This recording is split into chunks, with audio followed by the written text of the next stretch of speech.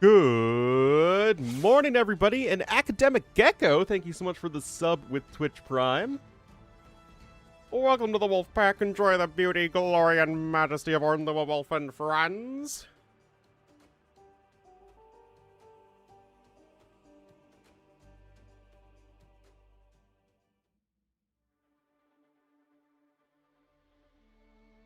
Alrighty, it is 9 o'clock in the morning, and we should be ready to go.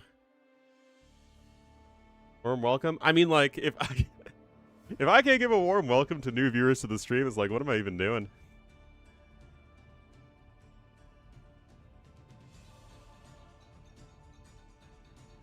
Alright, so. I hear a corgi.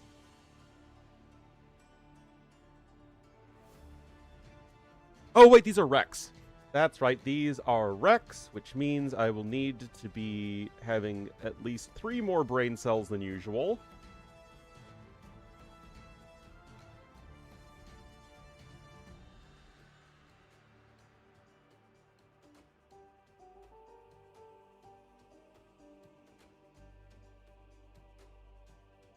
It is not, it is a best of 5. I just haven't updated it yet. No, it's not a best of 6.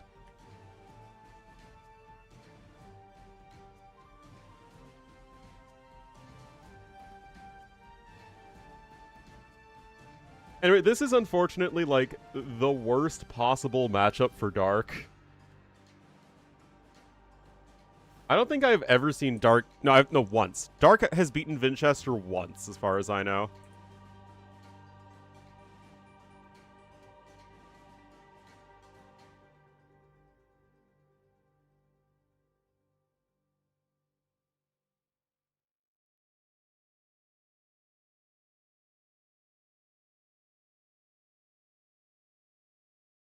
Going to start with Cliffbound, Pacific Islands, Lowland, Merkwood, and Marshwood.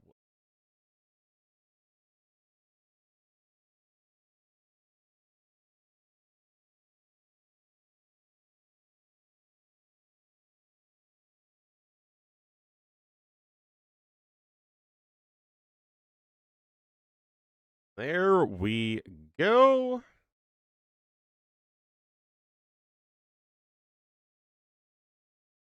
Hello, little corgi.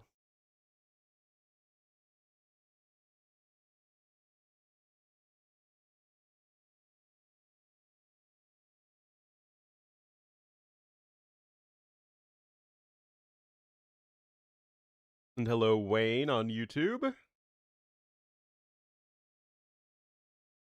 So I'm sure we'll be getting the Rex in a moment.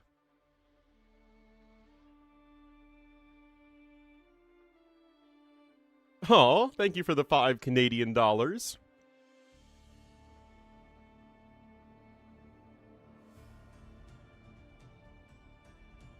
They're just like US dollars, but with more maple syrup.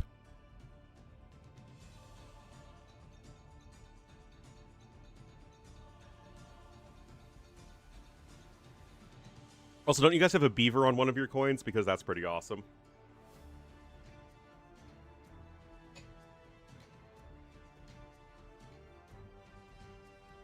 Merchants of OGs. Yes, Dashy, I'm eating my oatmeal. Yeah, we're just waiting on the Rex. We'll get them one by one, and then we should be good to go.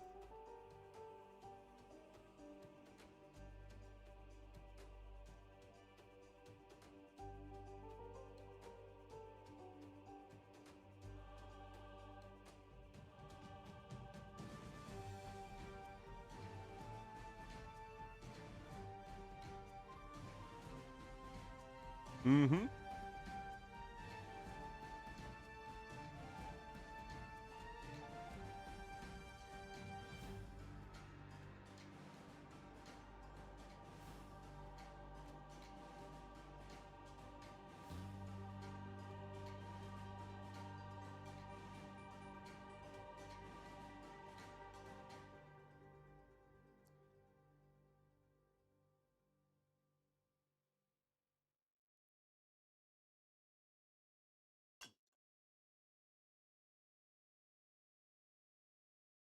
No idea when we will get the Rex, but I'm sure we will get them at some point. Do you have coffee on site? I started the coffee downstairs, but I need to wait for it to brew.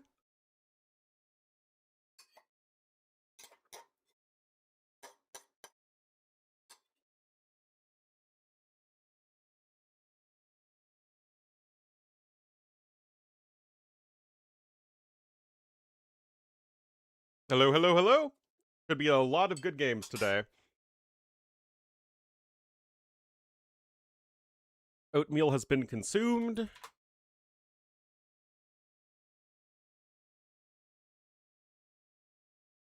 Today we have Vinch Dark, Barles Niaz, and Doubt Classic Pro. And then tomorrow is Andy Benanji, who literally doesn't even have a Wikipedia page yet. That's how fast he's been an up-and-comer. Mihai Dogao. And one more. Heart Siscon. Alright, we just got game number 1.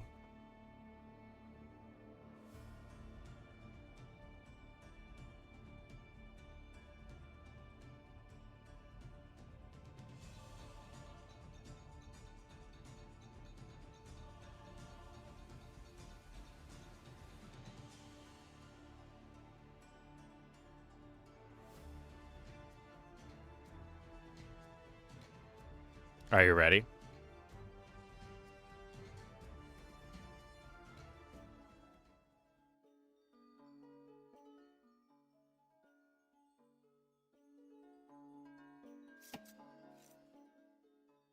All right, let me set this up.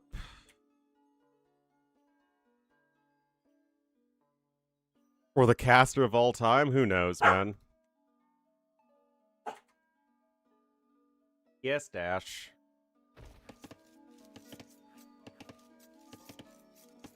Make dark green. Gotta let Vinch be in purple, man. He's a purple picker.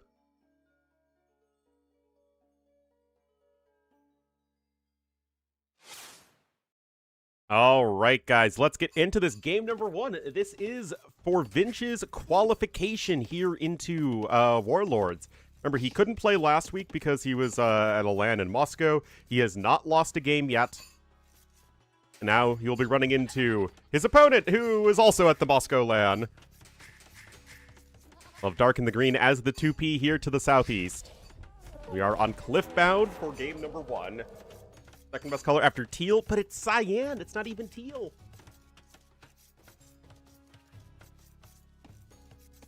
If you compare cyan to teal, or playing on a LAN, I do not think so.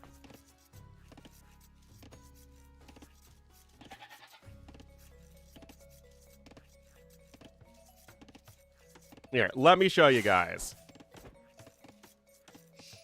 Which one looks more like P5 in AoE 2? Teal or cyan? It's absolutely cyan. Just throwing it out there. On the mod, that's true. However, it is in the game files as cyan. And if you look at like the scouts reports from AOC, it's cyan there too. And there you go, Academic Echo. That's more like it.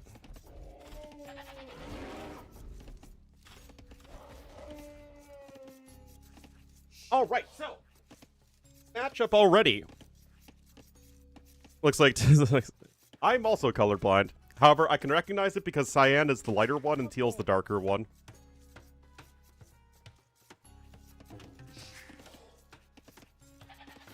Is a shade of cyan. Are you just throwing shade on me, Puppy Saturation? Oh my goodness.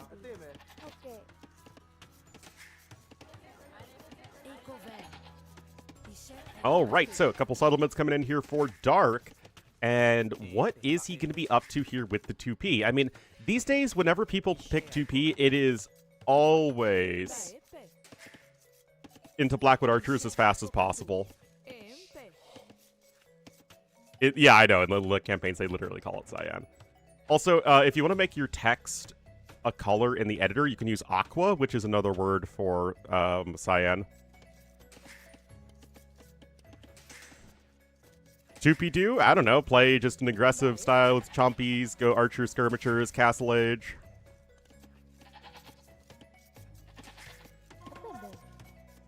It doesn't exist? Yeah, that's true. Man, have we ever seen a single Ibirapemba warrior played in a tournament game?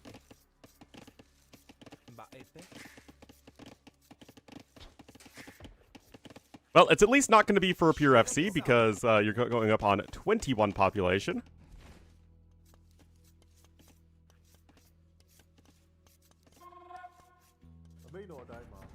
Both go UU. A Rombai versus Blackwood Archers is not a matchup I have ever seen, but I think 2P are going to struggle here. Dark APM, he's pretty fast. Not as fast as Vinch here, but pretty fast.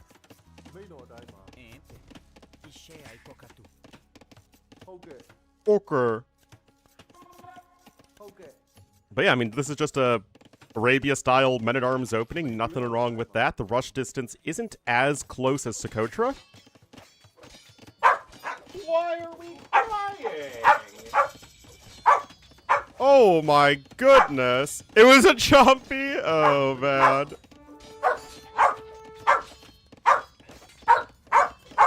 Ah. Oh, the ambulance sound. Like Dark, yeah, basically. Alright, archery range coming in here for Vinchester, and I am still absolutely unsure as to what the plan is here for Dark. It only took one upgrade! Oh my goodness. She is okay!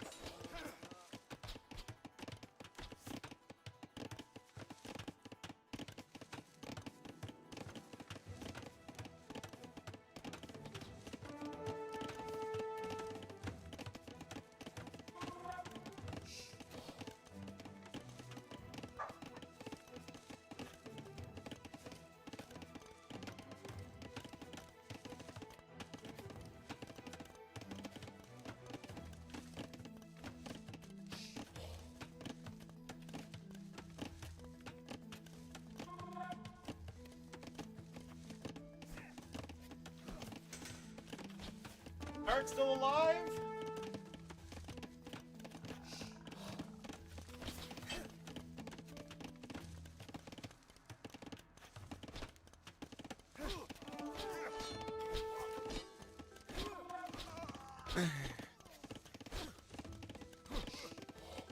Well, I mean, it is the first and second best Russian players, so that checks out. Anyway, it seems like Dark has done a very good job of withstanding the Men-at-Arms. Burmese Men-at-Arm rush is quite scary.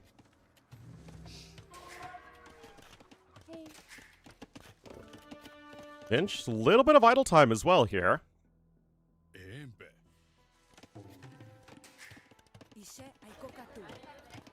Got a settlement coming in. Looks like he could be going on over to some stone here.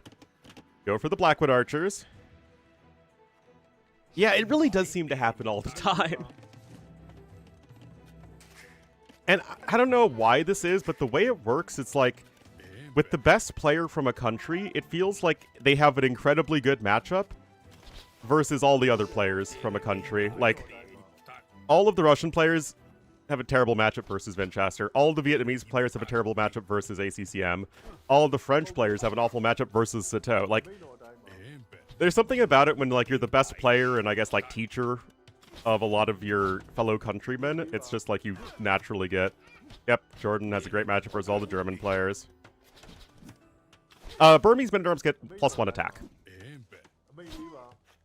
It's not free forging like Magyar, so if you get forging on top of it, you actually get +2 attack. You know, Vinch is selling some stone. He wants a quick castle age time. To go. That's true, but Neos is a bit different. And yeah, Arge is definitely competitive. That's an exception.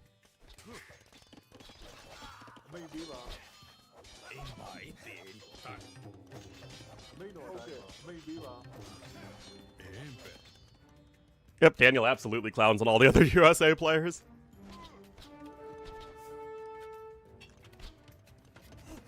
Poison tech? I've used orbs with the poison tech. It's pretty good. Is forging? That is correct.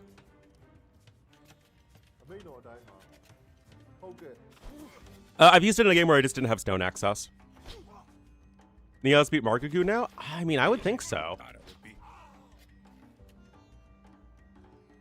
I mean, Neos is probably the second best French player right now. But the thing is, I don't know how intertwined Neos is with the French community. Like, Siscon, Margugu, even Lighty. Like, they all play a lot of games together. I don't know if Neos is like that. Even, Asterix and Obelix name guy. Antoine, yeah. Babarum. Neos and the French. Oh, there's always drama with the French. Where are all the Finns? Finland, I imagine. Now, they just aren't super active. I'm sure they will sign up for the team game tournament, and they'll do well there, though.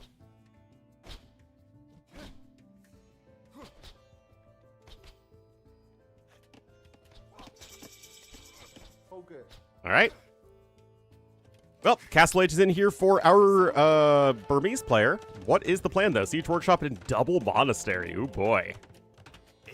Everyone get your clown shoes ready.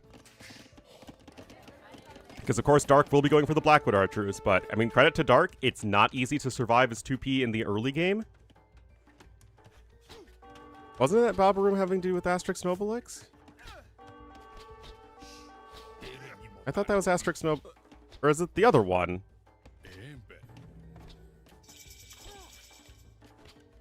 I don't remember, man. Oh, whoa, whoa, whoa, how'd those archers get in? Oh, no! Uh-oh, Vinch.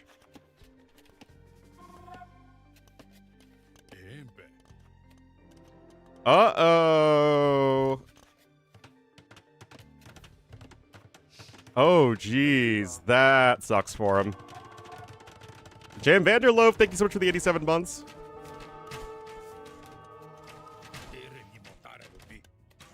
It's a yeah, that's what I thought. But like I said, I never read Asterix and Obelix. Although I hear it's very good. It's just, you know, one of those things I never did.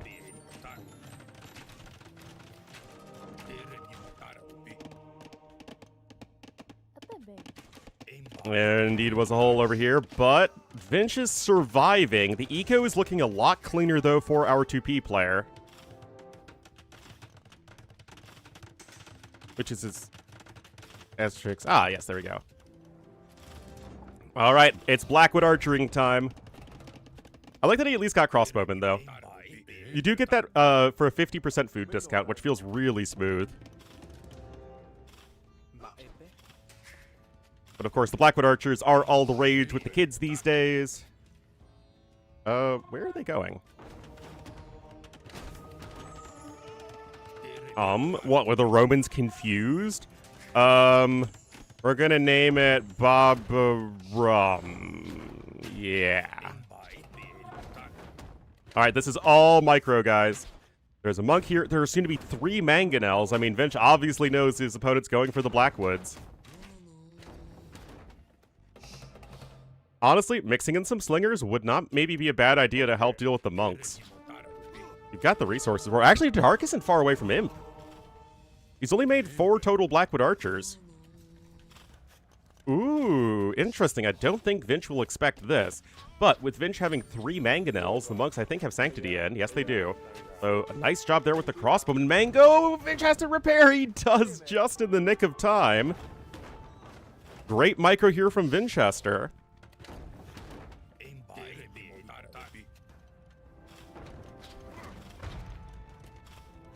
You're not quite there with imp resources. And like I said, if you choose to click up to Imperial Age, which I'm very sure that's what Dark is trying to do here, you have to worry about your own defense, because the castle here, obviously, does such a great job of applying pressure to Vinchester, but what it doesn't do is it doesn't help protect your village. Qualifier's been, there have been some good games here and there. I feel like last week had better games, though. Alright, there's Imp. Vinch is on stone himself. Niaz did go on a run. We'll be casting him in the next set, I believe. Jordan washed? Oh my, yes. All the Tyrant players are washed, man.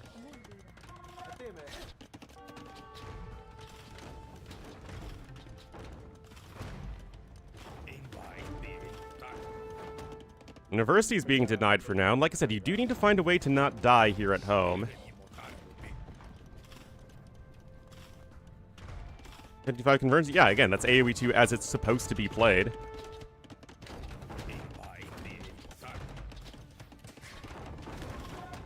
Alright. Now, Vinch might suspect Imperial Age, because Vinch is a very good player. Even the Men-at-Arms are over here trying to find some value.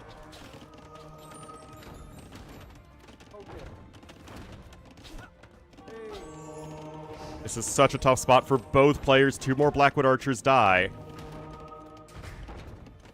I know they train fast right now, but you still don't want to lose them like this.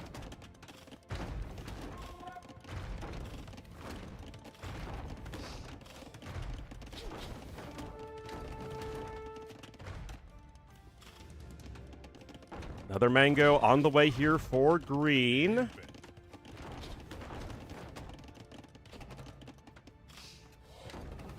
Jeez. Vinch has literally just been constantly producing mangonels out of this one siege workshop. Kill mangonels? I mean, you're still looking at 4 base attack. Although you do have the range advantage. Oh my good. I mean, is this too many mangonels to fail? Bracer's on its way, a trebuchet as well. You got the repairs here.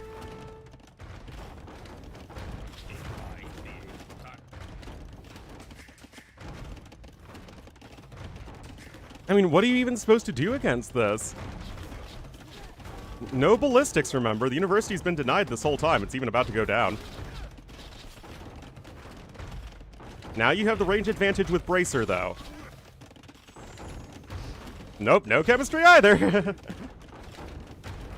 Oh, the mangonel does get sniped! Oh my goodness! Couple Blackwoods over here not doing all that much. Vinch here with his huge mangonel army.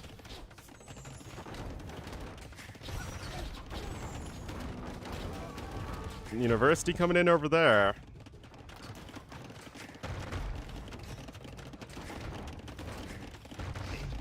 Oh! Yeah?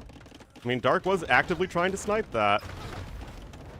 Now Vinch has a ton of idols. The TC is going to go down soon.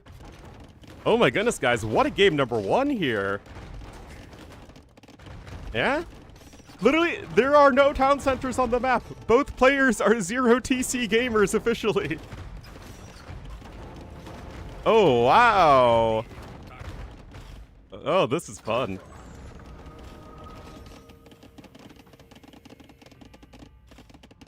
Vinch actually is banking up an okay amount of resources. He did get a couple relics.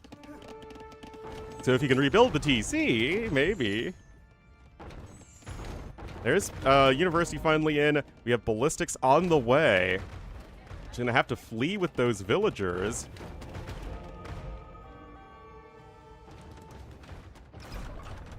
Oh. That's the issue, right? As soon as the Trebs come forward, they're out of the protection of the castle. But, oh no, 2 monks are gonna be going down. Oh, the Treb snipes the villager! Oh my goodness. Alright, that wasn't on my bingo card, guys, I'll be honest. Oh, but the castle's here!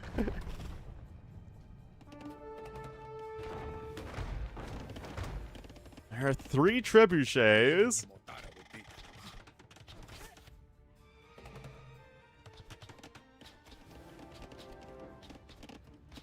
Do the monks have any imp upgrades? No. Alright, Mangonel is here, but that's 3 trebs on a castle. And I have no idea if there's crack terrain because it sure looks like there is. Oh, that Mangonel, if it goes down, I think you lose the game right now as Winchester. But the castle's gonna drop anyway, so you're probably screwed no matter what. Get him. Oh, that's right. Vinch is still in Castle Age. Duh. Hey, man, I have only had 1 sip of coffee. Yep. Yep. Oh, my goodness.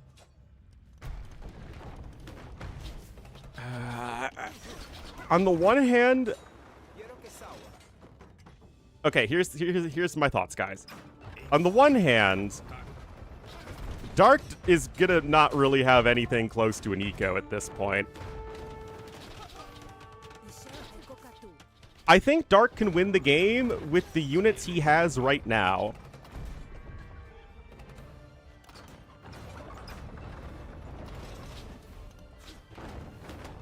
Oh, he can get the 2 Treb snipes, that might be something. Oh, 1 Treb goes down, and so does some Blackwood archers. Okay. I did show you the bada boom.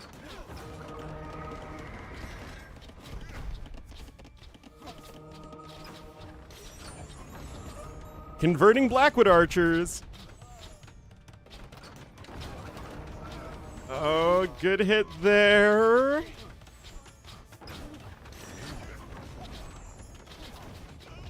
I mean, Vinch does nominally have a population. Another Mangonel here from stage left.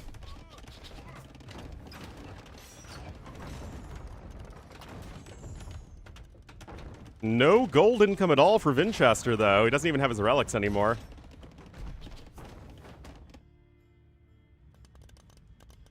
Still have some income here as our green player. Oh! Mangonels? Yes, it does, actually. Oh, that's lucky for Winchester that the Trebs didn't get it there. He needs to babysit the unit. I mean, surely he doesn't survive it again. Oh my goodness, his man is so lucky. Oh, and then he just does it when he's even microing. Oh my goodness.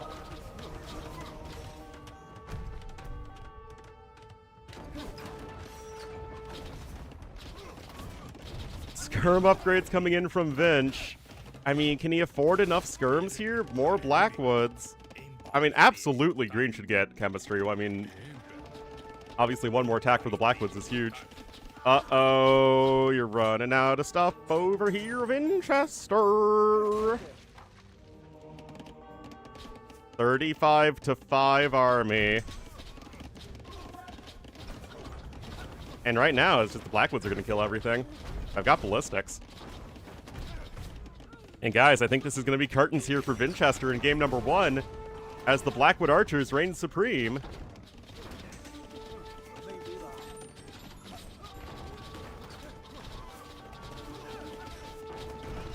Splat.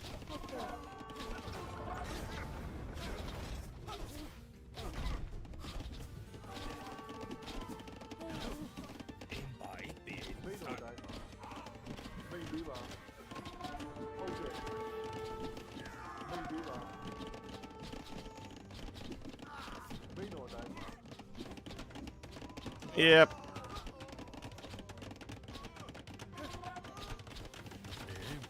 Doesn't matter. And there we go.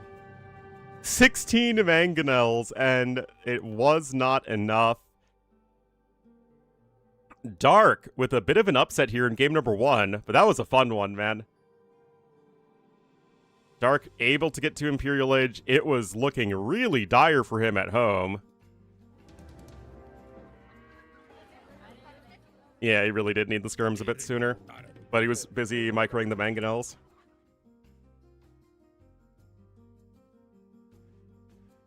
Uh-oh. DE? DE? Let me know what the monk's gonna do. Convert Blackwood archers? That's what they tried to do. Okay, thank goodness. Anyway, that was just game number 1 today. We have 3 best of 5, so actually a pretty reasonable stream length. That is the Burmese losing to the 2P, so second to last pick versus first pick. In hindsight, absolutely. I mean, it was a good play. I don't think Vinch played poorly, but I think Dark really did a nice job of catching his opponent off guard with the fast Imperial Age, because that's not typically the follow-up.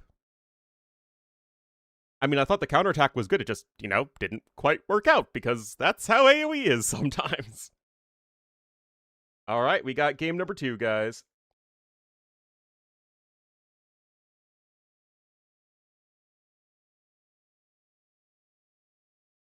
Like I said, usually Vinch just does not, or Dark does not do well at all versus Vinchester.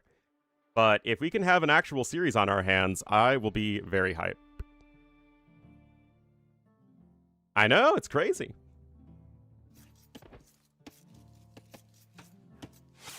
All right, guys, let's get here into game number 2. Dark will be in the green as the Armenians to the northwest here of Pacific Islands.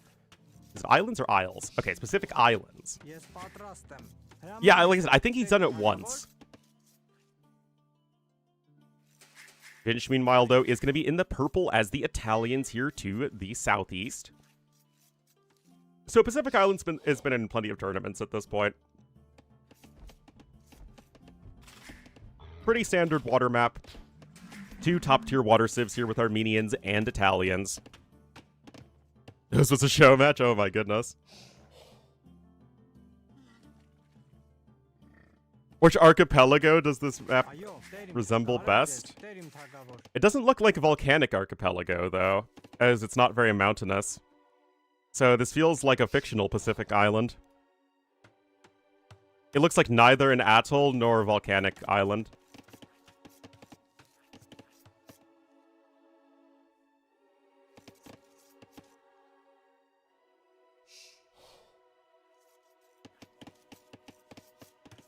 Yeah, this looks fake to me. If anything, this looks like it would be somewhere in Indonesia.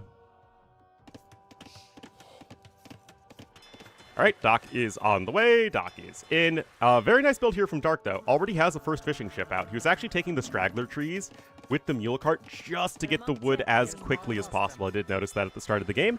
And he will be rewarded with a fast fishing ship.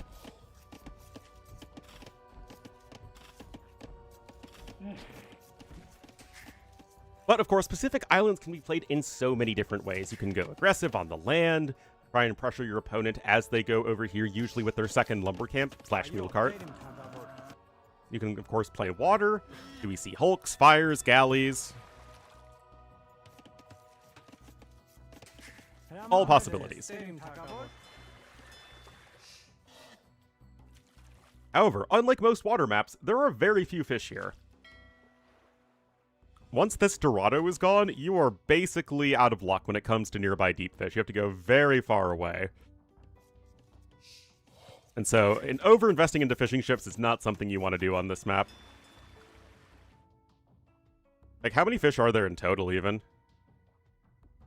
23 fish across the entire map. Deep fish, that is. And all very, very spread out.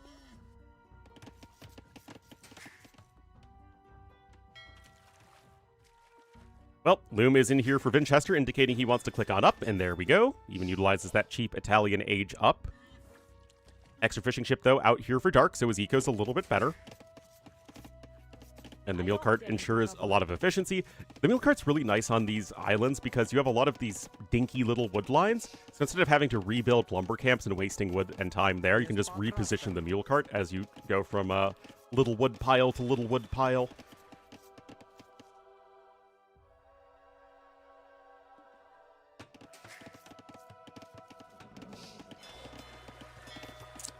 Still, more fishing ships are on the way. The scout cavalry is over here, but Loom is in for Vinchester, so no dice there.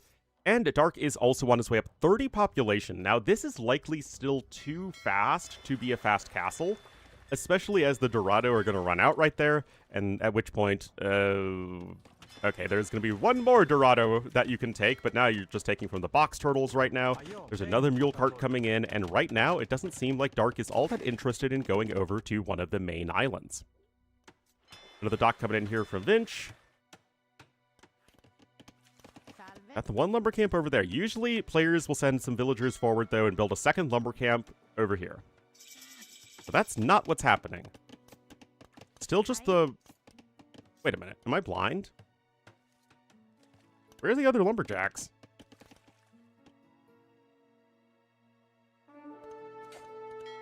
Fishing ships are sailing over here.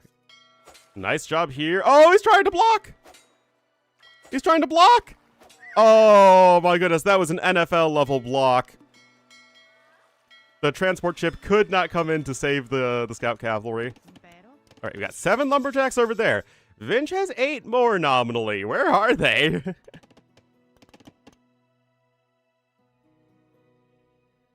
Oh, my goodness. They're over here. This isn't an island. This is just a mangrove shallows. This is risky. I mean, I didn't even see it at first. So I doubt Dark is going to be looking there. I mean, it's a good wood line, right? But your villagers, of course, have absolutely nowhere to run if there's any ships that come into your vicinity. Interesting.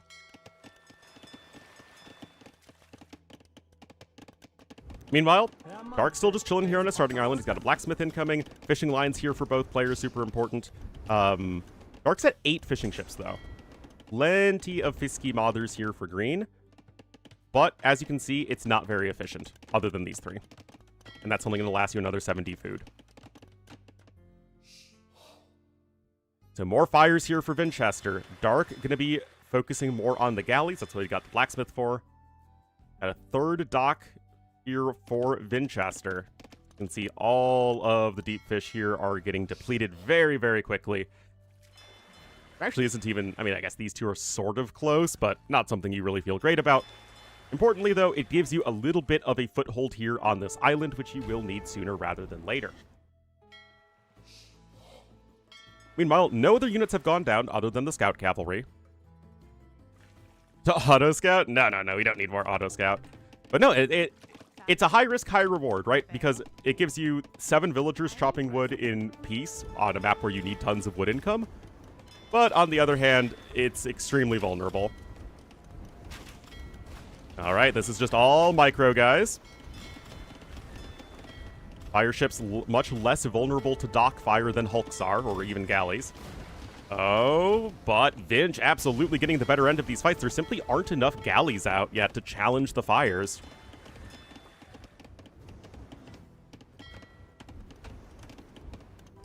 And now more fires are on the way, but you're just behind in fire ship numbers right now as Dark.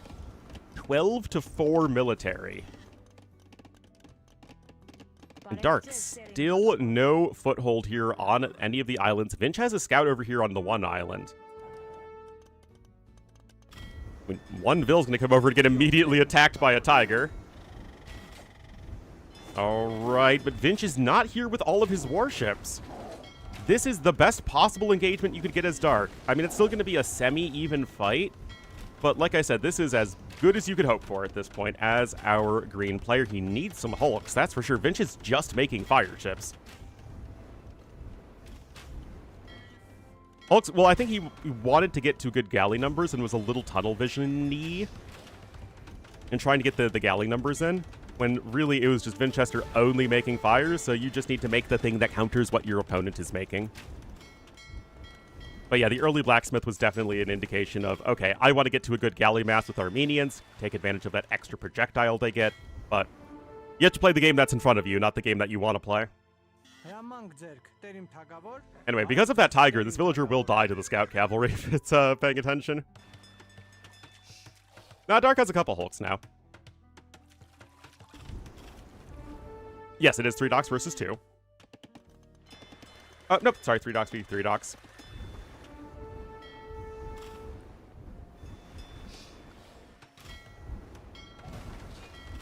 Alright, this is still probably too many fire ships to handle.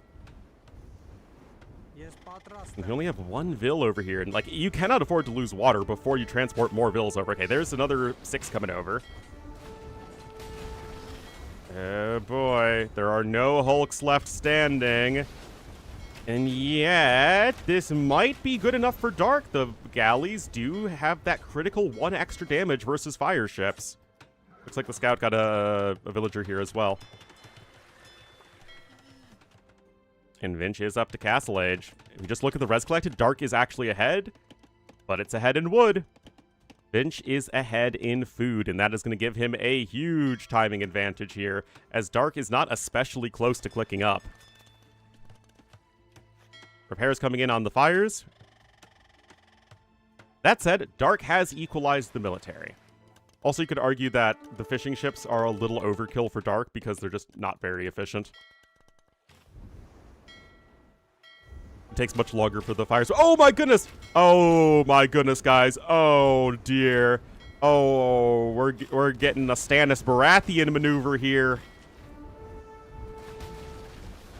Oh, good heavens gracious, mercy me! Double mangrove swamp? Yeah, I'm so sorry. 20 kills to 8 deaths in favor of Vinchester. He keeps the vast majority of his fleet alive and floating. Dark gonna try and buy his way up to Castle Age, but Vinch immediately gonna grab a university and medium warships, and this is looking so dire right now for Dark. Good comeback game here for Vinchester.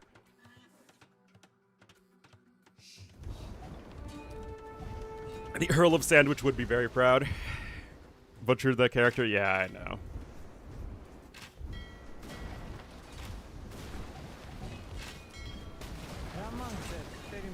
Well, the fight did start before medium warships came in. No forging in on the hulks yet, though. That's definitely something you want to pick up.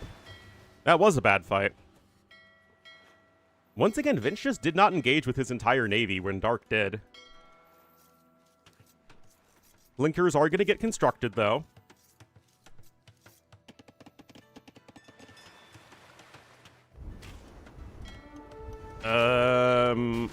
That's a lot of ships on stand ground. Oh, jeez. All right. Now Vinch is coming back with a vengeance. Again, you really want to get those attack upgrades on the hulks when you're fighting fire ships. It felt weird that he was just trying to fight fire with fire, literally. When you just really want to be making the counter to what your opponent is making. Got siphons coming in, too. And Hulk plus Galley? It is, but Vinch never made the switch. He never had to. Because he's just like, okay, well, I'm just going to make more fire ships than you. If you make fire ships or galleys, I will be ahead of you.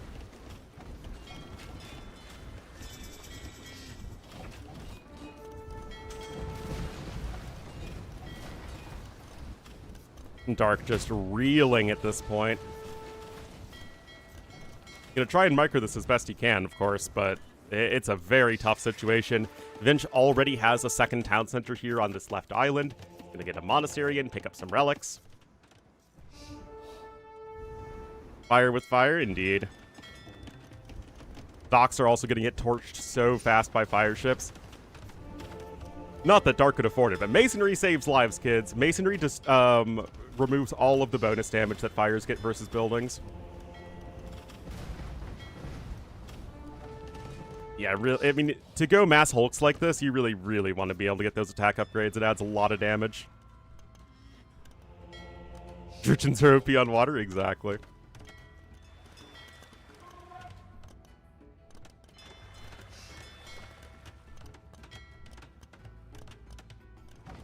Anyway, there really isn't a notable advantage for Dark at this point. I mean, he's not, like, actively dead, which, again, that is the start of a comeback, is not being actively dead.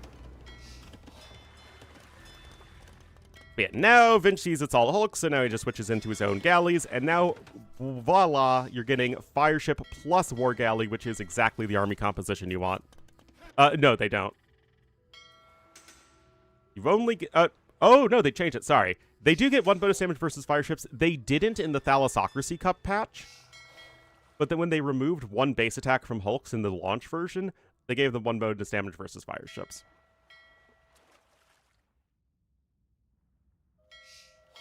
$30 on gold is also way too many. I guess he's just trying to keep his eco safe. But yeah, you're going to need way more on wood.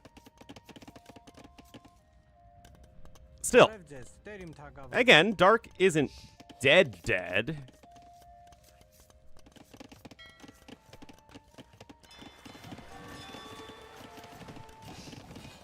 Killed them that fast? Yeah. Well, Fireships don't have 3 melee armor. They have 2 melee armor. 1 for Fire Galleys, 2 for Fireships, 3 for Fast Fireships. Which, again, just goes to show that getting that those attack upgrades is extra important. Yeah. Dark is ahead in res collected, but he's also very far behind in resources destroyed. You have to not be dead? Yep. That's me. Anyway, this eco balance is a complete mess right now for Dark. He really needs to get some of these gold bills onto wood. He needs to get an extra TC as quickly as possible, because Vinchester will overpower him in eco sooner or later.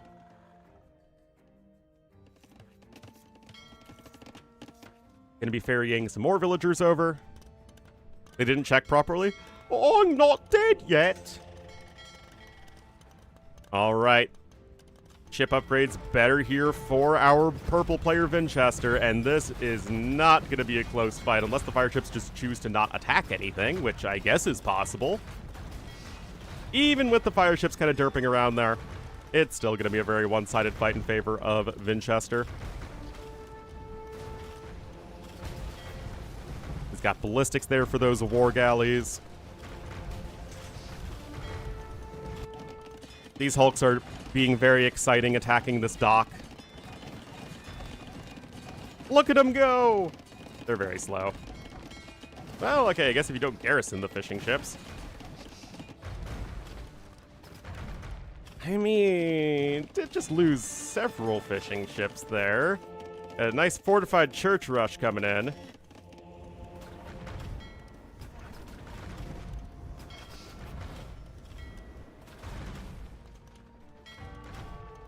Ah, but here's the castle from Vinchester. That's going to do work in terms of keeping Dark off of this island.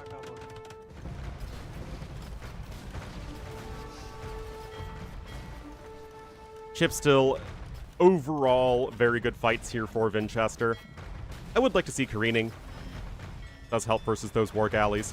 And anything that fires arrows, the fortified churches and the docks and all that. Yeah, that ain't happening there.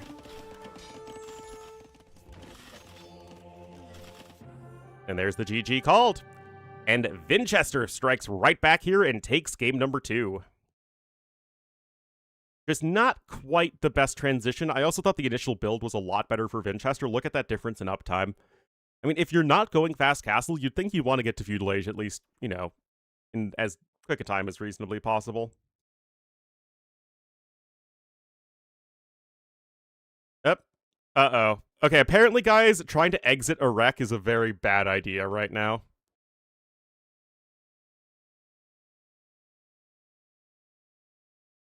It kind of makes the game freeze.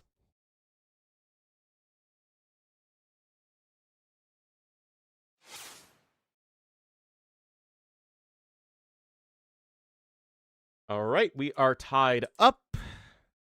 That is the Armenians losing to the Italians. Similar draft priority there. And Vinch's number 1 home map was indeed Pacific Islands.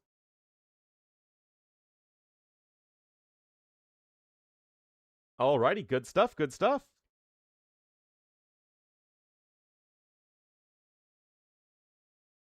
Have ship. They just have fire ship armor. I haven't really tested Genbos versus ships recently.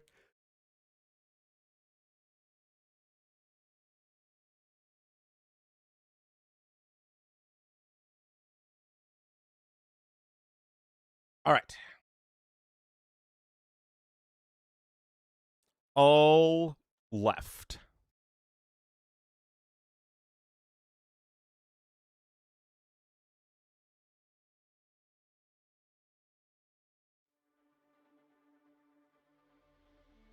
Merkwood will be next.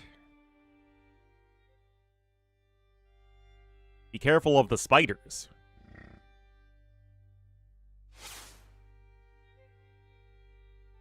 All right, guys, here we are. Game numero tres. We'll have dark in the green as the Ketons to the west. Very strange pick. And to the east in the purple as the Portuguese, it will be Vinchester. All right, so remember, guys, Merkwood is basically just regular Nomad, but instead of water on the outside, it is swampy terrain.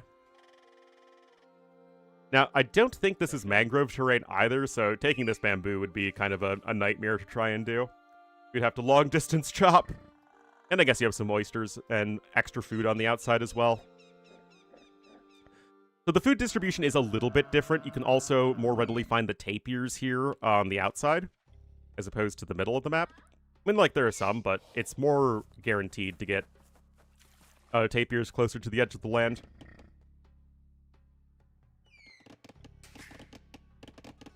Yeah, I know. Why did they have to remove 40 food on the javelina?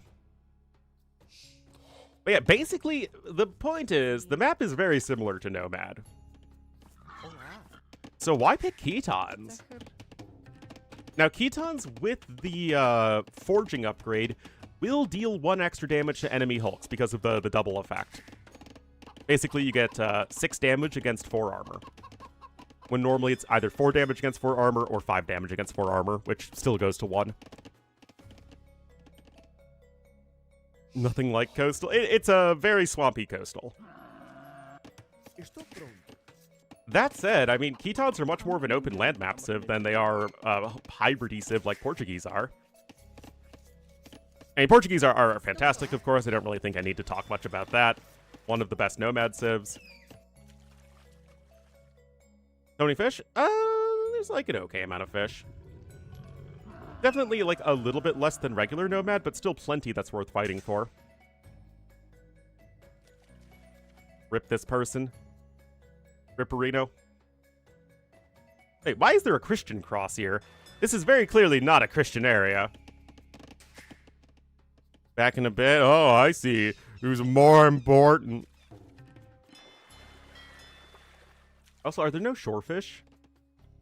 Yeah, it looks like there aren't any shorefish, so you just dock wherever.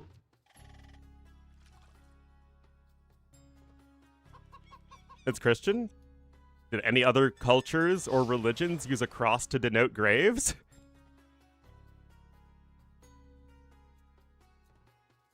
Ornlu, very feels Ornlu, man.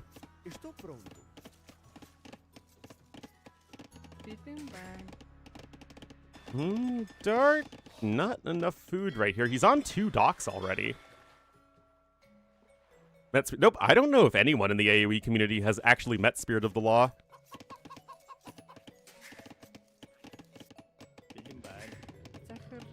I've met most of the, main casters and top players, but yeah, Spirit of the Law has always kind of been apart from everyone else. Mostly because he doesn't really do the esports stuff, nor does he go to events.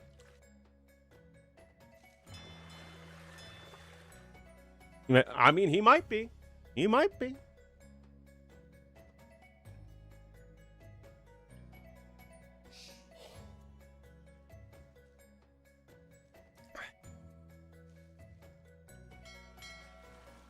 I mean, unlucky? What?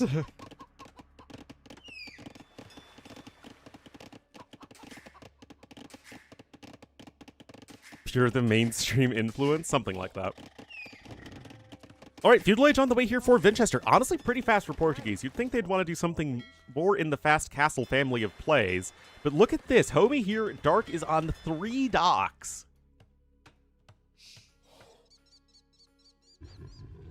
Shot Little Warrior tier list? Oh my goodness.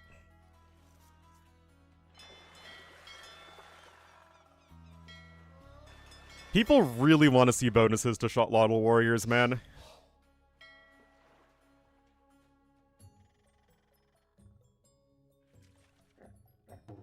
I assume the Eldorado / Hulkons are the best.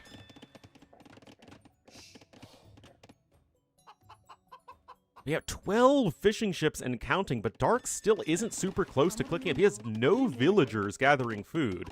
It's just the fishing ships plus the villagers that built the docks. That's kind of funny, I guess, yeah.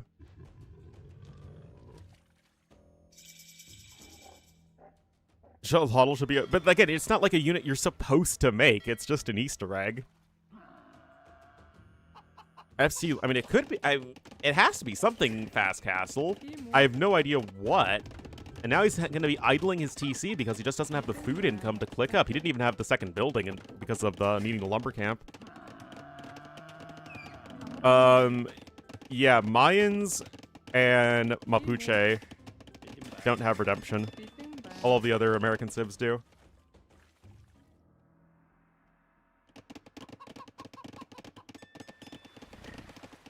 Doesn't matter. Yeah, it's like, come on. Alrighty. I mean, it's 44 to 30 eco units, but I just don't get this build at all here from Dark.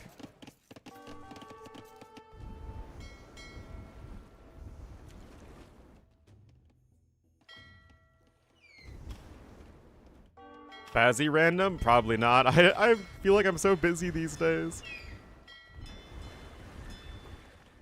I'm already playing in USA Cup.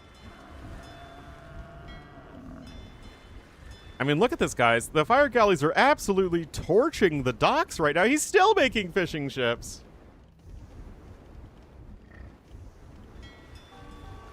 I mean, that'd still be really bad. They only have two armor.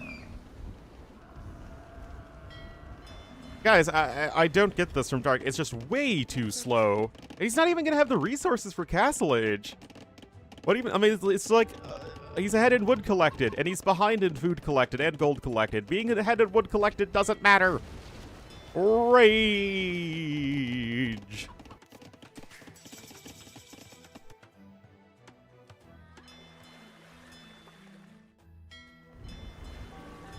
I mean, I guess DBA... Guys, freaking Vinchester is going to click up to Castle Age first. I'm afraid I just don't really get here what Dark was doing.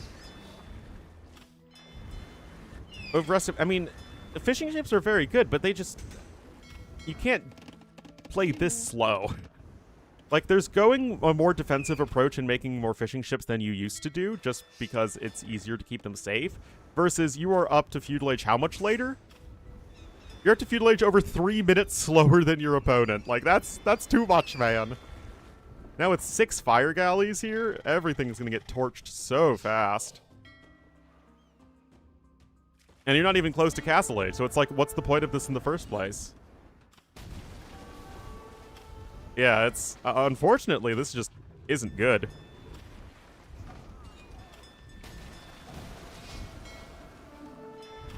He's barely ahead on res, and that res is exclusively wood. You can see in food and gold, Vinch is far ahead.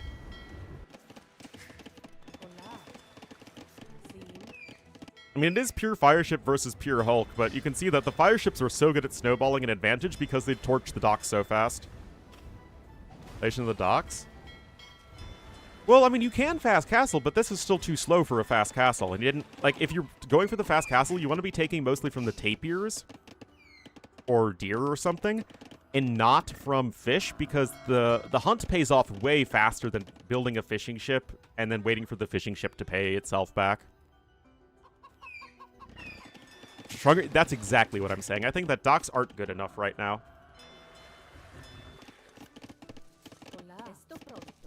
I think aggressive play on water is too highly rewarded. Forging's now coming in, but this would work a lot better if Dark went up to the Feudal Age fast, went Hulks, and then got the Forging upgrade. And the issue with Hulks here is that they just are very slow at destroying docks. Patch live? Nope, and I honestly have no idea when it's going to be live. From what I understand, the patch might not be coming until June. I mean, yeah, forging hulks are very good. And this is the best time to fight, right before the medium warships upgrade is in. Oh, to jail? Because tapirs are adorable? Because they absolutely are adorable. Anyway, I mean, Castle Age ships are better than Feudal Age ships. Oh, wow, another very quick siphons upgrade here. I really haven't done that much testing with siphons or incendiaries.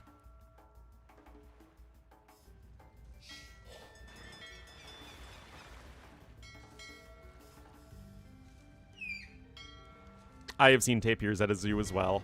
They are very cute.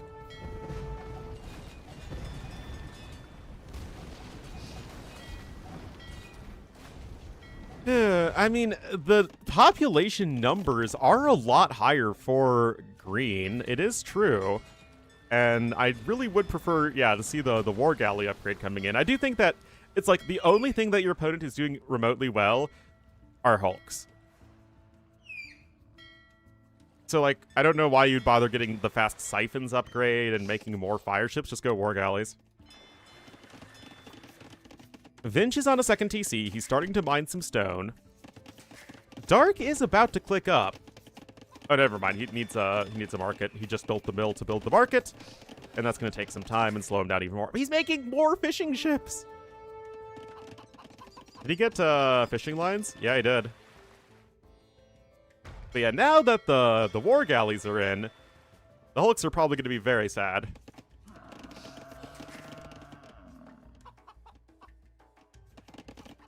Well, there you go. Clicking on up to Castle Age now is Dark. How is his non-wood income doing? Yeah, he's still really far behind in anything other than wood. Which just means that the fishing ships haven't paid off yet.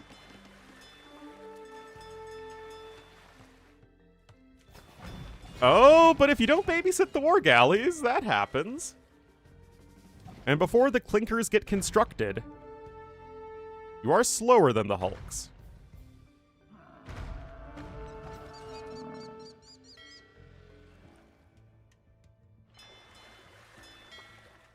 But you probably are going to be able to keep your hulk's mass alive. Oh my goodness.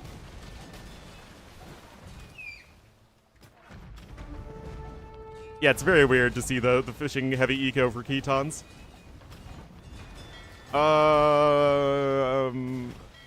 I mean... Guys, Vinch is really far behind in population.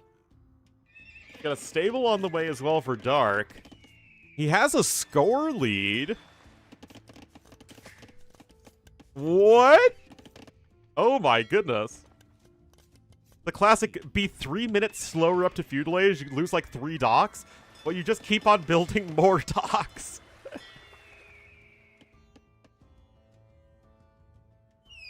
Oh my goodness, guys. Castle Age here for Dark.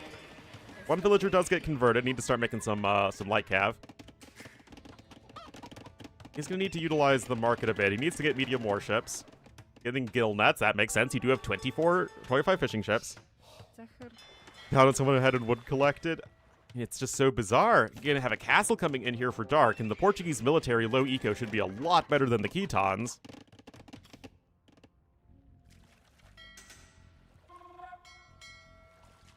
He's got 22 hulks. Maybe he's even over-invested at this point. It's hard to say. It's a very strange game. Rip the Vil. Scale Barding Armor and Husbandry both coming in. I mean, Villager or Eco unit counts are even. Remember, Vinch is on 3 TCs. 25 fishing ships? There's oysters as well. I mean, the fishing ships are all working pretty efficiently as far as I can tell.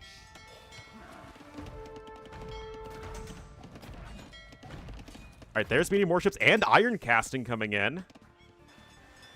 You guys know that's what they call me, the Iron Caster. 'Cause I'm so tough and enduring. Alright. Getting some nice Portuguese berries. Organ guns are on the way.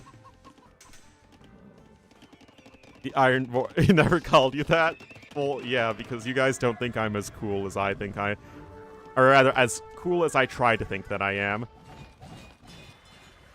Well, I mean, that's 11 Hulks. They'll kill the Doc with Iron Casting, at least semi-fast.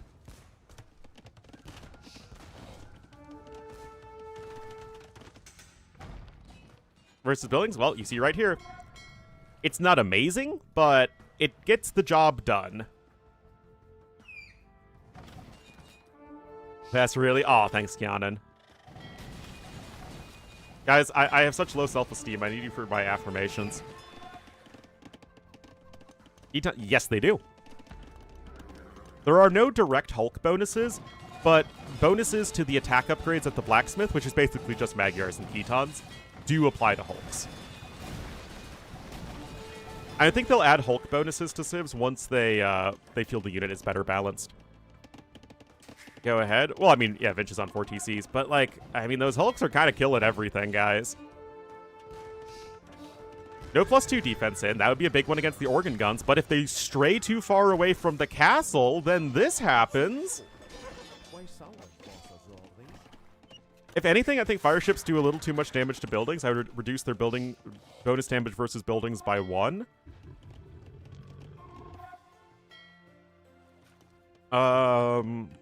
I might give galleys 1 melee armor to help against Hulks in, like, low numbers. Other than that, I think they're fine. Play the organs like fiddles. I don't think Devotion's in. No. Oh, no! Guys, you didn't see that. I think for dark self-esteem, we didn't just see that. Can we just agree that we just absolutely did not see that? Anyway, more rocket carts coming in.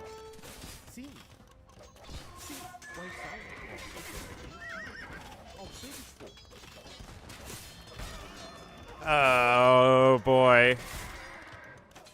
Well, on the one hand, Bodkin is in on the TC, and of course the Keton Cavalry is not especially tanky.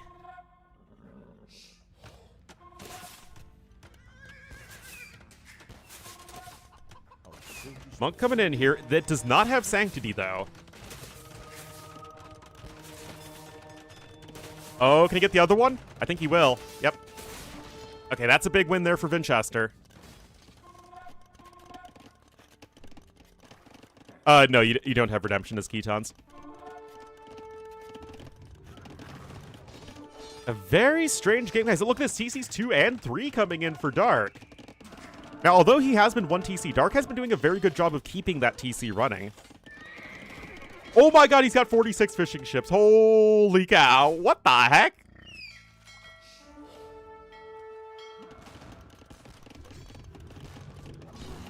Yeah, guys, if you didn't know, Masonry is actually huge against both rocket carts and organ guns.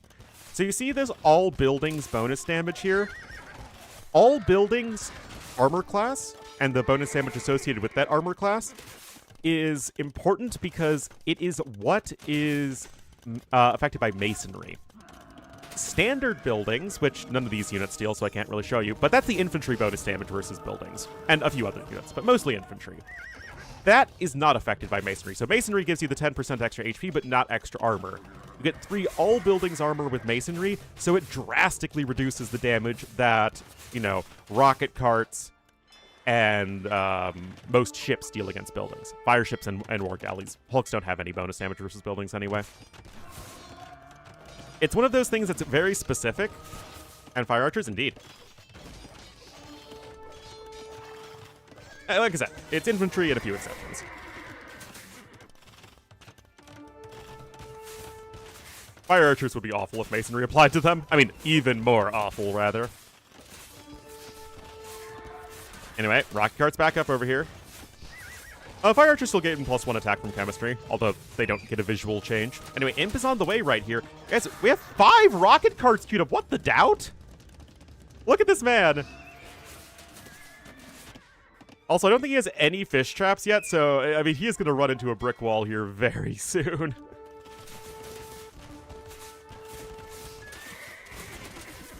Rocket carts? Guys, I hate to break it to you, but I don't think any pro watches my videos.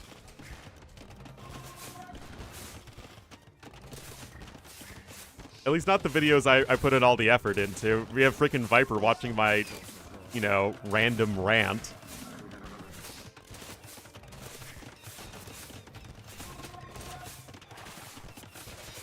Which is, I mean, again, he's on his way up.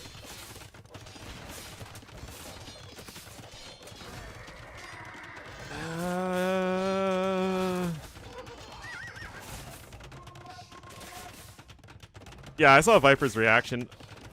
We agreed on most things, and I think our point of disagreement is actually much less one of us is right over the other, and much more of just different ways of looking at the game. And I said so in a comment, and everyone still flamed me, man. I mean, not everyone, but a lot of people still flamed me. It was actually pretty discouraging. It was like literally, I learned like my dad has a serious illness in the hospital, and then I see the comments and I'm like, oh geez, this is not what I need in my life right now. For the memes, yeah, I absolutely think so. I don't think they watch anyone's videos for like learning. Anyway, Imp is in, guys.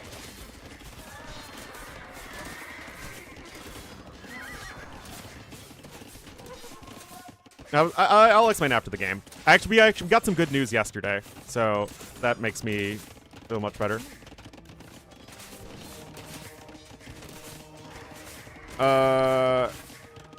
Alright, looks like they had a bit of a pause. Reno, there is a conversion right there. Done. That's on Monday. Is he fine? He had MRSA in his bloodstream. No, it's like, usually I don't really care about negative comments, even though I mostly get positive comments, which, you know, that's something. And I'm not perfect, right? But I feel like I do a pretty good job casting and making videos.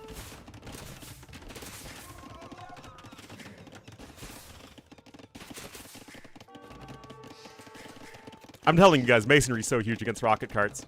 Again, bonus damage goes from 7 to 4. Ketons actually are cannon galleons.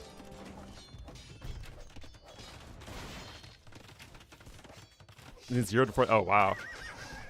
I'm not sure. But I mean, Dark is almost up to Imp. Oh, thank you, Nightmare Razor. Okay, check this out, guys. You got a lot of Rams on the way. More light cav. Honestly, guys, I feel like Step Lancers might even be better. I mean, obviously, we have the big ARB switch coming in right now.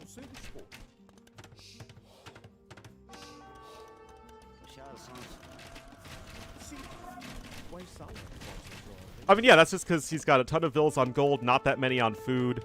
And the thing is, like I said, the fishing ships are going to run into a brick wall in terms of utility very, very soon. He has, like, what, 3 fish traps at the moment?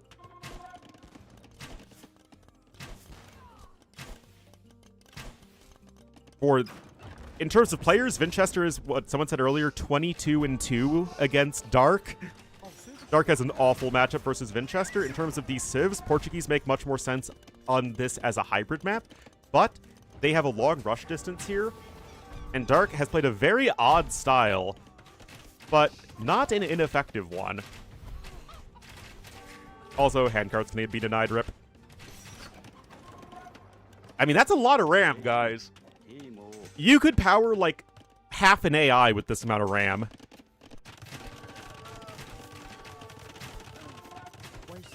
I mean, these archers are dealing a ton of damage to Dark.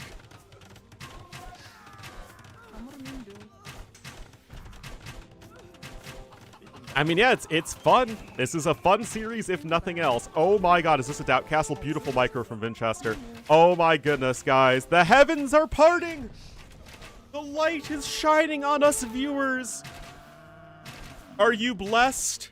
Because I feel blessed. Oh my goodness, guys. Rams will destroy a lot of stuff here, but they need some friendos. We also need to see Ordo Cavalry. Ordo Cavalry, guys, super good upgrade. Cavalier coming in. You don't have much gold, though, right now as Vinchester. He does have 5 relics, which is pretty sick. But yeah, you really want Ordo Cavalry, and you want +4 defense. Both of those are very helpful. Actually, all the relics are right there. Oh my goodness! Dark absolutely, like, armor at a bare minimum. You didn't have a Liao Dao. Oh my goodness, the castle's gonna sit. I thought the Treb Shot would get the castle there. No, it's not gonna get the castle here, it's uphill. Yep. There you go. It feels like Dark is kind of breaking himself into these defenses of Winchester, guys.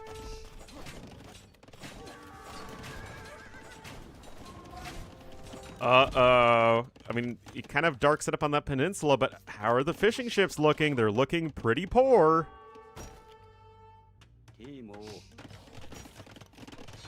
Eton's definitely a civ that prefer fighting melee-heavy civs as opposed to ranged-heavy civs.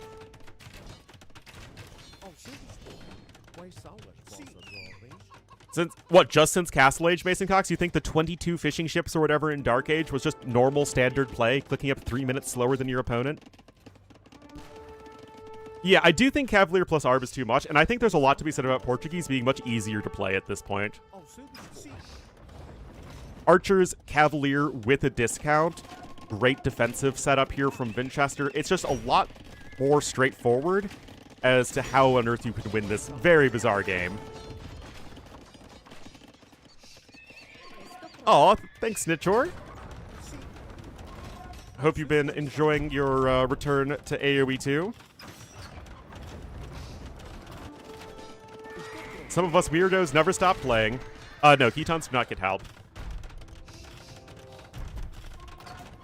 No, they would have absurd trash if they had help. No helps. But your Fire Lancers and very good Camels in melee combat help make up for that. Like, you have good anti-cav options, it's just not halbs. Are you sure? I'm very sure they don't get halbs. Do you want proof? What do you know? They don't get halb. Anyway, the castles are going down, guys. Vinch, 5.7k army value. And like I said, it's just a very straightforward army composition. You got your archers, you got your heavy cavalry, and you got bombard cannons to push with. 72 on food, but like I said, it's just not very efficient. Oh my goodness, he's making a mounted Treb. It's very exciting. Having Halberd Hussar, that unfortunately is not a question with one answer. Sometimes Halbs are more important, sometimes Hussars are more important. Arb coming in.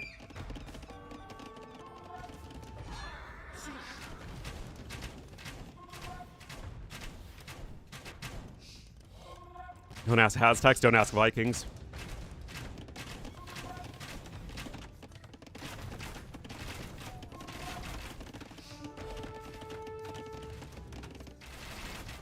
When to use Hussar? I mean, Hussar have a very unique role, right? Because they're a food dump unit, they're amazing at raiding, but they're not that great in straight-up combat.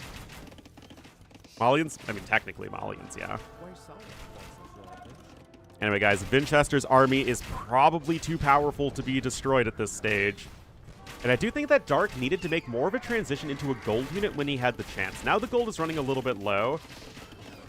But I would have much preferred to have seen Step Lancers, probably with, again, get the defense upgrade sooner, get Ordo Cavalry to get the HP regeneration. Also, again, it's less of HP regeneration and more like lifesteal. I feel like lifesteal is a much more accurate description, even though it doesn't make sense in the context of AoE 2. In the context of video games, it makes sense. Yeah, I mean, the 7 ram push was, like, not bad, but those things would have been, I think, a lot more effective. And it was enough of a defense here for Winchester to buy time. Hey, Rams. Ooh.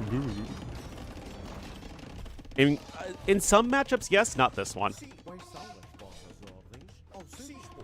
I mean, there is no clear counter to this army, right?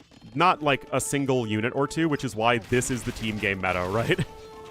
Archers, cavalry, and siege to push buildings. Like, this is literally the team game meta with one player. So what you need is an equally powerful army composition. So we're talking like Step Lancers, Skirmishers, some mounted Trebs. Elephant archers beat that? Yeah, the Khitan elephant archers. All right, siege engineers also coming in. Now, mounted troops are actually very good at sniping enemy siege weapons.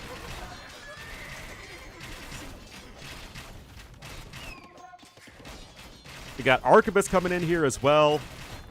And circumnavigation. Okay, that's the disrespect circumnavigation, guys.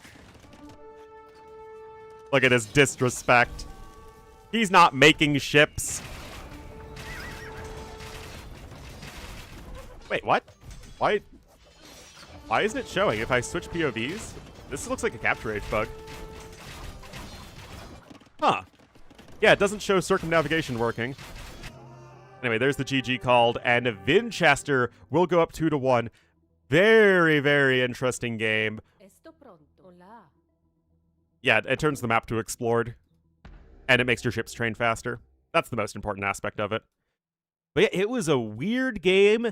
Dark was in a terrible spot. Then Dark had a huge population lead, but then Dark couldn't capitalize on that population lead and just wasn't quite able to close it out. Finch able to hold and, like I said, develop the much more straightforward army composition. Much more fleshed out tech tree, too. And yeah, the fishing ship's inefficiency as the game went on was definitely a big problem for Dark.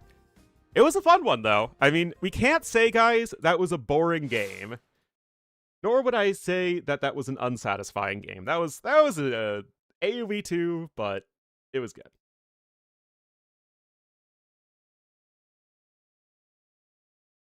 All right, that was Merkwood lost by Dark. Last pick, though, versus first pick. So we will have to see. Oh yeah, quick update on my dad. So, for those who don't know, he's been very, very sick recently. Oh really? Did not know that. He's been in the hospital for over a week now. He had to get his metatarsal and his foot removed because it was so infected with the MRSA. He's been in a ton of pain in his back, which they just identified a couple days ago as 2 abscesses of the MRSA, both of which attached themselves to his spine, which was really scary because if the MRSA had gotten into any of his internal organs, that would probably be curtains for him. But it looks like it hasn't gotten there yet, and they're able to basically remove, I guess, like the bit of his spine that was infected and drain the abscesses, so it seems like he's going to be okay. We just got that good news yesterday. But it was very scary. And, you know, you never want to see a close, beloved family member in as much pain as I saw my dad in.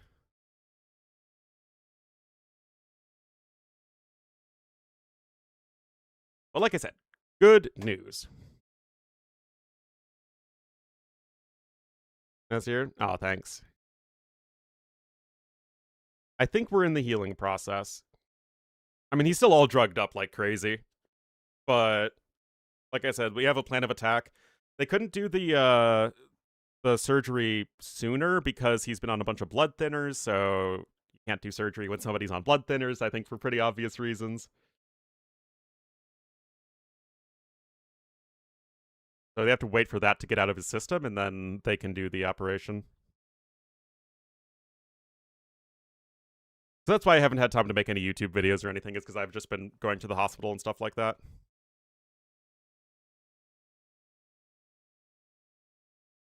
Yeah, exactly.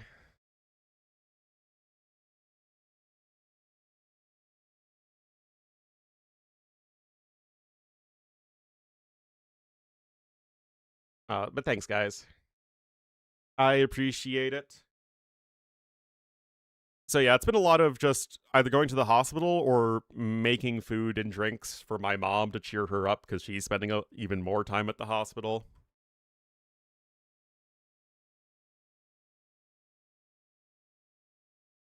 All right, we got game 4. But my mom's back at work now. We're taking turns going to visit him. Oh my goodness, this is really weird. Guys, are you ready for another weird game?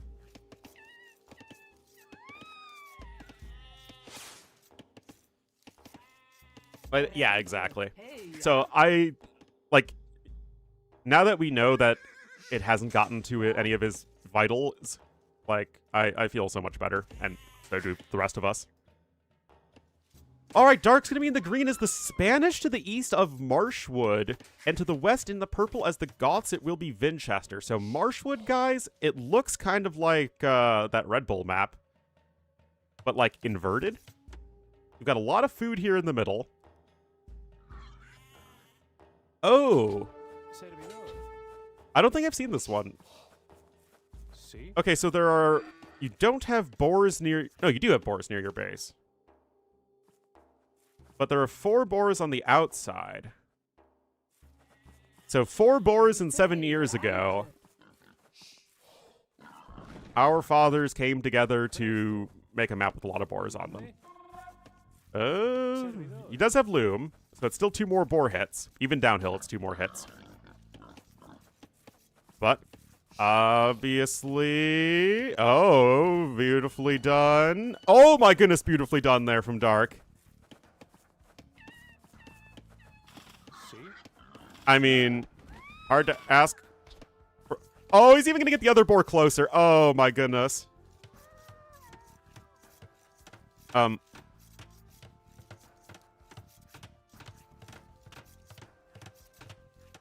mind. Let's move on. Alright, militia on the way here for Winchester. Oh my goodness. Like, you did literally everything that was hard, and then you just forget to shoot it one more time, and it walks back. Alright, militia coming in over here, though. Not the foxes! Oh, yeah, I guess you don't have any wood lines near your base on this map, so certainly plenty of aggression with Goths is going to be very good. I also want to check what category is this map. Is this in, like, the crazy redonkulous map category? Chaotic, I guess they call it. No. Oh, it's just in the open map category. That's kind of surprising. I mean, it is an open map, but I would consider this pretty chaotic. I would consider this more chaotic than Cliffbound. But what do I know? So, on the one hand, things have been a mess, which is usually good for Goths. Monday? On the other hand, Dark hasn't actually lost anything. Yeah, especially with all this stuff. But they also have Morass in the open map category. Oh, the villagers went to the wrong location, and the snipe is in as Winchester gets the kill. Man, I was praising Dark's luring of those boars, immediately loses one of the boars. Praising Dark not losing any, actually losing anything, immediately loses a vill. I really need to stop caster cursing him.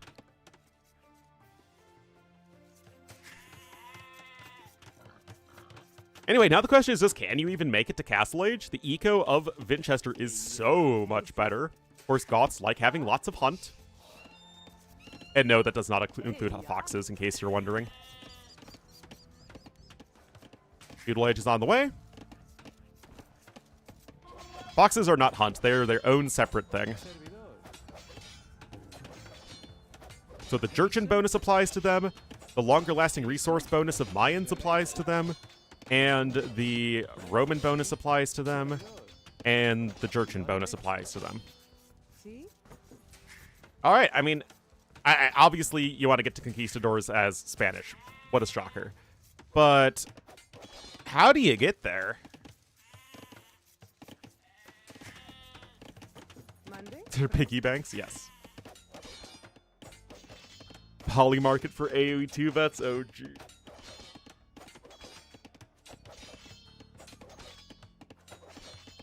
There's something so wrong with that, man. Especially, like, betting on global events. Like, that is just messed up to me.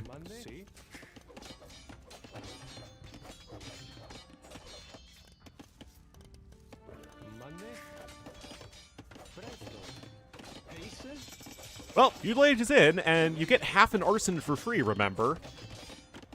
Men-at-Arms and Double Bit Axe are on their way, and that Dark Age house, for Dark, does not look like it's doing so well. You have to send more villagers over to repair. You're actually 7 gold short of Castle Age as well, which doesn't feel good. Losing those foxes hurt there, actually. Tower's forced up. Anyways, oh, there he's just to try and get that boar back. Honestly, the boar's pretty low, man. Oh, no. Oh, no. Perfect timing there. And the boar walks back. And the Vil dies. Oh, my goodness. Oh, jeez. Looks like Dark will not be in Warlords, guys.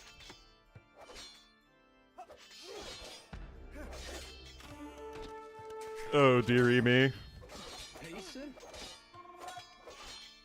It's a very sad way to go out, but I didn't really understand the Spanish pick. The Goth pick certainly makes a ton of sense on this map. But I just don't know how you can get to Castle Age safely. But like I said, this is my first time ever seeing the map, so I'm sure it probably worked a lot better in practice.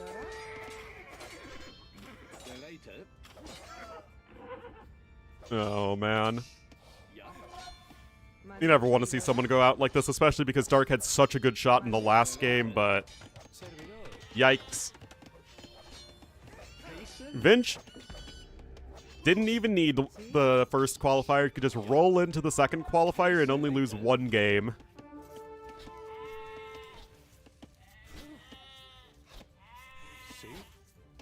Archer's there having a rough time, and I mean, at this point, Vinch is only going to be a little bit slower to Castle Age. And you still need to get that extra 7 gold. A Phosphor, you can't really Phosphor with Conquistadors. Like, there's a big difference between a Phosphor rush and just a fast castle into unique unit.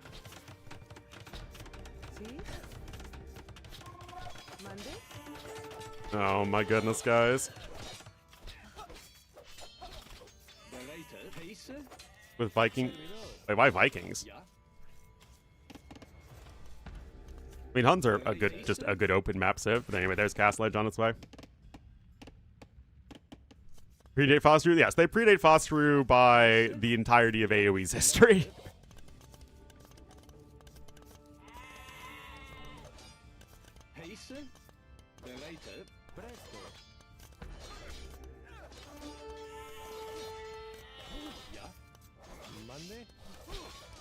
Making Vils for a long while.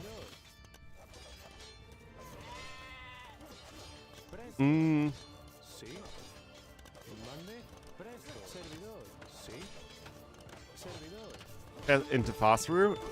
Yeah, so a fast castle into unique unit is just like an opening, right?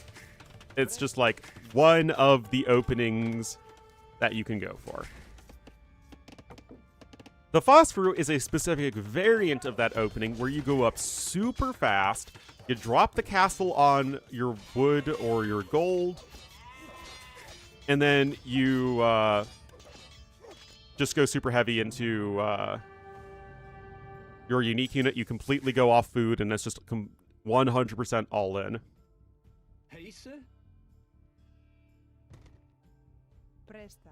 And everything is relying on market usage. But yes, there's the GG called Winchester. Lost the first game, won the next 3. Very impressive result overall. Some fun games here and there. Honestly, a lot more fun of a series than I thought it would be. Unfortunately, just had to end it on a bit of a clunker, but such is life.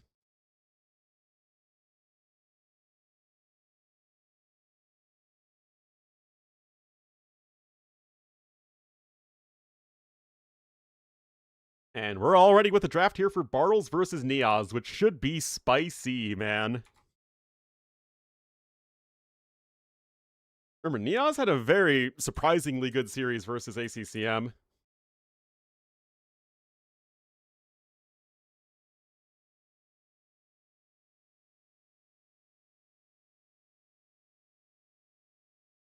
Burgers at the ready, guys.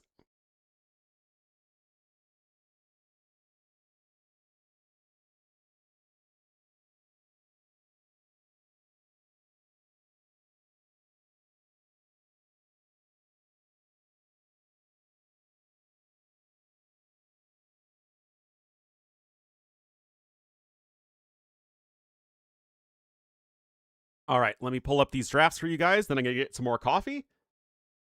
Hope you're all having a good old Sunday. Remember, we also have 3 sets tomorrow on a Monday. No idea why we're doing stuff on a Monday, but regardless, we only have half the sets today. It's Doubt versus Classic Pro, right? Let's say Doubt 3-1.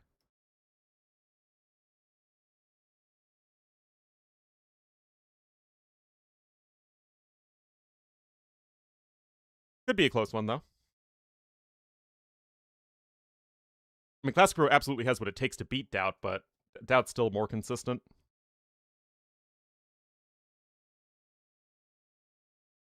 No idea why the African clearing and now immersion images aren't working properly, but whatever.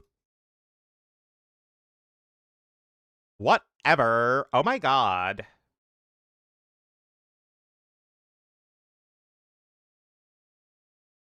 Totally ruins your immersion? Yeah, well, nothing I can do about that.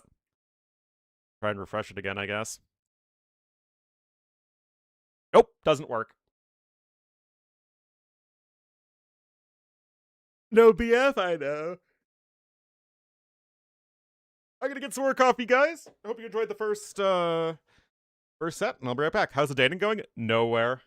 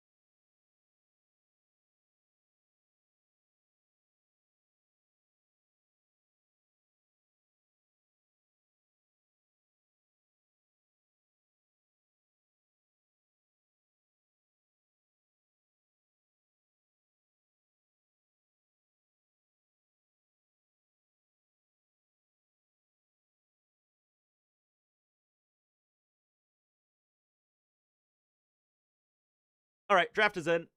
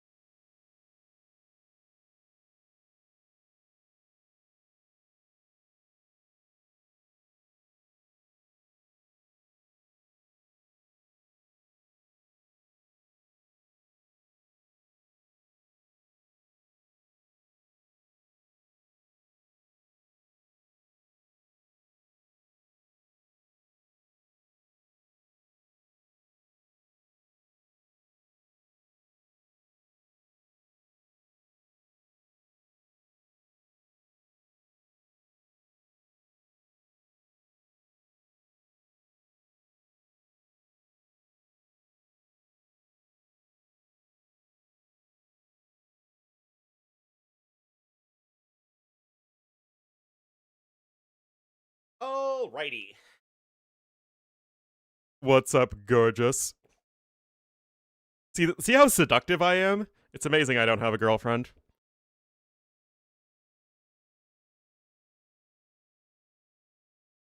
Nope. No PNG files are found.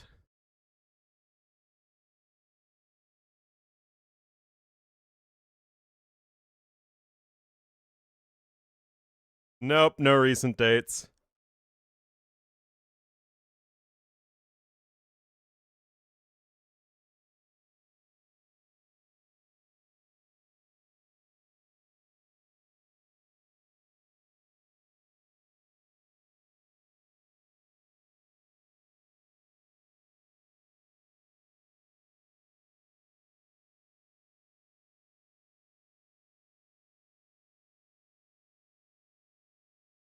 Game 4? Dark died to a drush.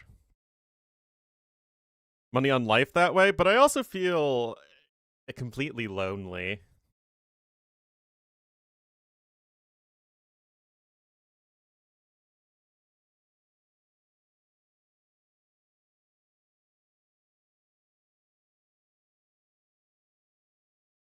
Alright, we have everybody here. Game number 1's on Kilimanjaro, which is a semi-open map for whatever reason. I mean, Chinese are probably the best civ there, but Chinese are also probably the best civ on African clearing, so I think you probably go for something else here. Maybe it's time to Mari to the Mari and Wei?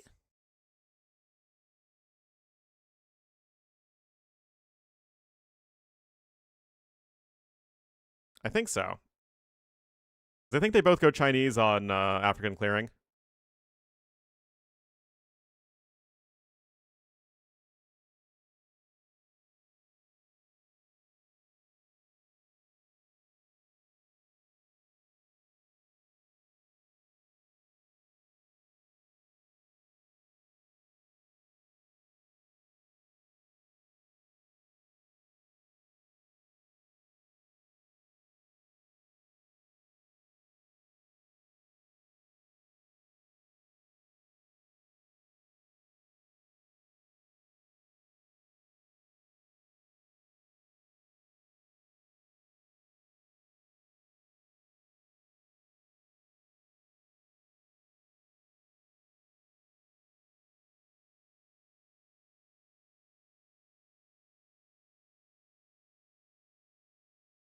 Something unusual in African clearing? I don't know. It is true that if you want to avoid the mirror matchup, then you go maybe Wei on African clearing and Chinese here. But like that doesn't feel like, oh, it's a surprise underdog pick. I mean, both civs are great on both maps. I just think Chinese are a little bit better on African clearing because of the shorefish.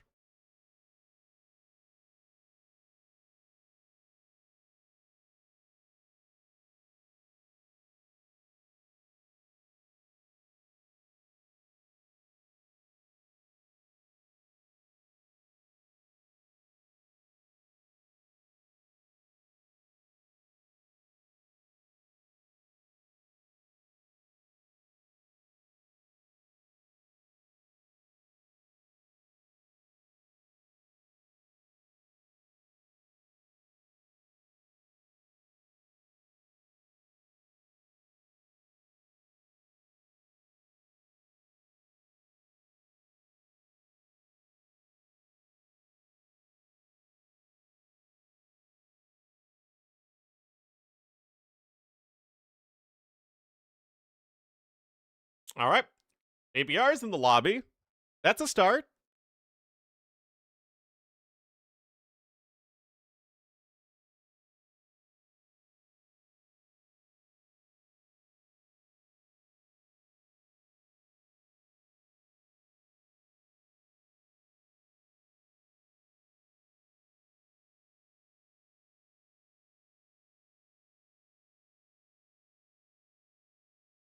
Niaz to school? I mean, Niaz did some taunting, which, you know, it's like, whatever. But, like, it's not like Niaz really did anything, like, wrong in the terms of the gameplay.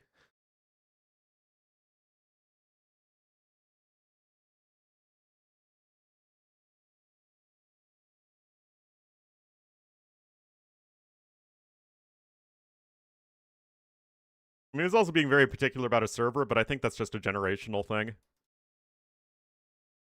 People who started it with DE are going to be a lot more picky when it comes to ping than people who would play with fast proxy back in the day. He is a rascal.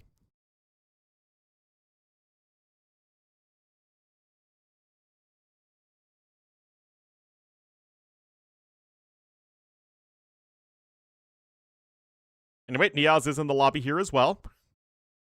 Took the bait perfectly. I mean, yeah. You know, he's a heel, right?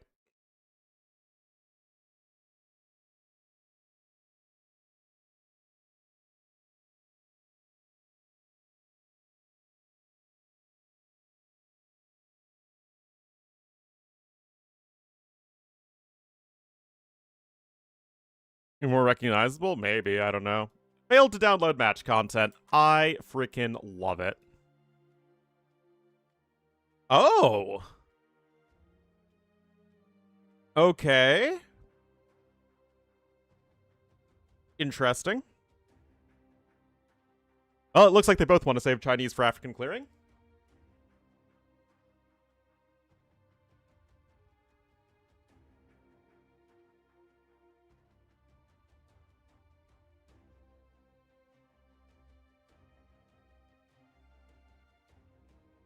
New fan from Italy? Well, thanks, Escape George.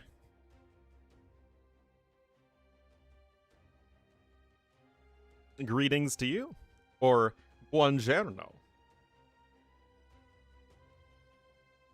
Can't believe my grandparents never bothered teaching my dad Italian. But I feel like that's the case with a lot of immigrants to America, is they just don't bother teaching their children their language. Or their native language, because they want to fit in more with Americans.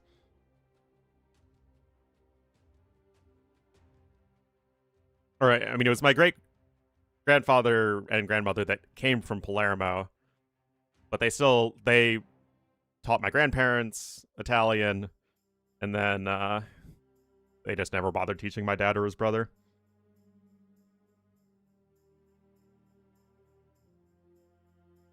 Death threats for what? Learning Italian? Buongiorno. That's all I got. Oh, and grazie.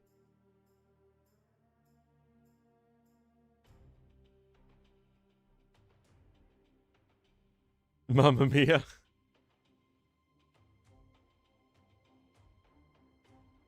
Unfortunately, my mom's side is Anglo-German, so that's why I'm so pasty white. A ping is imminent? Yep. Very much so. Alright, guys, we are here! Barles is another purple picker.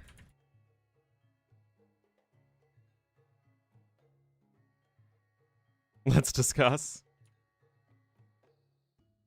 When my dad was living in the South, he definitely had some racial stuff thrown at him. Because he was also Catholic.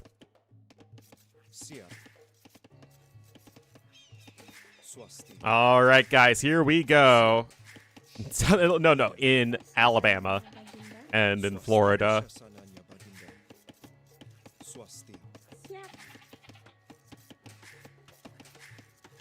Alright, guys, Barl's gonna be here in the purple as the Malay to the southwest and to the north. In the yellow as the Wei, it will be Niaz, so neither player picking Chinese here. Like a cyan player than a yellow player? Sure, why not? Gotta mix it up, guys. Variety is the spice of life. And to be fair, cyan also shows up a bit better than yellow does. Pink player? Well, there is no pink in AoE 2. There's only purple. Alright, so very early barracks here from Barles. Again, it's interesting, right? If you weren't picking Chinese here because you're saving them for African clearing, Wei are the obvious choice for Niaz. So, like, they're just top open map civ. There's nothing terribly surprising there. Barls, though, I think he could have gone for the Mari Mari, and they would be a bit better than Malay. Now, you could make an argument that you would rather have the civ that with a stronger eco and mobility isn't as important on this map because you start so close to the edge.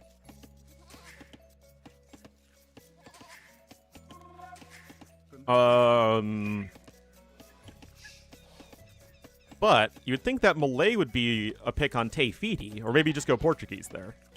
Or Vikings, duh. Okay, so I guess you have options. Like, Malay are fine, it was a little surprising.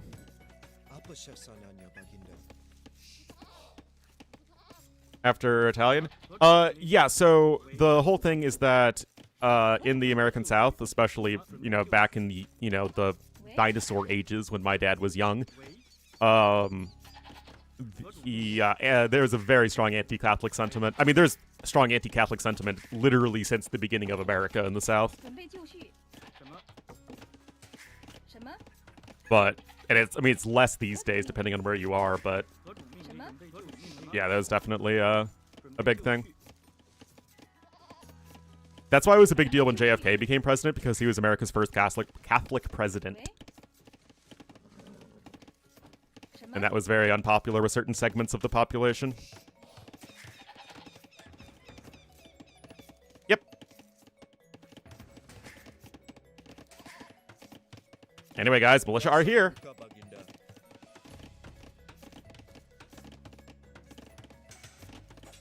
There's no Jews or Italians, yep. Yes, Biden was the second Catholic president.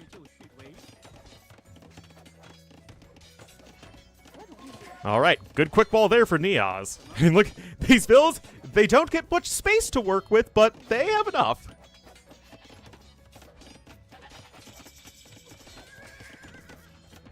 All right. Getting both eco upgrades. Look at this, guys. He is foregoing any of his military buildings. And that's the thing with Wei, guys, because, yeah, they are arguably the best civ right now on open maps. Top probably 3 or 4 at worst. But you don't have a Dark Age bonus, so you can certainly click up to Feudal Age on 19 population just because any civ can. But can you do so comfortably and still have the resources you want for your eco upgrades on top of being able to build your military? It's a little bit tricky. So although Wei I do think are overpowered and I don't love them being in the game, they are not a flawless civ by any means.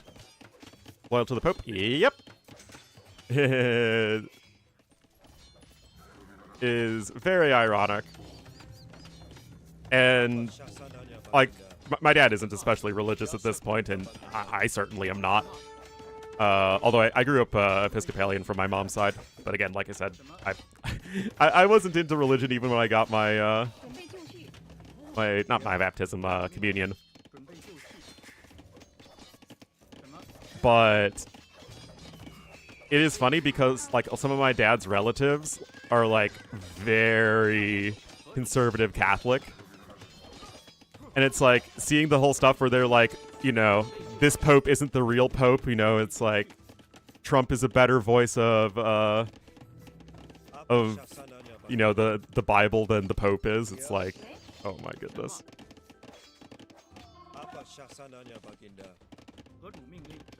It is pretty insane.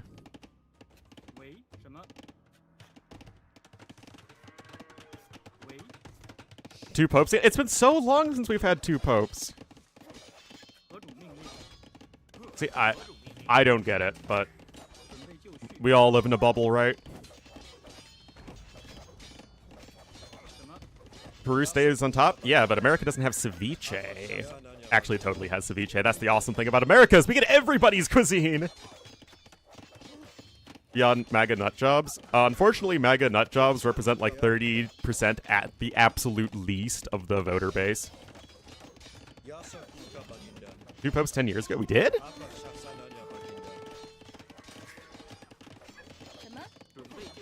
Anyway, obviously nothing terribly impactful happening so far. We do have the 4 men-at-arms. They have their free armor upgrade. We also have Wheelbarrow coming in for Niaz.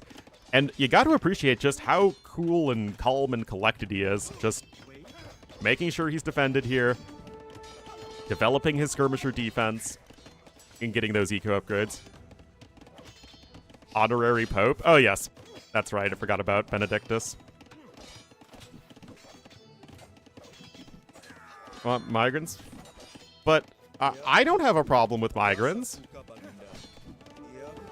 Oops. Oh, yes, I forgot. That was definitely a movie. All right, archers are here. You gotta make a bum rush here to save those villagers. Otherwise, what have you been doing the last 5 minutes? Oh, great positioning, though, from Barles. Might... Oh, the archers, are they able to loop around town? Skirms are having to scooch on back. I mean, that free armor upgrade from Malay is very, very nice. Malay don't like doing a traditional men-at-arms rush, but if you're going, like, drush into men-at-arms, you'll have enough food collected at that point.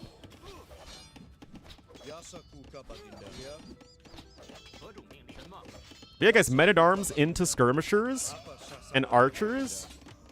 Isn't the meta these days so healthy on open maps?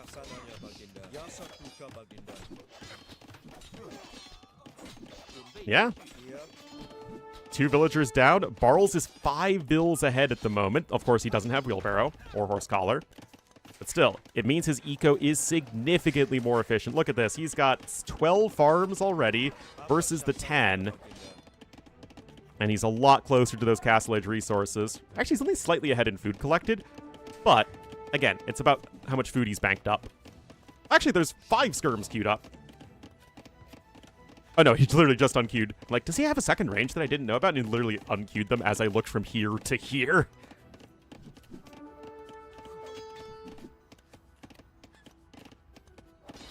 Diehard Catholics. That is interesting. Although I think you would probably look at liberalism and conservatism in different lenses depending on what country or part of the country you're in.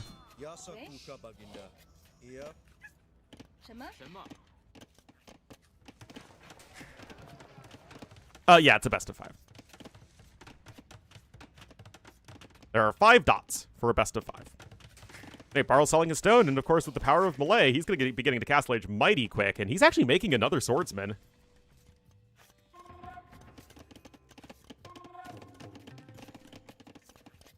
Armor upgrade? Hey man, Viper says Malay aren't even that great of a civ. They're only okay. You know. They're only a top 10 civ on every map.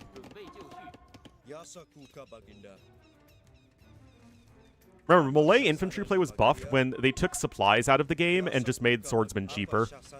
That was definitely a very notable buff to Malay.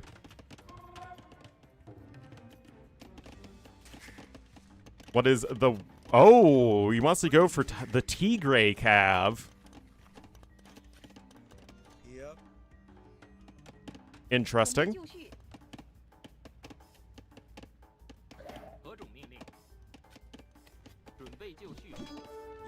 Oh yeah, but like I said, I think the thing with Viper is that he's looking at it in the context of... He looks at it in 2 ways. He looks at it in the context of Rage Forest, and he looks at it in terms of tournament play. Which, that's Viper's primary AoE2 experience, so that makes sense. It's not, like, wrong. But just because Malay aren't a civ that you ban every time, there's still a civ that are going to crop up in almost every single tournament draft. Because they're so good on almost every map.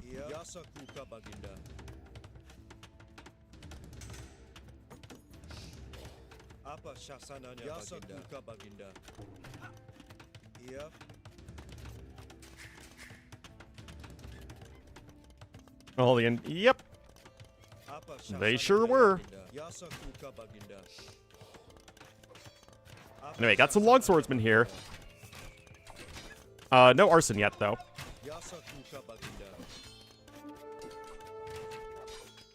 That pickup from there.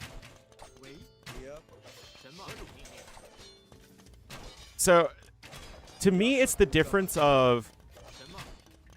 If you're looking at balance, and if you're balancing around the top civ, like the very, very best civs on every setting, then are Malay, like, super broken? No. But if you're looking at balance around all 53 civs in the game, then Malay are way too good. So it's again, it's all about perspective.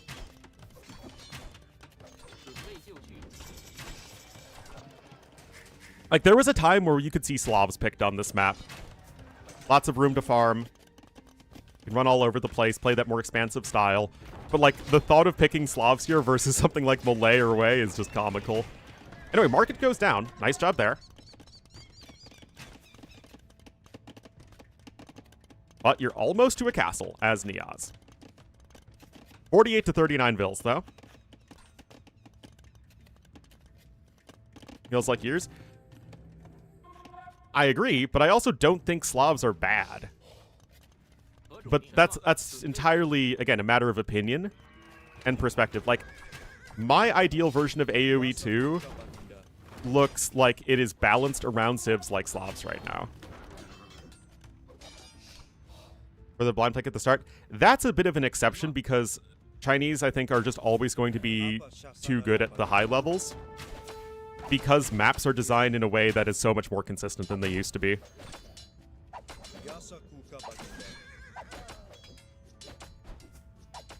And picture been 86% of the time. That's a good example.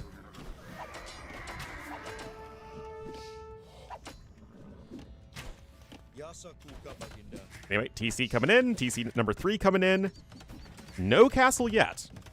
Skirms and the Haegwangs, of course, it's the same exact thing as Night Skirmishers, so you're still going to be good at driving away these units in low numbers. Inside a ram, like, I don't know. Don't have any good army. Slavs have a ton of good units. Slavs have top-tier infantry. Boyars are a great heavy cav. You got fully upgraded hussars. You have cheap siege weapons. Yeah, a little bit of an underestimation there. Niaz is going for the jugular. Too strong? Yes, because these are not two of the very best civs in general. But look at this, guys. Yeah, Slavs absolutely still struggle with gunpowder civs in it, but again, there was a time when you could try and match that. Oh my goodness. Castle coming in. There's a mangonel popping out at a very opportune time. The monk is here to... Oh my goodness! Oh, guys, that's a Treebeard certified hit right there. Uh-oh. Uh-oh. Spaghetti Mysterio. Oh, dear. It was a bold move from Niaz, and he certainly was behind. But Barl's able to keep steady. Mangonel popped out, got a beautiful hit. He got the conversion, and it is hard to argue with how Barl's played that game. Niaz never once crossed the map, and that's exactly how you want to be with Malay versus Wei here, is because you have no mobility compared to the Wei, then you need to be the one to dictate the fights. And that's exactly what Barles was able to do.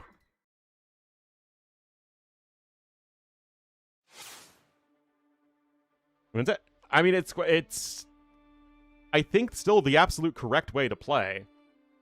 But yeah, it's I don't hate the castle from Niaz. I mean, I think that was his last best chance, but I think it was Barles putting himself that if Niaz didn't go for a risky castle, he would still almost certainly be dead.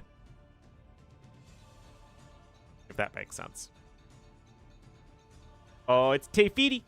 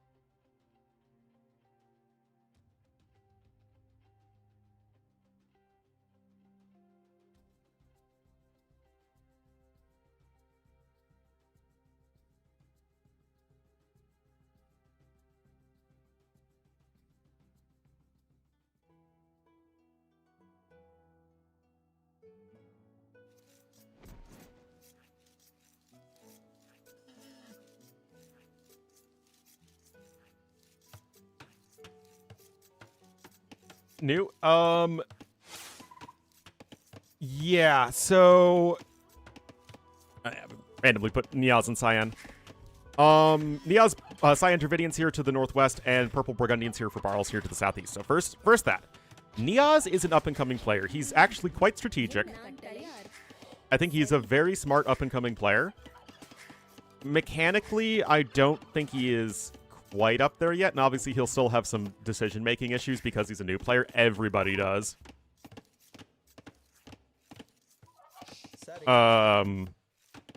But again, really good up-and-coming player. Very much in sort of that Lucho, Prisma, Lewis mold of like players who are really coming up fast. Benanji as well. Like freaking Benanji of all people is just coming out of nowhere and making it to the final round of the qualifiers to face Andy. Benanji beating Lucho and Stoneplease, who's another player I didn't mention before, is a great up-and-comer.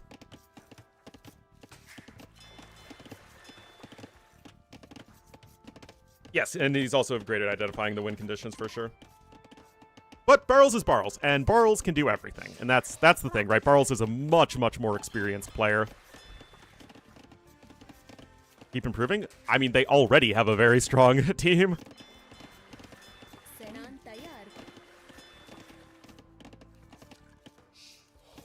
In a Nations Cup situation, I mean, you have Nikov, Prisma, Lucho, Kapach. Like, that's a really freaking strong team. In Warlords? No.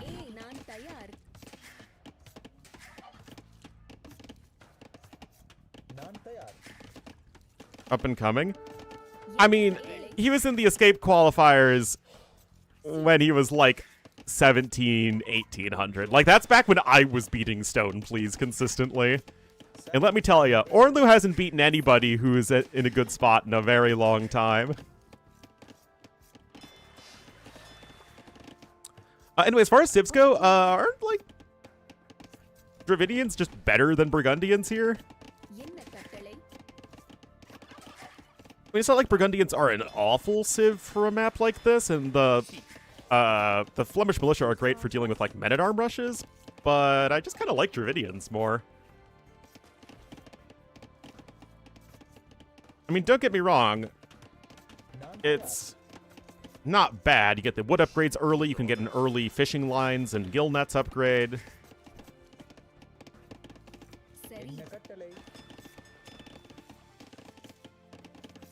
$2K? Yeah. Well, I've dropped to 1900, but yes, I was 2K like a few weeks ago. But remember, according to Viper's viewers, that does not entitle me to have an opinion about the game. I'm just some pleb.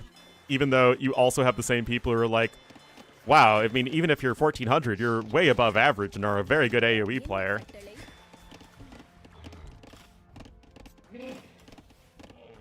Plop. But yeah, I mean, Stoneplease, I played against Stoneplease on Voobly. You watch only Viper? I don't think to be... How many Viper viewers watch only Viper and not other AoE content creators? I don't even... I mean, there's always going to be some. There are people who only watch me and no other content creators, but I don't know if there's that many. In T90? Yeah, that's true.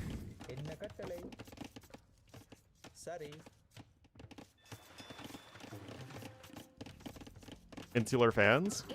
That is... yeah, maybe. What is this wall setup from Niaz? Barracks at the back?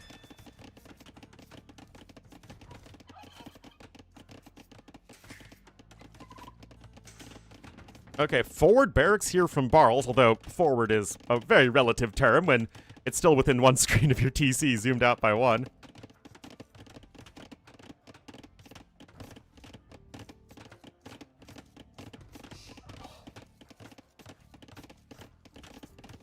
And watch both streams for a while? Really? I think that's unfortunate. But I also kind of get the feeling that over the years that AoE 2 has become less about love of AoE 2 and more about the fandoms of specific content creators, which is, again, I think unfortunate.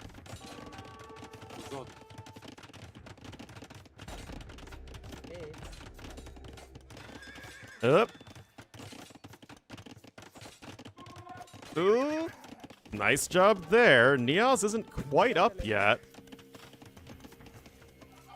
Kind of a weird build from him. It's a lot of fishing ships, but no way it's a fast castle, but he is going to be coming in with some swordsmen here. Recently. Well, great, Platinum. That's how I think it, you know, for the path of discovery for an AoE fan.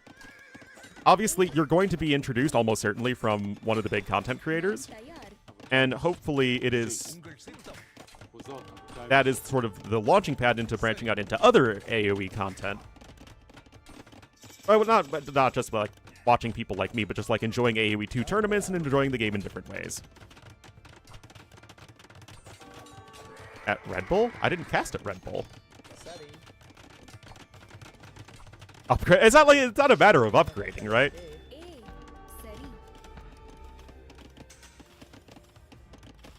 Touching AoE 2 if their content creator is gone?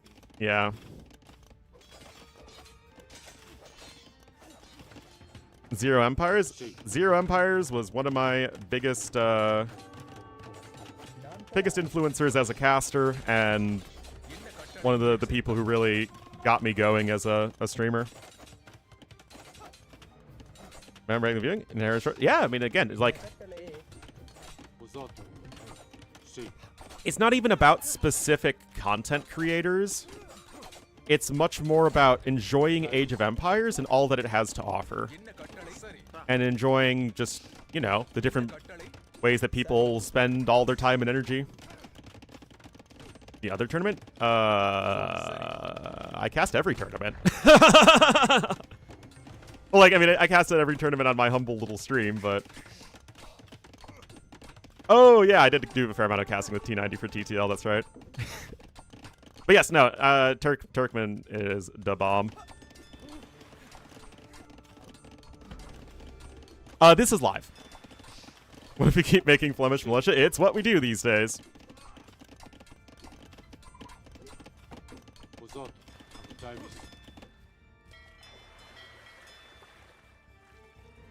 You know, it's all about, you know, like I say, it's about the love of the game as opposed to just following one person. A revolutionary strat. Anyway, it's been a bit weird so far, but Niaz slightly ahead in resources because his fishing ships were out sooner.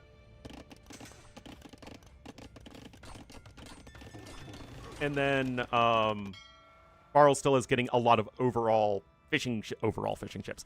And he's getting his eco upgrade, so Barl will be getting ahead in the not too distant future, but right now there's still a little bit more of an opportunity for Niaz. That said, we're looking at 7 Hulks on the field, with more coming out, and Barl's ain't got nothing to defend against this.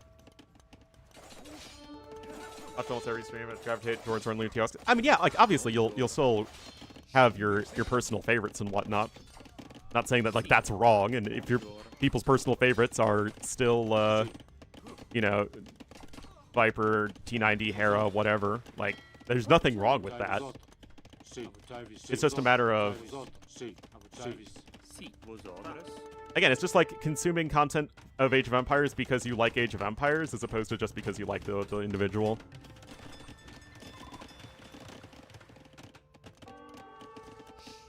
This little bit, for sure.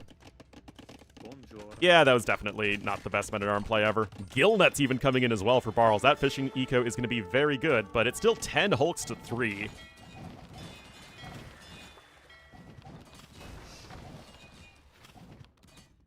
No idea how high ground works with Hulks. It should actually matter a little bit. Yeah, Niaz is almost up. Still a little ways off here as Barls. Look at that. Blacksmith adjacent to the TC. Not something we see every day.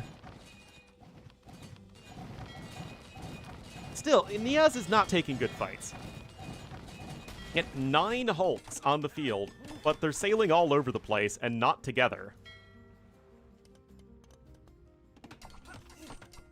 And yet, Niaz is on his way up to Castle Age. He is largely abandoning this area. With archers, it's a little surprising, but Barrels himself is going to click up very soon. He's almost caught up in terms of resources. Remember, his eco upgrades are excellent. Fletching now coming in, and I'm really curious as to what the mid-game plan is here for Neos. Do you just more play the outside and allow Barrels to have control of the middle? Or do you really try and push back all these Flemish militia?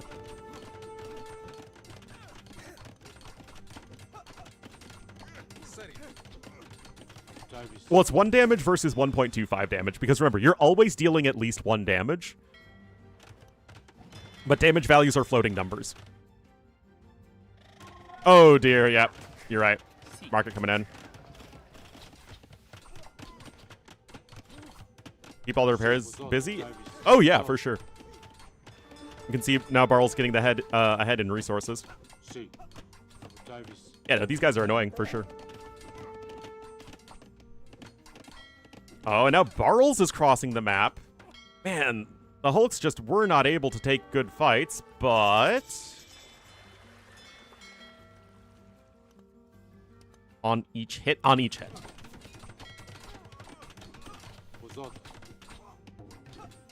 The damage formula is at the very end of the formula. It is, if the damage is less than 1, make it 1.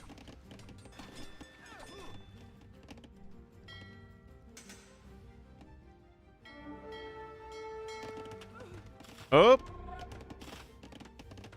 Oh, Vil does go down there. Now Gillnets and medium warships is in. So at the very least, Neos is keeping up with the fishing ship upgrades. Dravidian fishing is also very good on this map because you're oftentimes fishing very far away from the dock, so the extra carry capacity is huge, actually. Karambits?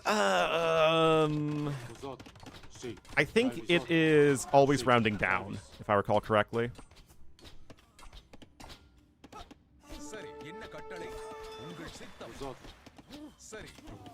Alright, archers clean up the Flemish militia over there. You got crossbowing and even forging coming in for the Hulks. Yeah, AoE almost always rounds down. Whenever it rounds at all, it almost always rounds down.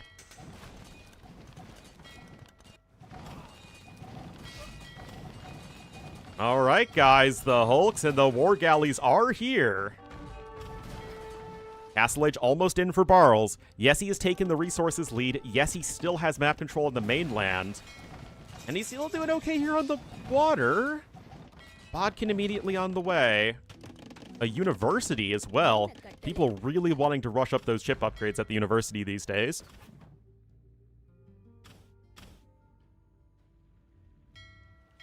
I'll have to see, it's just 2 more galleys. Everything else is a Hulk. And forging does not matter in Hulk v Hulk at all. Until you get Blast Furnace, I guess. Ballistics and chemistry? Yeah, I mean, I've got no problem with that. Guard tower, guys! It's been a whole 1 game since I've seen Barrels make a guard tower. It's just been too long. It's just been too much, man! Yeah, the food income has been heavily disrupted. It's 10 fishing ships to 19. As an effect, yes, it does. Because you go up to 8 damage versus 6 melee armor in Imperial Age. Look at those guard towers. It's the most guard tower looking of all the guard towers in AoE. Alright, you do have War Galleys with Bodkin, but no Bowsaw here for Neos. And it feels like Barrels has generally been doing a very good job of protecting his fleet. There's another tower on the way. Neos might want to send some more villagers here to the outside. It's situational. They're both top tier towers. It just, again, depends on the exact situation that one's better than the other. Don't have chemistry? It's just not the way AoE 2 was ever developed.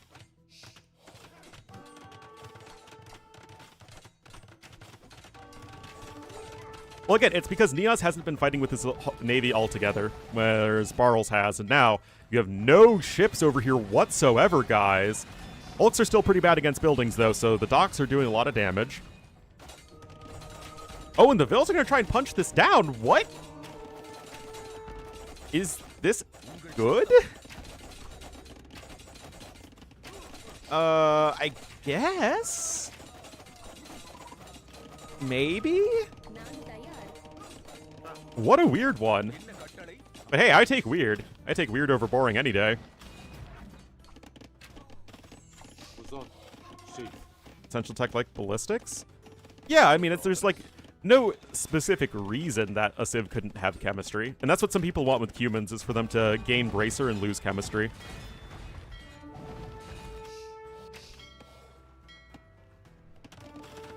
Trying? I mean, if he wanted a castle, he could buy a castle easily at this point. Relic's going to start to come in for Burgundians. Of course, you get double the benefit there. Burgundians also don't have heated shot, unless I'm mistaken. No, they do not. Yeah, they're missing heated shot and siege engineers at the university. Nope. We are still waiting on the patch, which, like I said, might not even be out for another month or so. Anyway, this is a horrendously inefficient economy for Niaz, and now Barles is getting way ahead in resources. Niaz does have a TC on the outside, however. I'm kind of surprised he just hadn't bought a castle and plopped it, like, right here or something. Or here, I guess. Handcart coming in.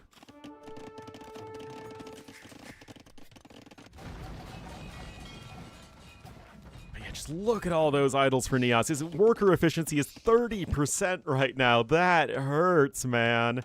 He still has 19 idols. 7 villagers. Make that 9 villagers in those towers. Oh, man. I mean, if he can't get his eco going in the way he absolutely needs to, then his chances in this game are going to be very poor. Argus Fish idol. I mean, the Hulks are still sailing around here in the back. More war galleys coming in. Got some fire ships to counter those, so now we're going to be dancing around more of that naval tech tree. And clinkers are getting constructed. Treadmill crane too.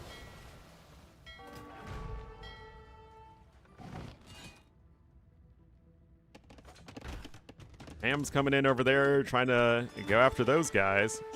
I know what those archers are doing on the outside.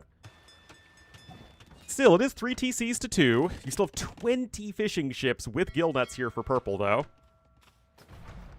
More towers coming in, although, again, no heated shot.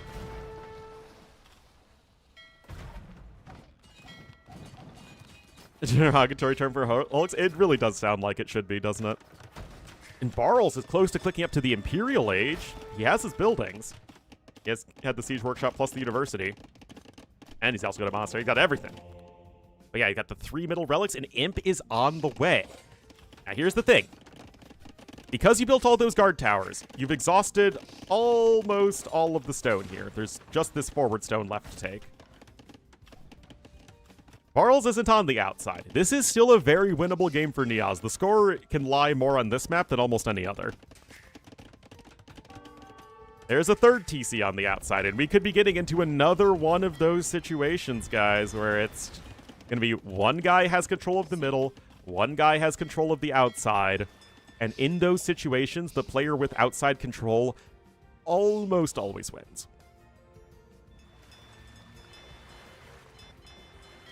But yeah, other than these docks out here, there is just no presence at all, and all the villas have died over here as well, so got nothing left. Wait, is he going to go for a castle drop? A burger situation? Give it to me, man. Honestly, I would like a castle here more than a castle here. But whatever, man. Guys, this could actually be a tower that works. I know it has a single digits % success rate, but I actually think this is going to be one of those situations. Guard tower. Oh my goodness. Guys, a castle here would be so much better. Oh my goodness. Why? Oh, he's going to lose the transport as well.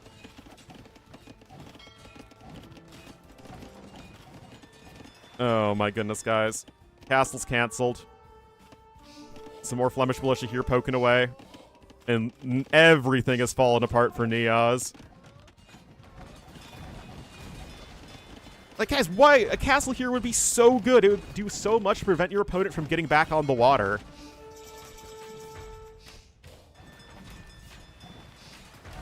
Not enough memory to open page? What? My YouTube chat died. Guys, I need to download more RAM.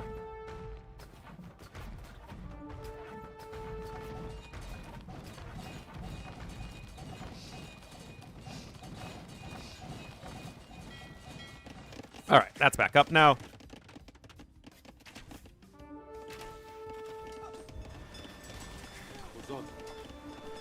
Well, Niaz obviously isn't resigning.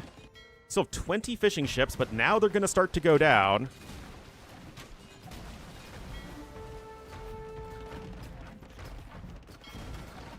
Niaz has no gold, though. I know, for a guy who's normally very good at figuring out his win conditions, it does feel like Niaz has been not properly recognizing that he's got no chance of holding the middle. So just go to the outside and control that. Dravidian towers don't have architecture, but you do have heated shot, you do have keep, you do have arrow slits. Got everything else you could possibly want for your towers. Look at this, Barles. No gold or stone income at the moment.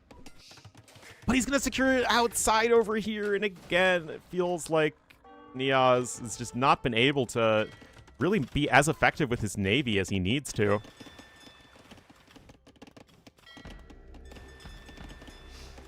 Heavy warships now on its way as well. More docks coming in, and yeah, this is very possibly a win condition for Barles. Now that he has a foothold on the outside, I don't see him losing that anytime soon. Way more efficient fights here for Barles. Way ahead in resources.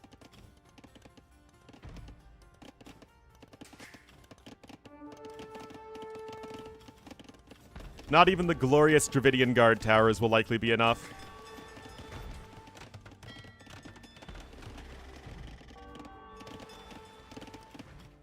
Another TC there over to the west, but this feels like it might be getting too little too late territory.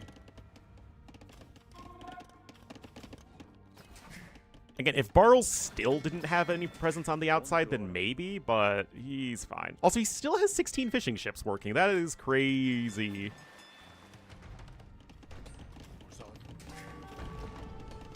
Yeah, I was getting completely evicted here from the center island.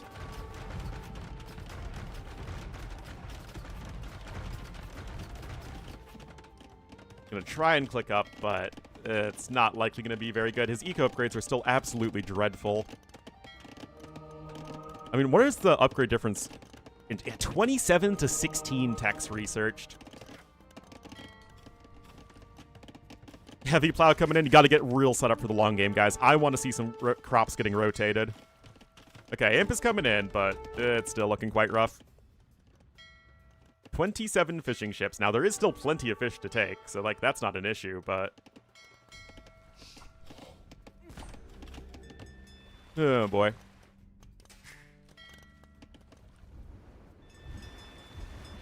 More galleys are on the way.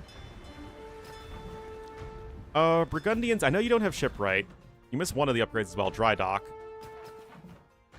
But you do have otherwise fully upgraded fire ships, Caracs, and galleons, so it's a decent navy. Cannon galleon number 1 is on the way. Bombard cannon here is going to go after those guard towers. Blinkers are getting constructed for Niaz. He's got 3 bombard cannons with Burgundians, going to start to go after the buildings quite effectively.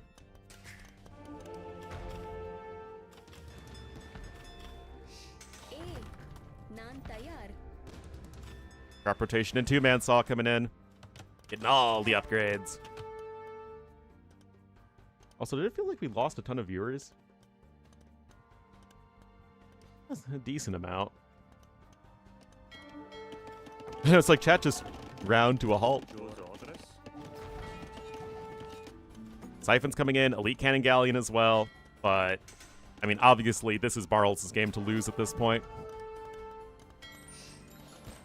And yes, the Burgundian bonus does apply to Cannon Galleons.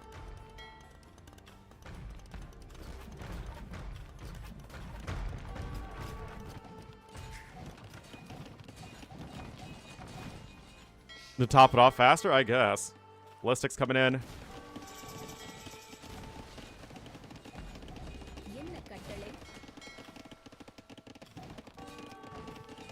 I mean, Niaz is trying, but got Carvel Hole now coming in for Barrels. He's got the siege ships he needs.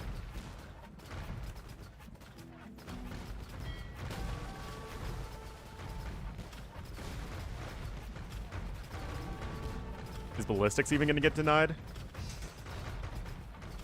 I guess it is uphill. Careening definitely isn't happening.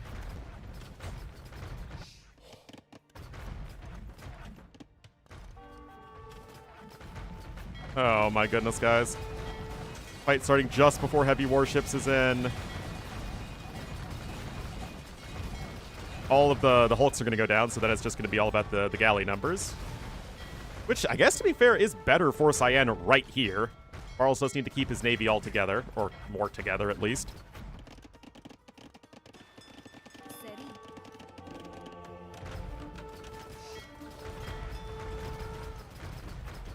Keep coming in.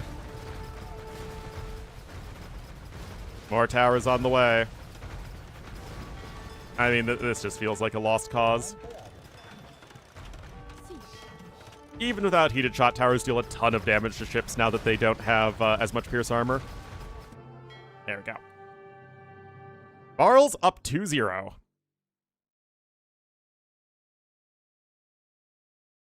Just far ahead at everything collected except stone, and I really think that Niaz just could not get his eco together at all. Huge dip off in Castle Age efficiency, and then he didn't really recognize that he just needed to commit a lot harder to the outside.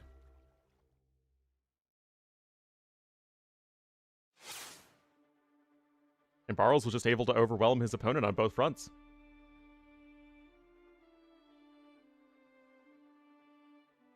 Well, Niaz's other home map is Immersion, so we could be that next.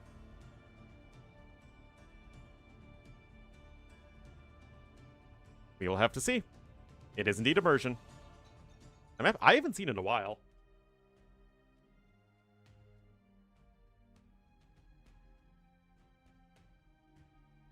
I think it's my first time seeing it in these qualifiers.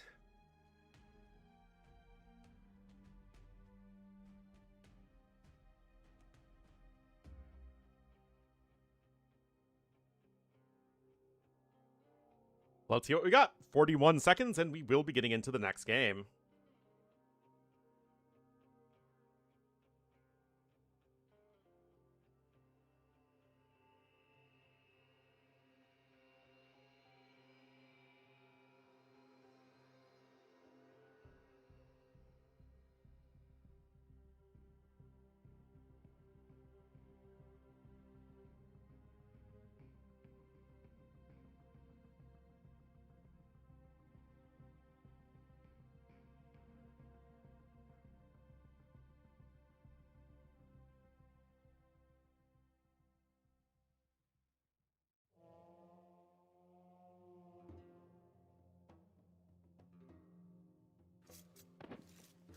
All right, guys, here we are. It is...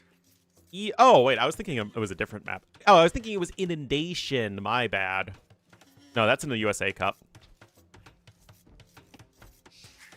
All right, guys. Barles is going to be in the purple as the Vikings to the west, and to the east in the cyan as the Malians. It is Niaz. They did change it, so there is no more middle lake, or it's dried up, I guess. So now it has some oysters and some forage bushes. So now it's more like Kawasan than anything else. It even has the relics next to the water. Look at this. Or hybrid mapping. In the map pool, I would personally think so, but that's just me. Pros and tournament organizers love hybrid maps.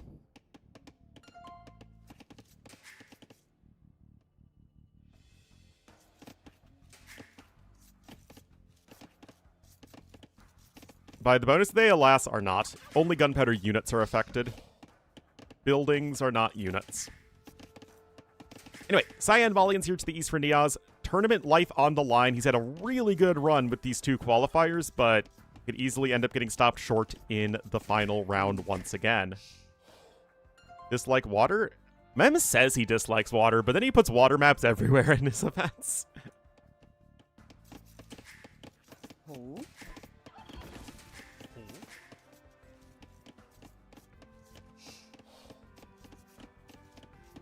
I mean, if you look at the map pools, there are 3 water map categories. Hybrid, Water, and Nomad. I guess African Clearing doesn't have any water on it, but Ring, Nomad, and Merkwood are both hybrid maps.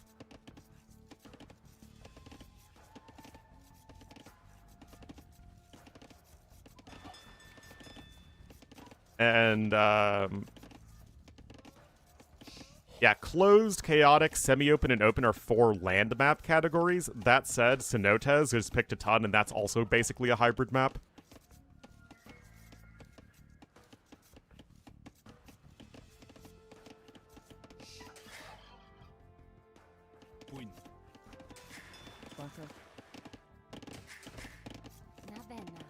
Nabenna. So let's see what the plan is here. I do think Vikings are probably a little bit better than Emolians because this is a pretty watery hybrid map. Content moments on the table, I guess. Except we don't really see those anymore. But that's literally the entire reason that we have all these shallows here, guys.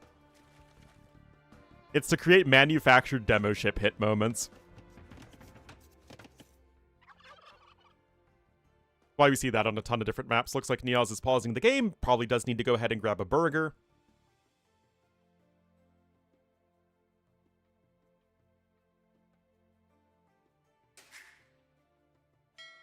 Already walling here to the outside. 4 fishing ships for Niaz, 3 for Barrels. Both these ships do have early wood savings. Also, that's an unfortunate rhino location, I gotta say. Other side of the forest. And of course, Niaz is building that second dock, whereas Barrels is going to be going for a more terrestrial threat.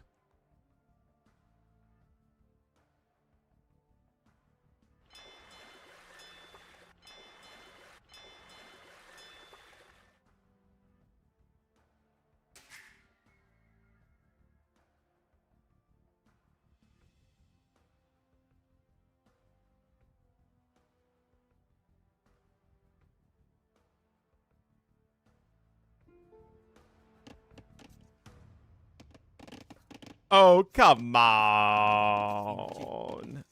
Come on, Niaz.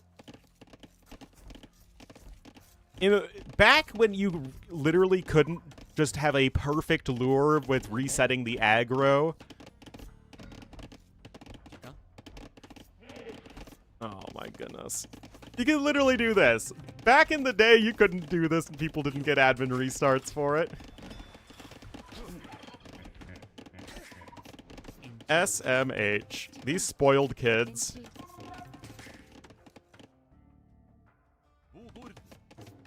Barrels smells weakness. Eric's coming in here for Niaz. He is on that pond here to the northeast, so he's on 2 bodies of water at the moment. Yeah, Niaz wanted an admin but didn't get it. He will have very good fishing eco, though. Barrels still just 4 fishing ships.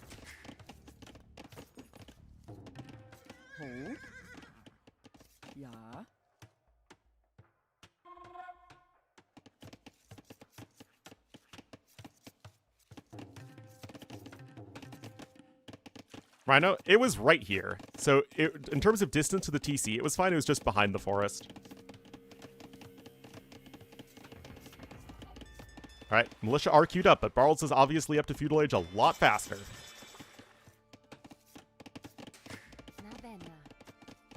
Like, it would be almost impossible to lure if you couldn't, you know, reset the aggro constantly. But look at this, guys. Niaz not prepared. Barrels is coming on in. And an arm upgrade not quite in yet, but you are Vikings. You are getting the extra HP. Quick Wall is going to be attempted right there, and at the very least, the other villagers will be safe for Neos, and that's going to give him a bit more time to get his men-at-arms going. Bunch of bills going on over to gold right there. And that's a third dock as well. Again, guys, Barl's only working on one dock as far as I can tell. I mean, it is a good dock in the corner of the map. There are lots of deep fish here to take. Actually, this is insane how many fish there are. Holy cow, that's a lot of fish. That's like 1, 2, 3, 4, 5 to 6 fish that are within like half a screen of the dock. All right, feudal age here for Niaz. He's going to need to do something here. Barl's already has his range in. He's got archers crossing the map. He's got another men-at-arm as well. Men-at-arm coming in here for Niaz. But remember, you lose that fight because of the Vikings. Actually, maybe enough HP was taken off by the villagers that you can win it. Fishing line's also coming in very quick for Niaz. His eco is going to be very, very good if he can survive this pressure.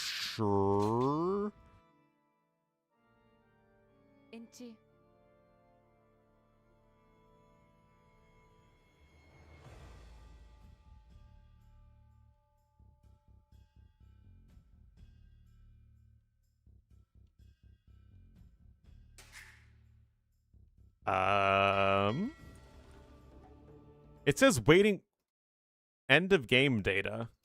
Uh-oh. Panic!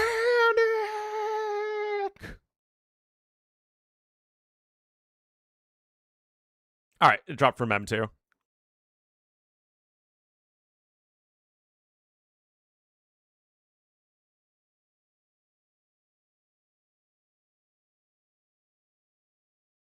Guys, it's time to panic.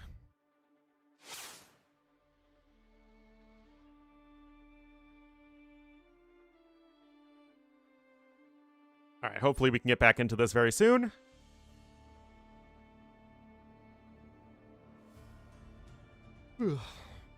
Hopefully it's one of those drops that they can restore.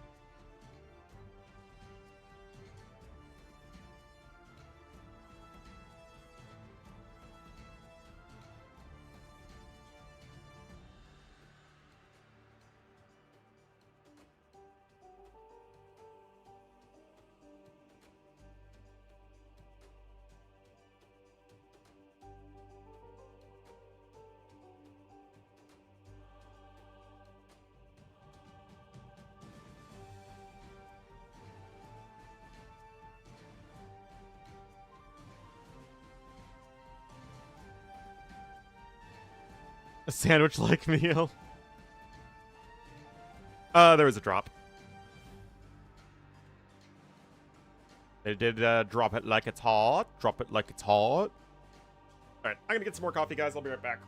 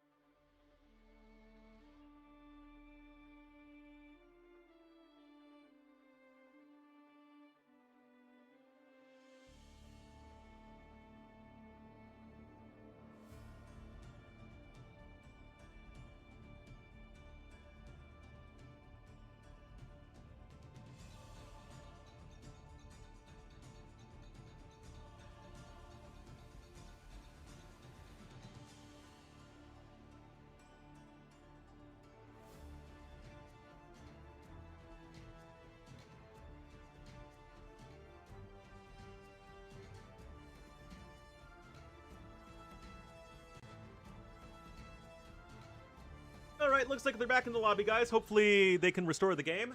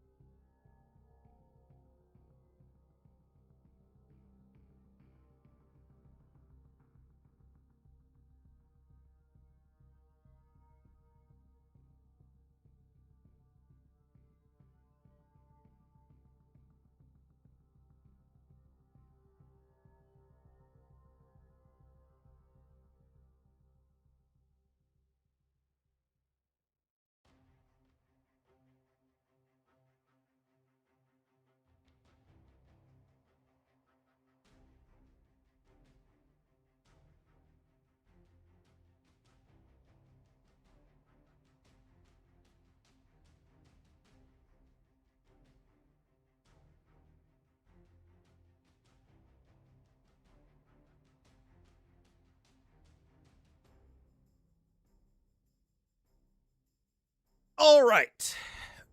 How do I take my coffee? I like it black. Which apparently is like a masculinity thing that like people are like, oh yeah, I'm super manly, I have my coffee black. I didn't even know that was a thing. I mean, I like lattes and all that other stuff, but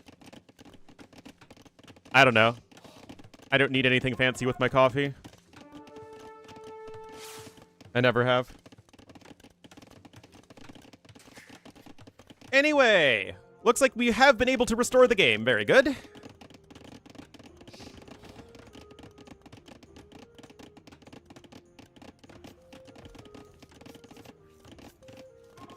Black and strong, oh geez. Is eating it raw, just eating coffee beans. Although, to be fair, chocolate-covered coffee beans are really good.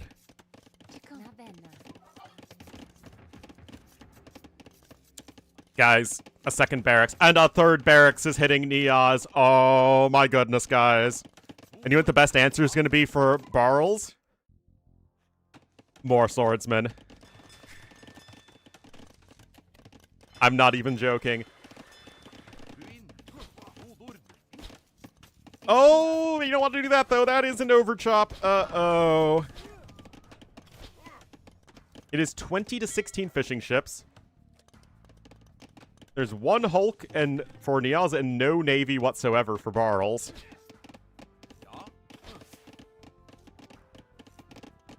Niaz is going to be up to Castle Age first, though, and he'll be able to afford his up...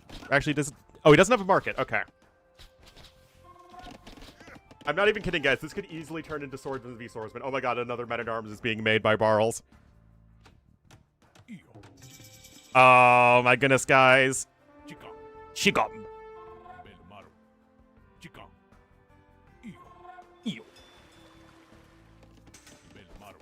An extra Pierce armor is now in for these guys, so they aren't 4, so they only take 1 damage from the archers. Armor? Yeah, not without a market. He needs to get one of those. Medium warships as well. Siege Workshop coming on in. Let's go! Yeah, I don't think much of, or any of the game was lost, thankfully. Alright, there's Chainmail armor coming in too. Let's go, guys! A stable! Boring! Dude, you literally have the better swordsman in a fight! Oh, but I think the timing aspect of it might be an issue. And this is actually what I was talking about, guys. Long swordsmen are so much better if you treat them like archers, where you mass them up in Feudal Age and then use them with a strong timing in Castle Age. It's the exact same principle. The issue is that people oftentimes only start making swordsmen in Castle Age, which of course knights are going to be the easier transition. I love it! I love it!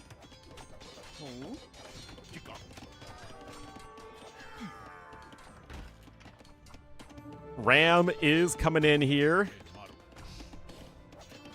Yeah, Neos has squires. More swordsmen coming in, guys. What's Barl's gonna do?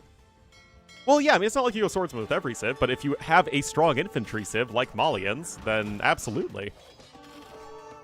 Oh my goodness, guys. There are 2 knights on the field. But remember, knights are only very slightly efficient versus swordsmen these days. And with better okay, well, that's running into TC fire there, Niaz.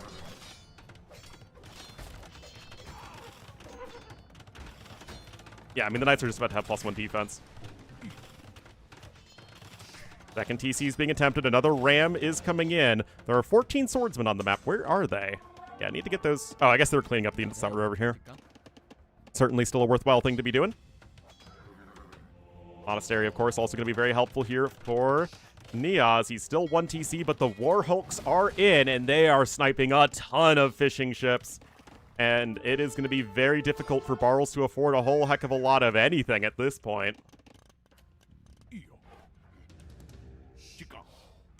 Oh, man, you love to see this, guys. I mean, if watching long swordsmen play in Castle Age doesn't do it for you, I don't know what to say. You might just not enjoy AoE too. Anyway, they see me rolling. They hating, patrolling, and trying to catch me riding dirty. And GG, Niaz is not done yet, guys. He needs to pull off the reverse sweep. But every reverse sweep starts with a single win. 35 swordsmen made, no archers. And I think you just need to try and figure out a way, or maybe you made like a couple archers, but, you know. You didn't make any more than 3 of them. And I think that's what people need to realize is if you want to go for swordsmen in a lot of situations, the best way to do so is just to start massing up men-at-arms in late Feudal Age.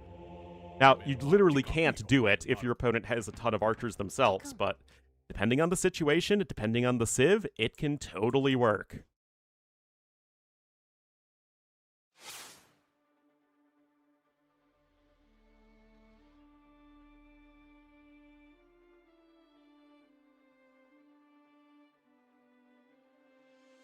Like, we also need to have all the infrastructure in, and it helps if you've already gotten men-at-arms as well.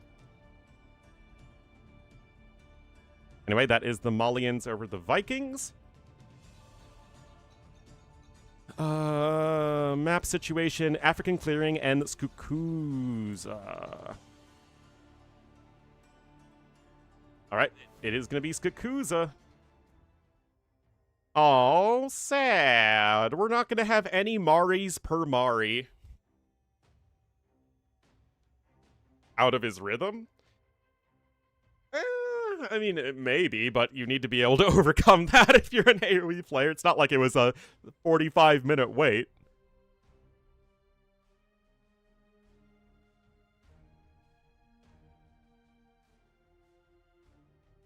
So that's also part setting up your eco well in Feudal Age. And again, you're on a map that you have fishing ships, so that really helps you as well. Again, it's still situational, for sure.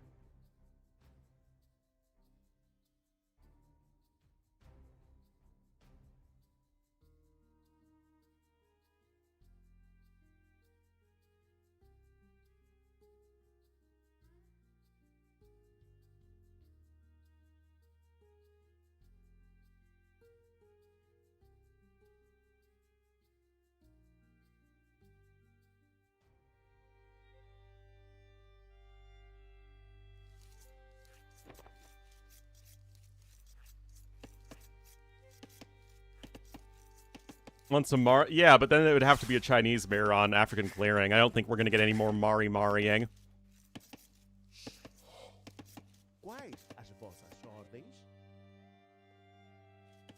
Be as effective. Upgrades once you get there. I mean, it's the upgrades that your units cost as well, which is a little tricky for sure. Alright guys, Niaz is going to be the Cyan Goths tier to the southeast, and Barles is in the purple as the Portuguese to the west. It is Skukuza. This is a map with plenty of forage bushes. Wait a minute, I just realized their Red Bull map is very similar to Skukuza. With like all the forage bushes on the outside and like instead of a bunch of food in the middle, it's just relics in the middle.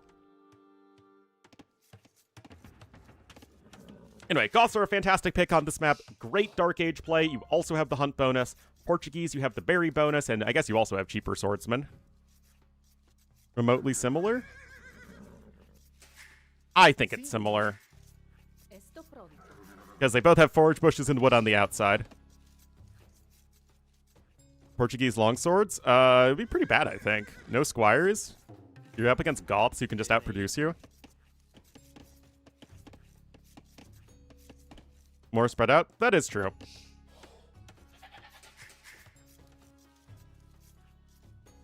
I mean, yeah, if this goes late somehow, then organ guns obliterate Goths. It's extremely sad.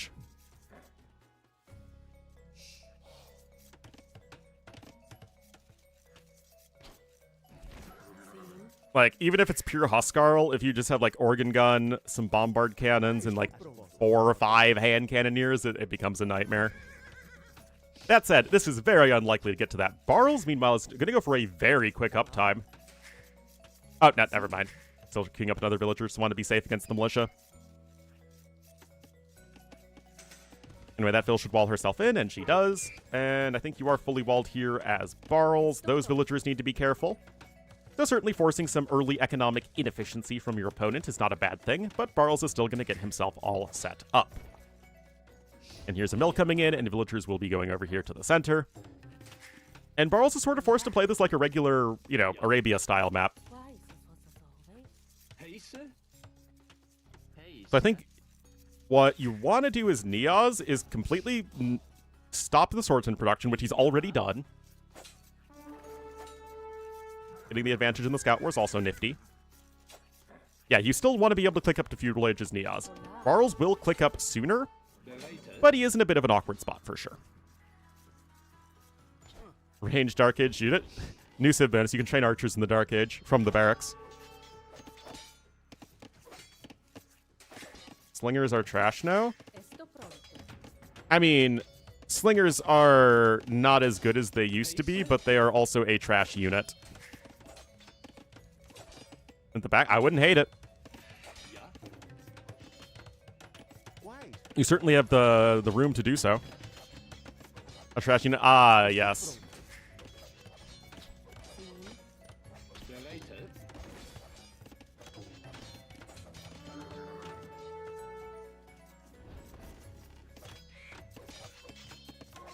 But cannot train units.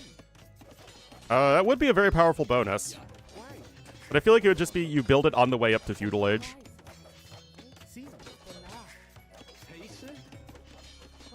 So I'm not too sure how much utility there is to it.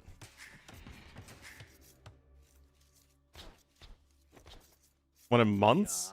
Well, that's because you mostly just see the South American civs play differently. Like, you only make slingers versus infantry or in a late-game trash war. We never see it go to a trash war with the South American civs. They're usually played much more aggressively, which makes sense. They are all aggressive civs. Except, like, Incas, but Incas are just not played at all. Hold the center now. It's gonna be tough. Barles is getting his range in. I need to bring... these militia aren't doing anything. He needs to bring them right over here.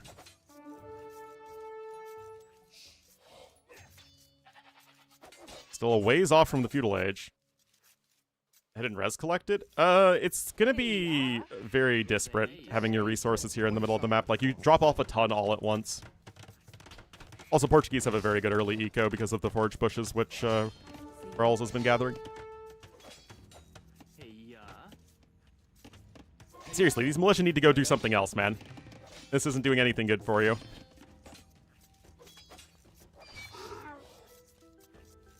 And remember, men-at-arms are faster than militia now. And how did that not hit? So weird.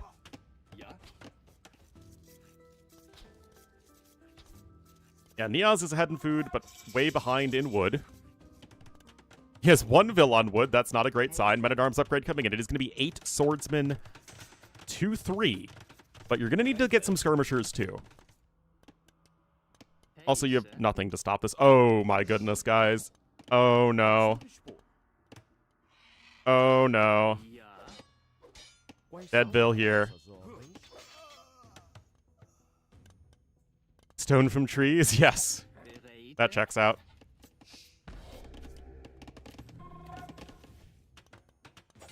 Yeah, things are looking real bad here for Niaz. You already have a blacksmith in his barrels. Oh my goodness. Yeah, I mean, fletching comes in. You're just micring down those swordsmen all day long. And the early drush just did not cut it. Was too slow up to feudal age, and the eco efficiency for barrels was simply far too good.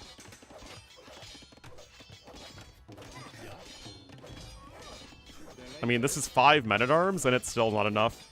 1 archer here, guys, all you need. Fletching's in. Oh my goodness, guys. Niaz might be going out here with a whimper instead of a bang. Like, you literally have nothing to deal with archers at the moment.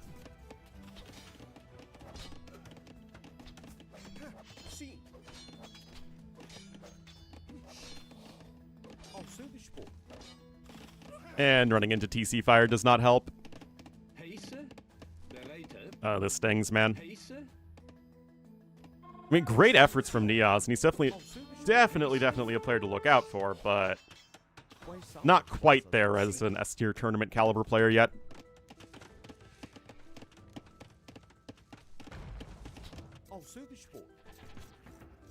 I mean, more swordsmen coming in, but to what end? To what purpose? Lost another vill over there.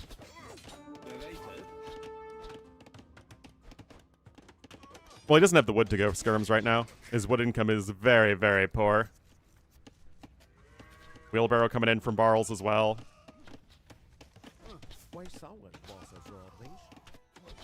With barrels, as long as barrels keeps paying attention, he literally will not lose anything. Like, look at this. He's literally losing nothing. And this is the problem with men-at-arms.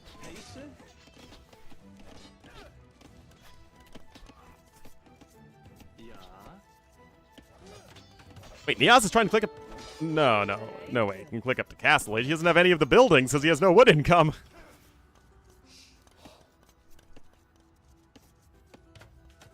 Structural lumber. Apparently it's a reference to the cork trade in Portugal. And you get cork from bushes, I guess? I don't really know how it works, but that's the historical reason behind the bonus. Not every bonus can have historical justification. I mean, you do still need to make a cohesive civilization for a video game. But they definitely do try to have historical logic for bonuses and units when possible.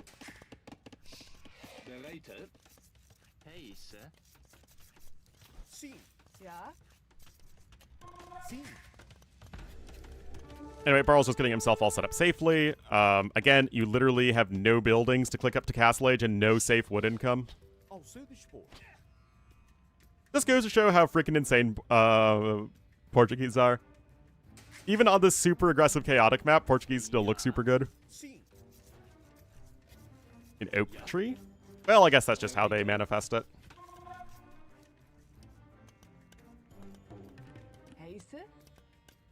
But yeah, I mean, I know I say that a wood collection advantage isn't that big in AoE most of the time. This, however, that's a little bit of a difference in wood collected. Anyway, Barles is going to click up here in a moment, and then you can just drop a castle and go organ guns, and then what are you going to do to stop that?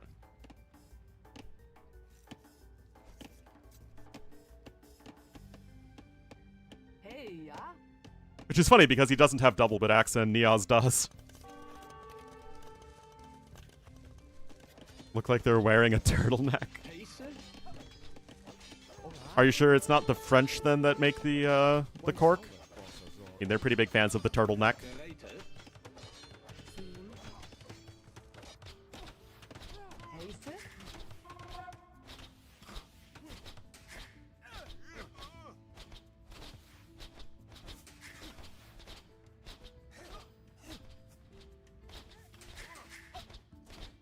Well, unfortunately for Niaz, this will not be his first S-tier tournament, but still, making it to the final round both times is not anything to be ashamed of. Drama aside.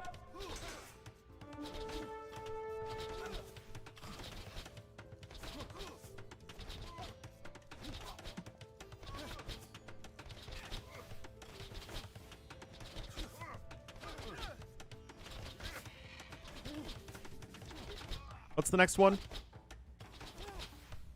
Doubt Classic Pro's the last set today. Honestly, I could see another 3-1.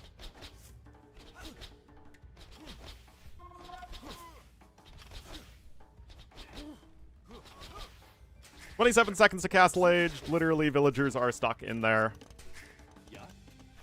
18 to 6 kills.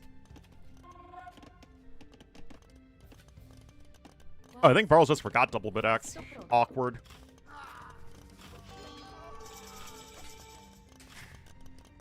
Crossbow and Bodkin coming in. Yeah, again, nothing going for him at the moment.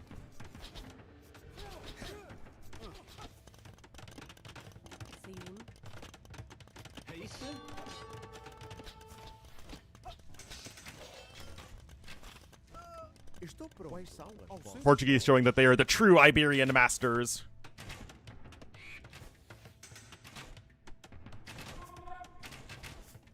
No gold income. 8 vills on food. Castle coming in here in the middle.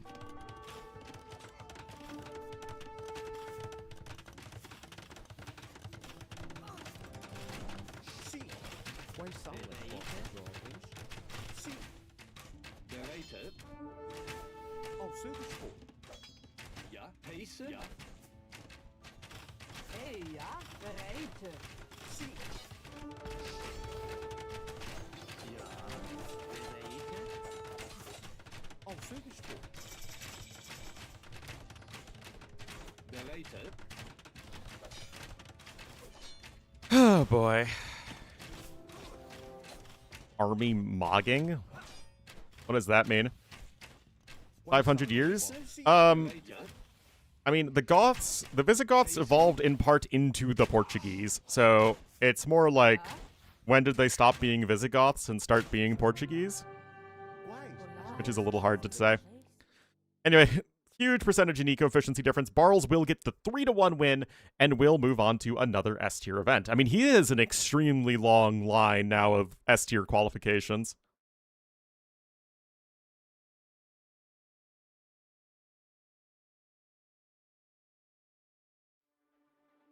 Oops, hitting the wrong button, as we typically do. And well done to Barles.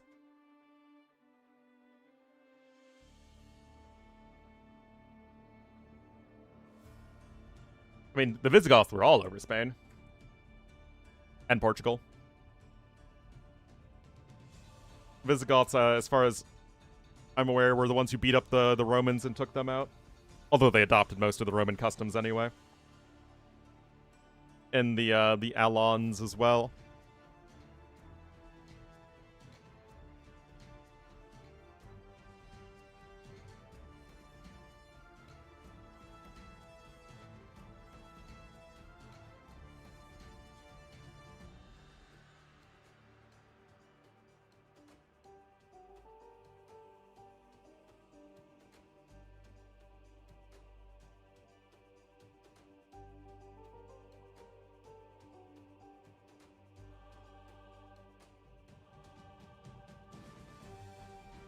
Alright, let's update the stream title.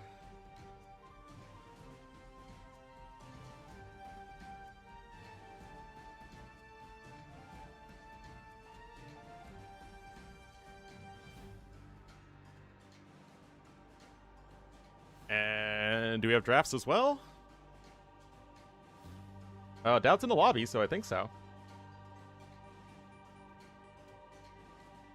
Pull up the civs for you and the maps.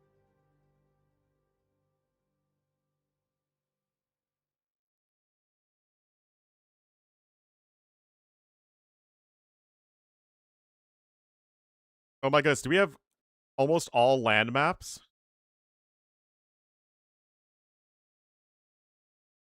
Wait, does Crossroads have water on it? What?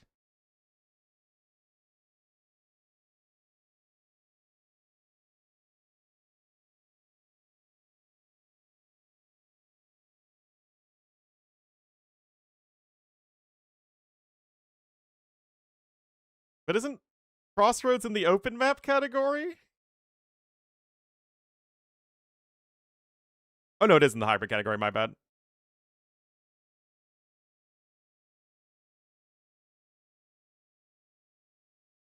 I thought Crossroads was the land map. Oh well.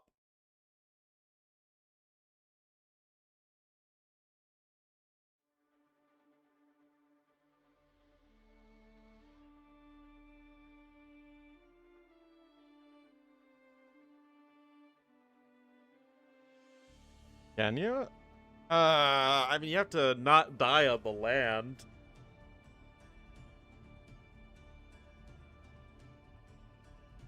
Oh, yeah. I remember. Atacama is also a hybrid map.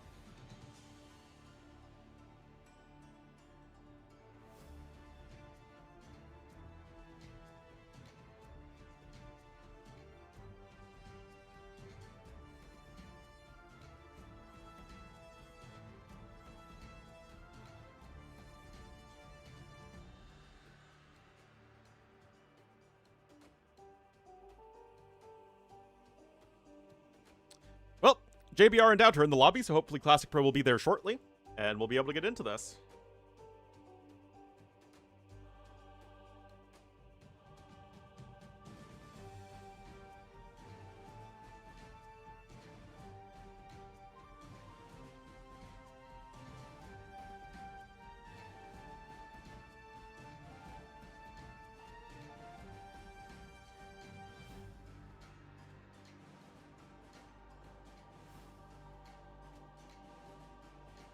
Doubt Titanic, I still favor Doubt here.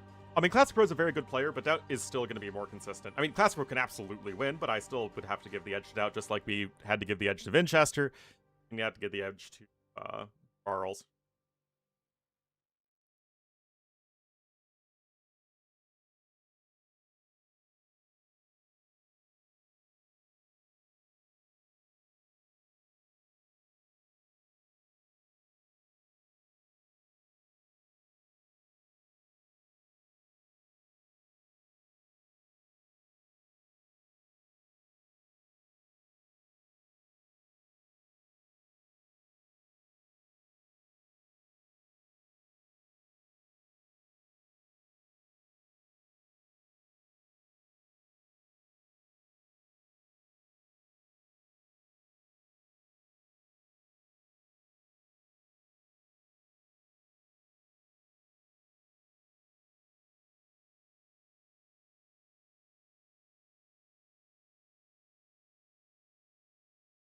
In the Vil fighting mood, I mean, he does have Black Forest, right? But which of Doubt Civs really scream Vil fighting?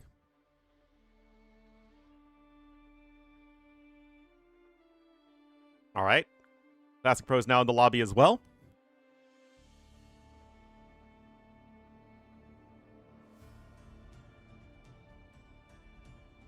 The maps? Oh, yeah, I mean, that's the sort of thing Doubt likes doing these days.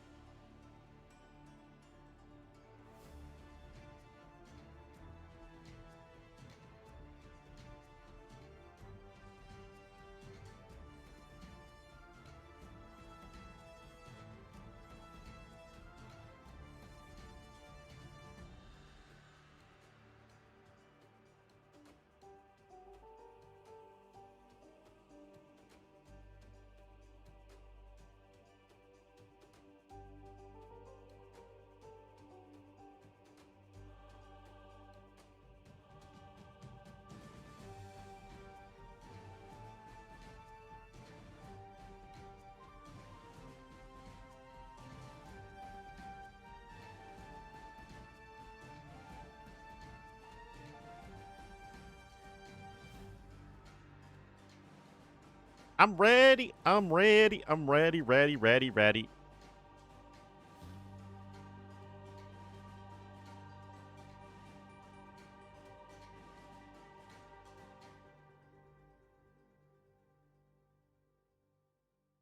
All right, JBR has left the lobby, so hopefully we will be getting into game number 1 in just a moment.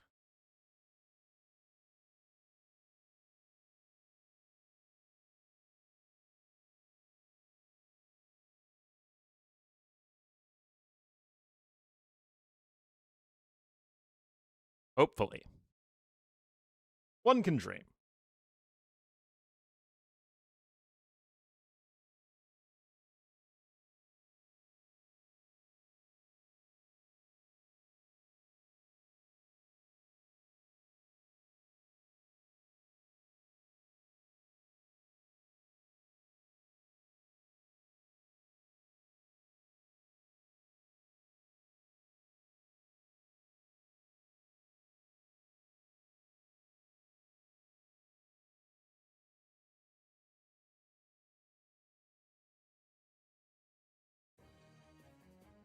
Moin with the 19 months. Thank you so much, Moin.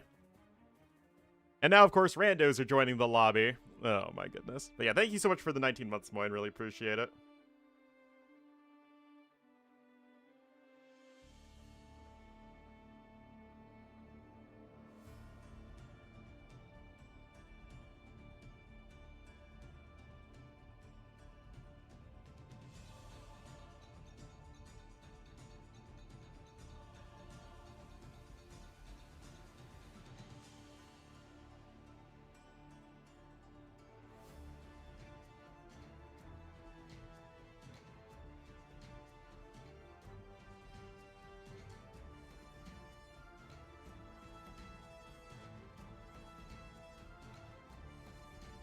Any minute now, guys. Any minute now.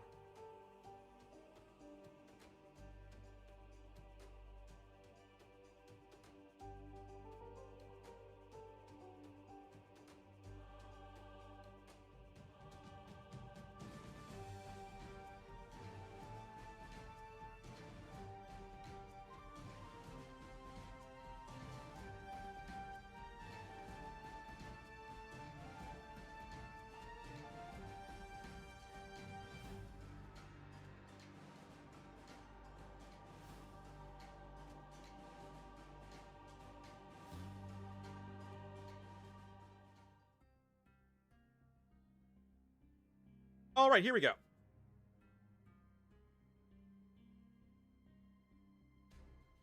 Here we failed to download match content. Of course, of course, of course, of course. Minute 34.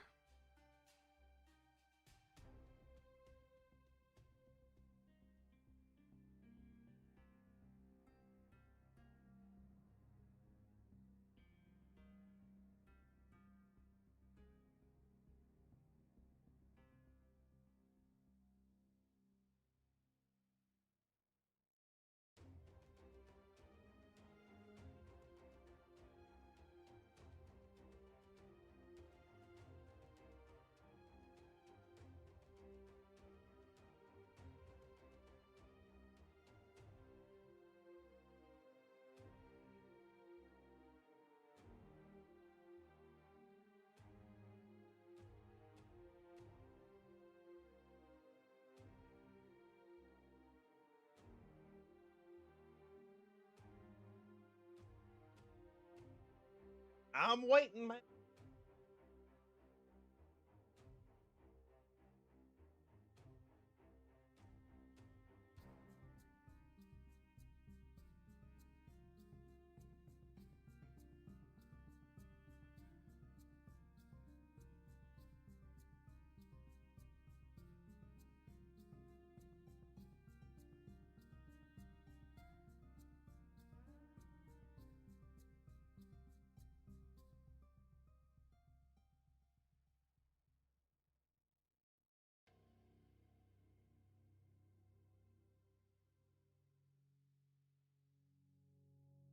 Alrighty.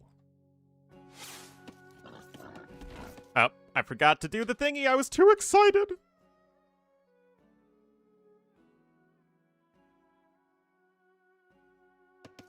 Alright guys, last set of the day. This is a hybrid map.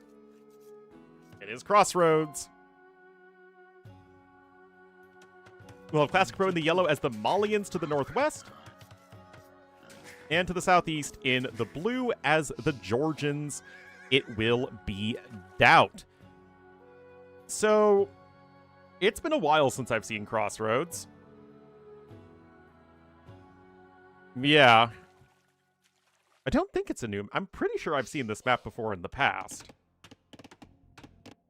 But I mean, these are both excellent hybrid civs, and it's, you know, it's a hybrid map. It's those hybrid map things.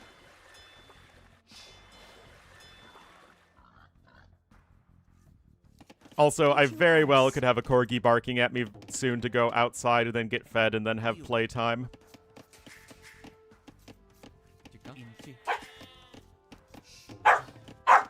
Ruin the build. How? Oh, 4 seconds idle time, yeah. Dash.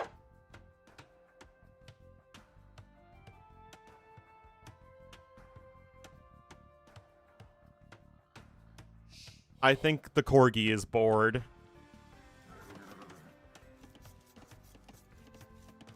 And then he plops right down. Yeah, not entirely sure what Doubt's doing here.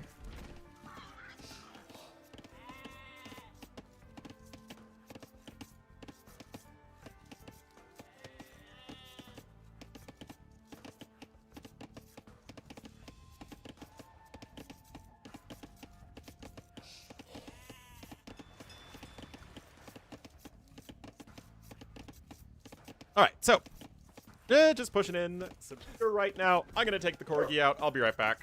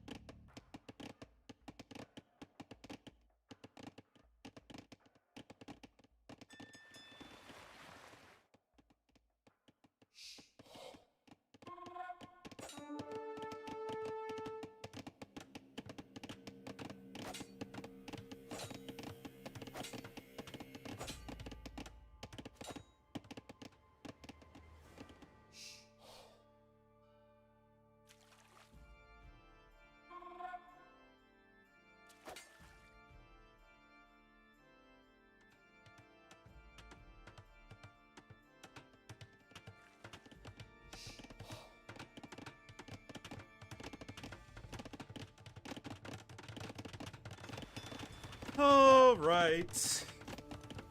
I am back.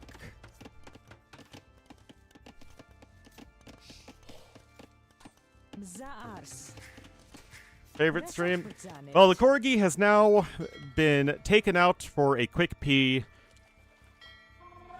And now he's gonna be eating his dinner, which I say loosely because it's freaking 12:30 in the afternoon.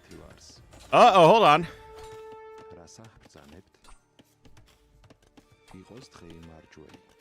Have a boar and sheep have food once killed by army or by... That's just how AoE works. Now you still get food no matter what kills the boar or sheep or whatever.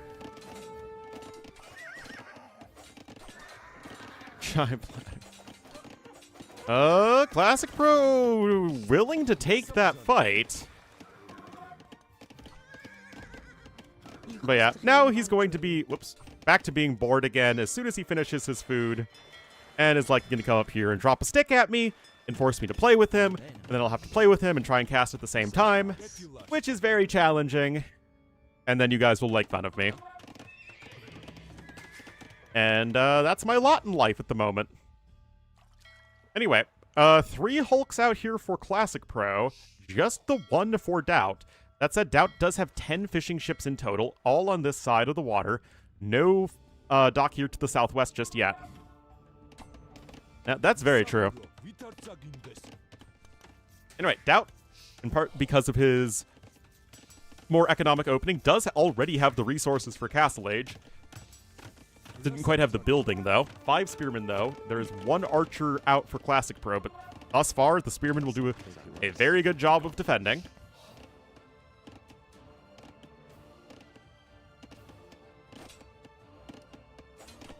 Yeah. Spearman will get targeted and killed right there.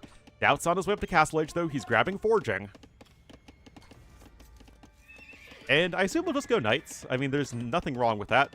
Drop a Fortified Church up here. I think Georgians are very good on this map. Armenians as well, but Georgians have the Fortified Churches to help secure this area. You cannot drop a TC here. So, at least not until you chop very far in. Oh, Scout's going to try and launch a counterattack.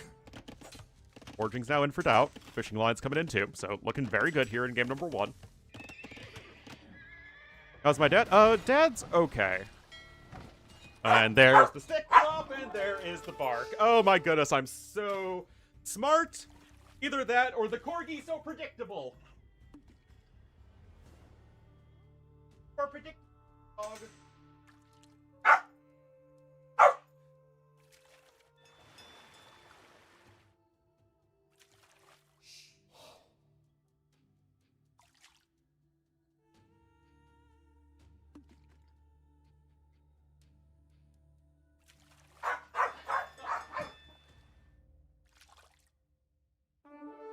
Corgi cam, uh-huh.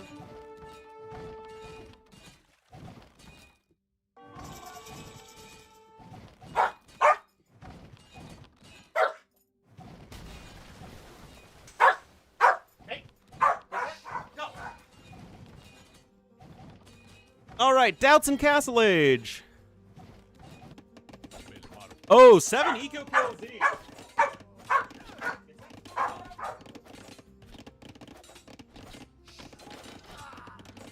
Oh no, the Scouts are in! What? Go get it! Come on!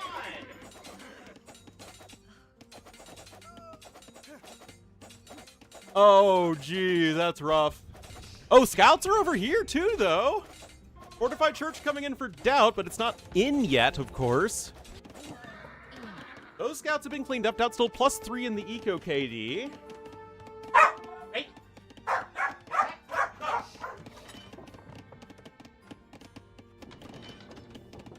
Classic Rose still has yet to click up, though. What is this little dog?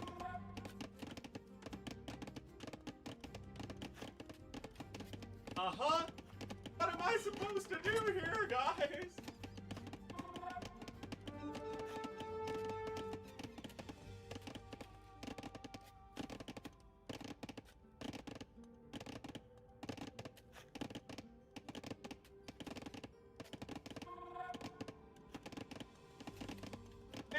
just plop right down.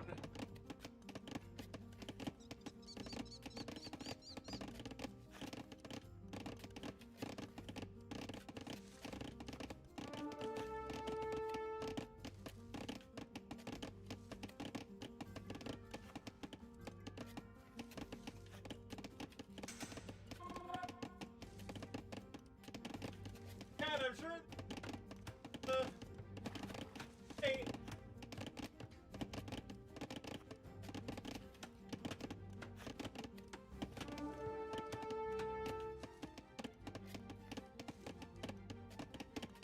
Trying to check on the game right now. The profile shot for Tinder. I do have Dash on my Hinge profile. Who doesn't love a cute corgi? Anyway, Classic Pro actually has the score lead right now. It's kind of surprising. Is he winning water? Yeah, looks like it. But yes, I am a bulky guy. Ew.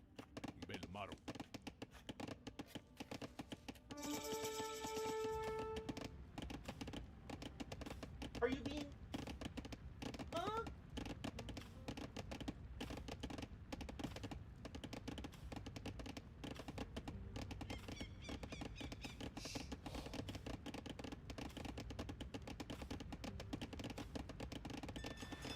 It's a clearly Corgi Pets time and not Ornlu work time.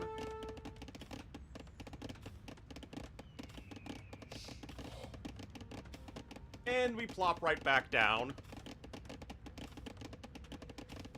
Oh, that's Crossbowman coming in here, guys. Classic Pro's really trying to make something work.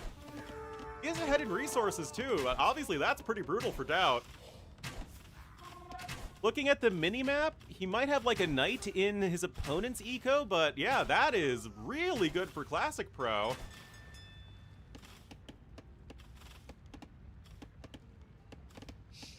Cost effect? How is this cost effective for me?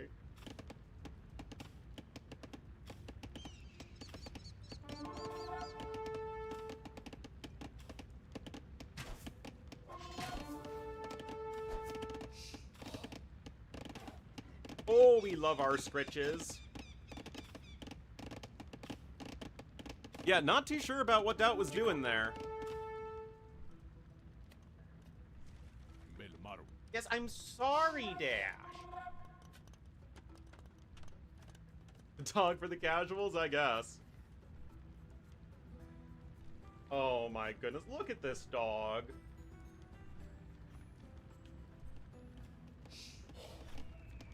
Now we need belly rubs.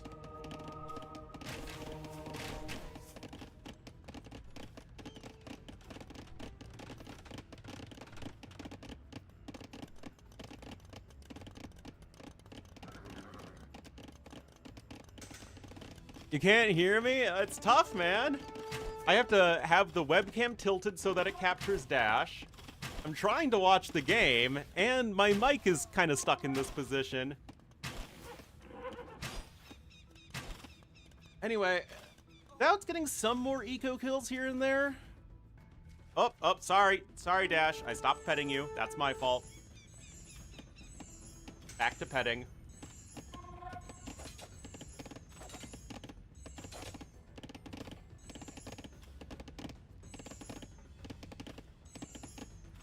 I'm not even sitting. I'm literally on my knees.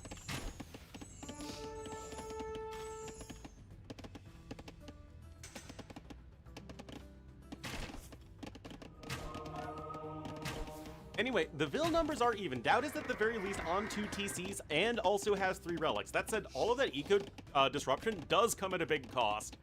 And that is that he is behind by around 1,500 resources. Alright, we're gonna try something. I am going to get up. And then we're going to sit down.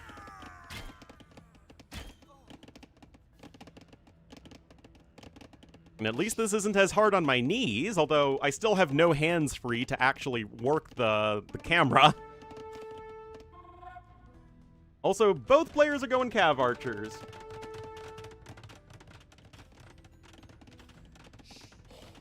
Also, Dash is currently sitting where my chair would normally occupy, so I can't even move it back to where it normally is.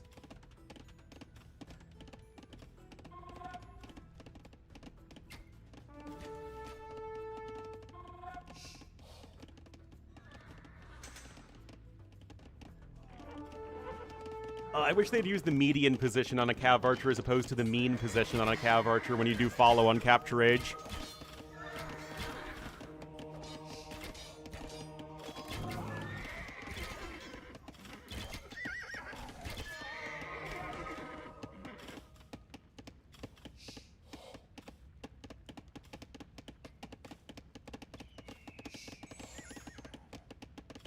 You can't see his face, but he is so happy right now.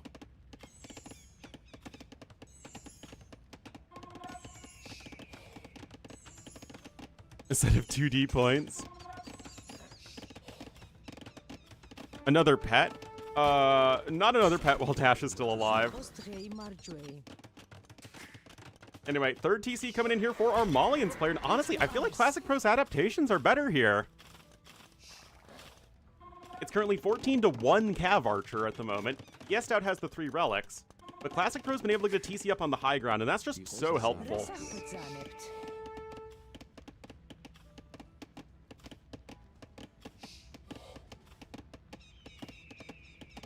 I don't know if you can hear it, but Dash is like crying as soon as I stop petting him.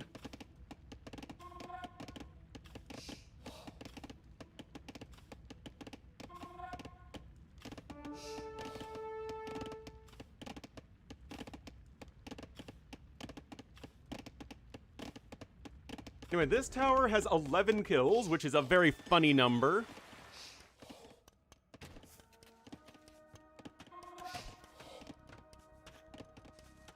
Yeah, the new TC is huge. It secures some stone and some gold. It's interesting that neither player has docked the southwest.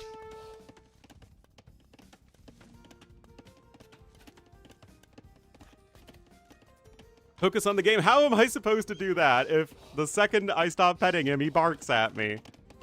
I am a single corgi parent right now.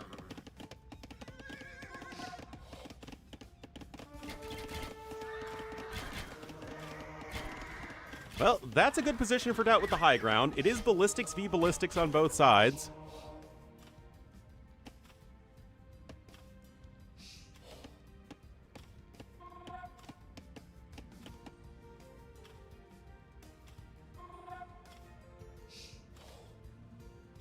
And back to flopping over. All right, Doubt's gonna try to come forward with the castle. Doubt probably hates his position in the game and is going to try and make... well, we know how that works, guys. Oh, my goodness. Oh, no. Classic Pro takes game number 1. I put Dash outside and he's just going to scratch at the door.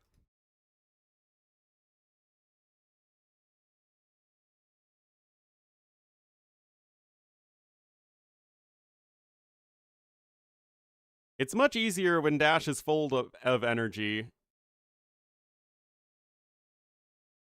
Let him sit on me? He doesn't like that. He likes his own space. But eventually he is relaxed enough that he does something like that. And we can get back to work properly. Yeah, especially since we have new paint on the door. We're trying not to have it all scratched up.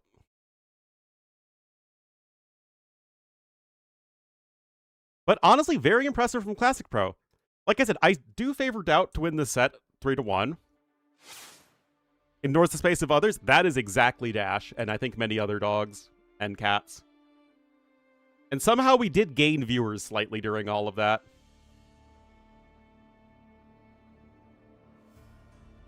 But yeah, well done to Classic Pro. I think that late Feudal Age adaptation was very, very good. All right, Doubt gonna go to BF. I mean, Doubt can win some border dispute craziness. He can win some BF craziness. But Crownwood and Lowland are both maps that are gonna play out somewhat similarly, right? They're open maps that are all about securing disparate resources. Anyway, it feels like the civs barely matter on Black Forest these days. I mean, if you're Vil fighting every time, like, does the Civ matter beyond that?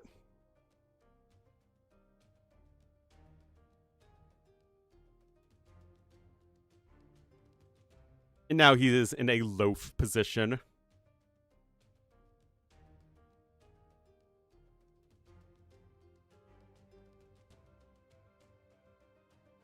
If I would do anything other than AoE 2. The thing is, I'm not good at anything other than AoE 2. And I'm not even good at AoE 2.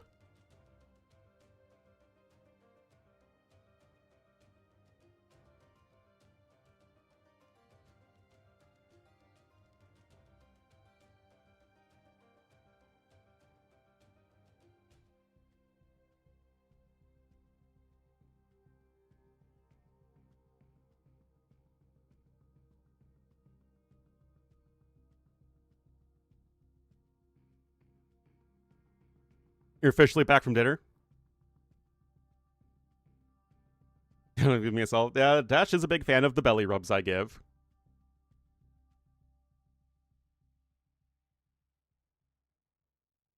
The casters. Ripperino.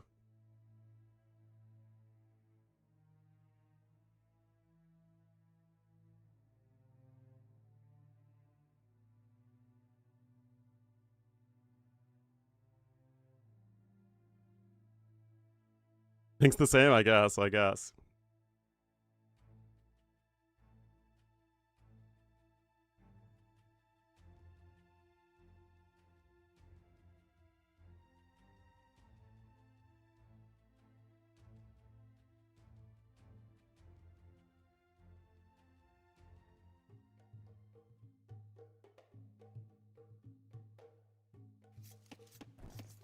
I do have a photo of Dash on my profile. Him in a bow tie, it's very cute.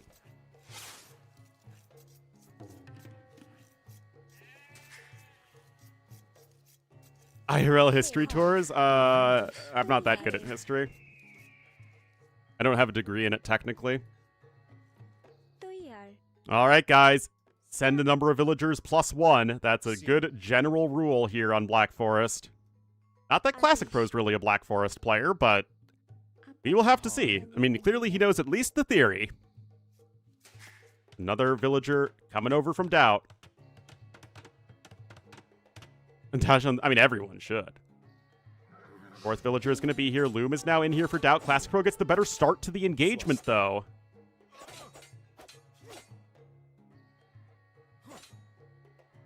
Up. Remember, the scout is absolutely critical here, because if the scout is low in HP, you can no longer block and hunt down low HP villagers. So you don't... The villagers are the critical ones when it comes to losing, but without the scout, it becomes almost impossible to finish off enemy villagers, whereas your opponent can do the same. And now more villagers are coming forward. Anyway, what is the draft priority of these civs? 4th here for Classic Pro and 1st for Doubt. Again, I really have to question, is the civ is it ever that important on Black Forest? Like, if you get past all the Vil fighting shenanigans, yeah, of course it's important, just like it is on any map. But if every game is turning into a Vil fight... Classic Pro and Doubt both with some idle time here, by the way.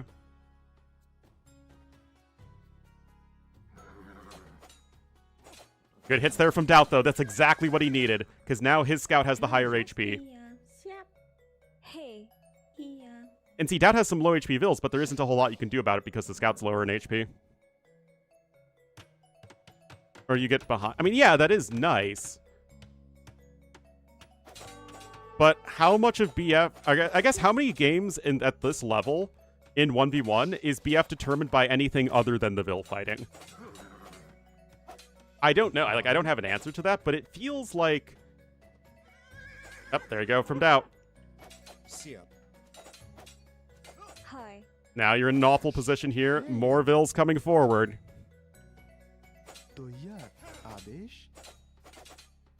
Like, my point is in a drafting sense, right? Like, again, always pick a civ that's good for the map if you can. But why would you use your first pick on a map when literally any civ could be doing this and it would look exactly the same? Anyway, that's going to be very, very good here for Doubt. And again, having the scout, absolutely huge. The wall? I mean, it's about keeping your opponent's eco idle and killing their villagers. That said, Doubt did lose a villager, so obviously that's a little rough for him. Yep. But no, you're using the vills here to idle your opponent's eco as best you can and to get a good forward wall position. And besides, when Doubt will be satisfied, the wall is probably at the pond.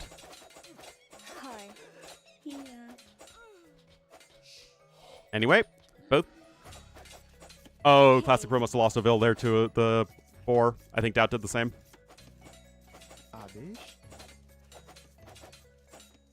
Both her should... Oh, is she gonna make it? She's gonna make it. Oh, nope. The lady's on a mission.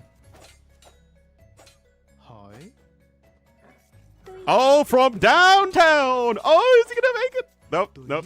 Can't run into the TC. Oh, that's gonna be an easy pick-off, though.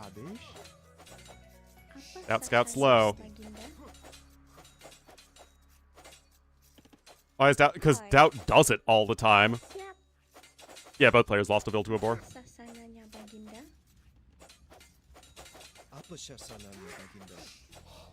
Classic Pro lost another vill.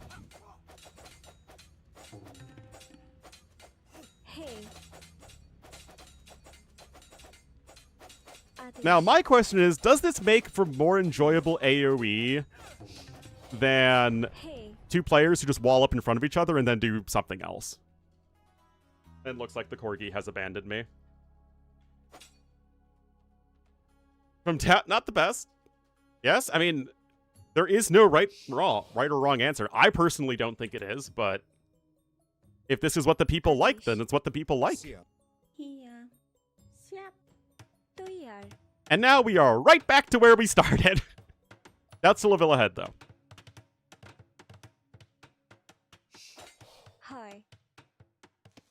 Yeah, Doubt has 6 vills on the forge bushes there. 6 here for Classic Pro. Again, for somebody who doesn't play BF, it feels like Classic Pro is doing a perfectly fine job.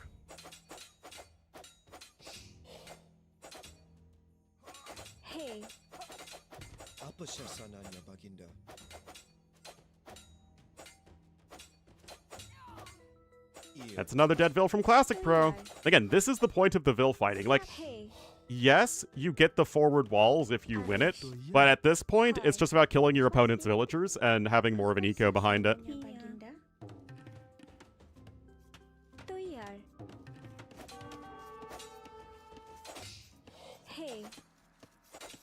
More maps were developed like this? Indeed.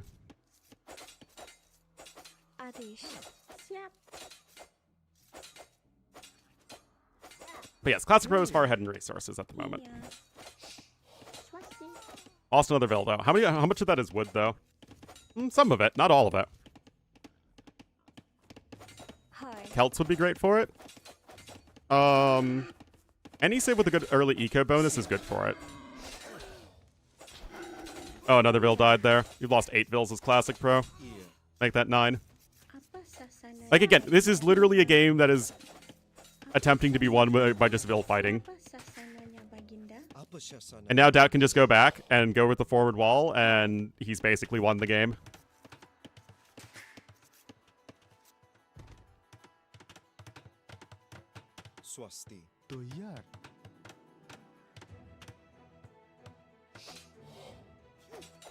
Five villager lead for Doubt. I mean, Classic Pro is ahead in resources, but obviously as soon as Doubt gets back to work, then he's going to have a huge lead.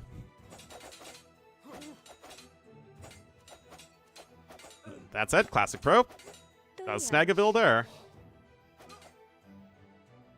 Yeah, I mean, Malay are good, but again, my theorem here is that it's not worth using a high civ pick on this map because in terms of actual vill fighting power, they took away basically all of the bonuses that give you an advantage in vill fighting. I mean, Berbers still have a slight movement speed increase, but other than that, I don't think there's really anything.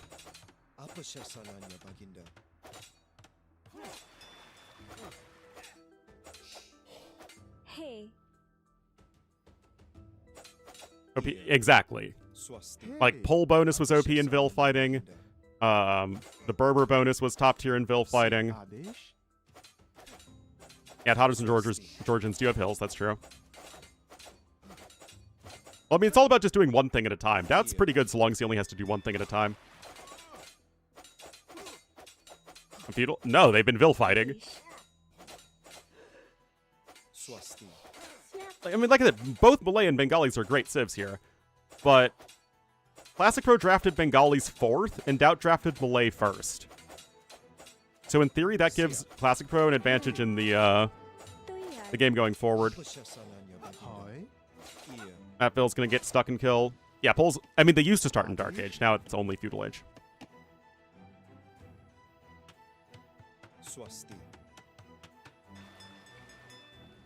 Anyway, we're at 3 fishing ships out right now. Doubt, no dock yet. So that's still keeping Classic Pro with at least a competitive villager count. Although he's lost a lot. But like I said, Doubt does this all the time. Loves his BF play. Another dead Vil for Classic Pro. Classic Pro, as far as I'm aware, basically never plays Black Forest. Another Vil lost for both players, but Doubt still with a +9 delta in villagers. Good quick wall there.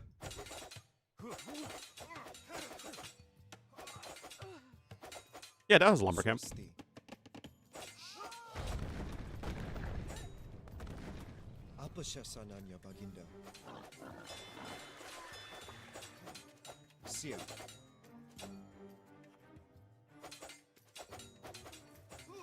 Doesn't count. Pretty recently, yeah. I mean, he's mostly been taking stragglers, and now he's going to be able to dock. Another house is going to go down. But Doubt has villagers to spend, right? Because he's killed so many.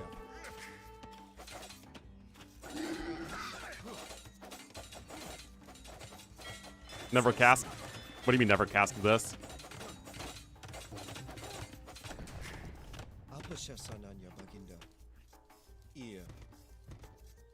Anyway, Doubt is seemingly satisfied with his work. Feudal Age is now on the way for Classic Pro. Doubt? Is Doubt stuck? Okay, he's got one more boar. Okay, that boar is huge, huge, huge for Doubt.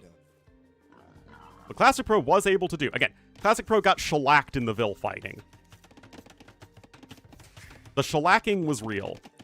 Doubt's KD is fantastic. But Classic Pro got the boars.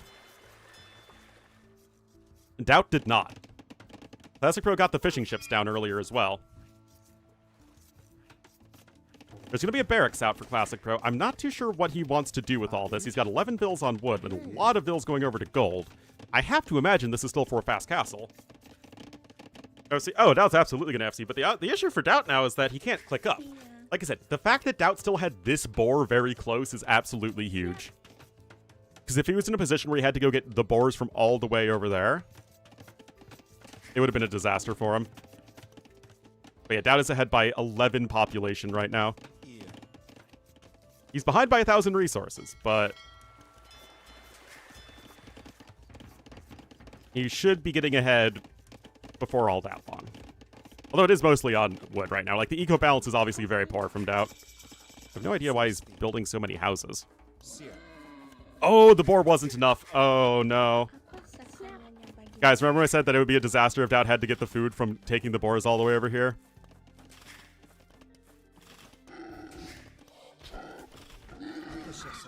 I mean, now Doubt's going to be able to click up, but that needed to happen a long time ago. Market Blacksmith and Double Bit Axe coming in here from Classic Pro. Hi. What a bizarre game.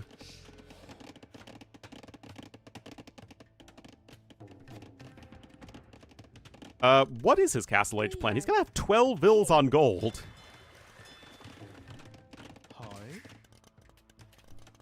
Feudal Age is on the way for Doubt. Of course, with Malay, he'll get there nice and quick, but...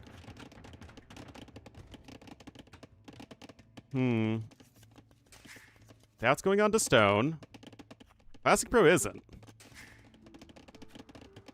Yeah, my guess would be Monk Siege for sure. Doubt's also going for a huge fish boom with Malay. Remember, though, that you cannot build fish traps until you're in Feudal Age.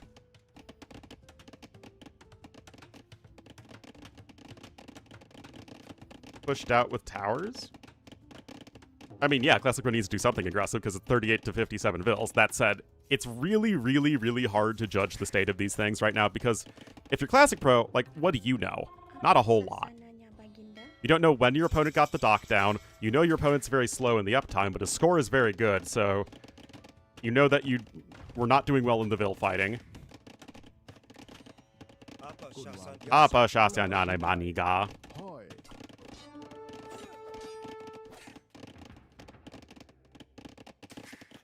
28 seconds to castle age now. Tap just trying to see what's up.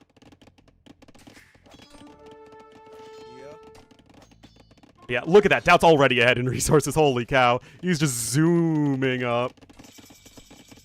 And Doubt's only going to be a little bit slower. There's the double monastery incoming. We'll likely want a siege workshop as well.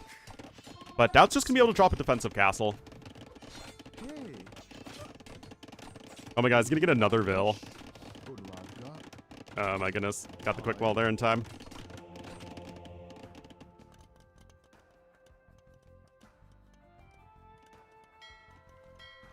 I mean, there's a lot of very low HP vills all over the place for both players. Quadruple monastery! Guys, isn't this going to just, like, literally run face first into a castle?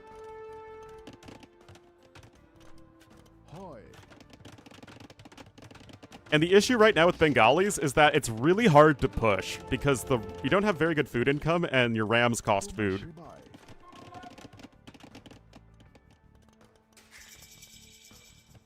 Undoubts vills? Maybe. I mean, like, literally, there's nothing you can do, I think, at this point. Immediately cancels it. Wow. But can he actually get Imperial Age? I mean, he wants it. He's got his buildings. He's getting another layer of walls there.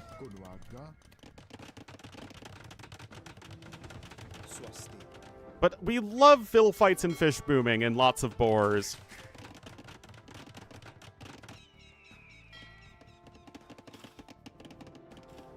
Is this map made better by the fish boom or not?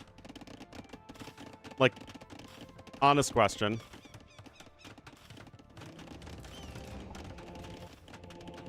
Because again, I personally consider this a terrible game of AoE 2.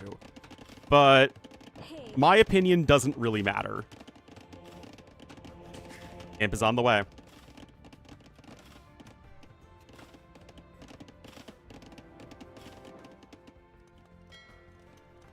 Look at all those fisky mothers. Every few hundred games is fine? Yeah. Be fun. But it's the only thing you can do. Doesn't that completely remove the strategic element of the game?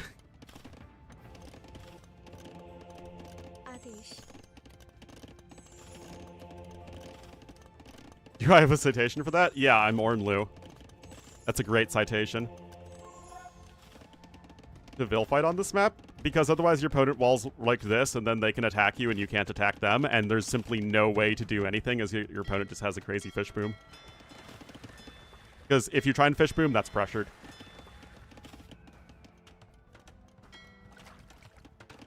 Like, Classic Pro can't safely fish boom, whereas Doubt can. He also has a second TC for what that's worth. He's going to be an imp a little bit slower, but still have a huge advantage.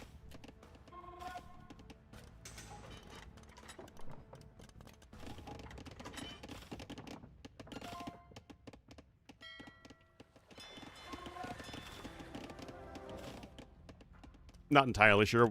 I actually think there is nothing Classic Pro can do.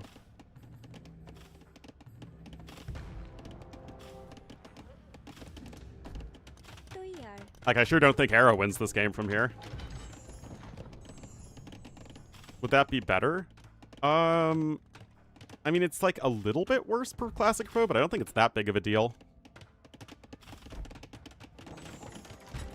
I mean, that's only going to be a little bit slower up to Imp. He's got almost double the vill count thanks to the fishing ships. I mean, he's also ahead a lot in villagers, too, don't get me wrong, but it's the fishing ships. Would I win this versus Classic Pro? I think I would.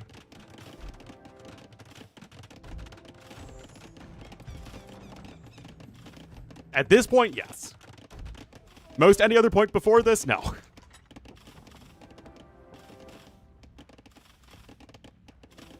Because it's a very straightforward win condition, too, for Doubt.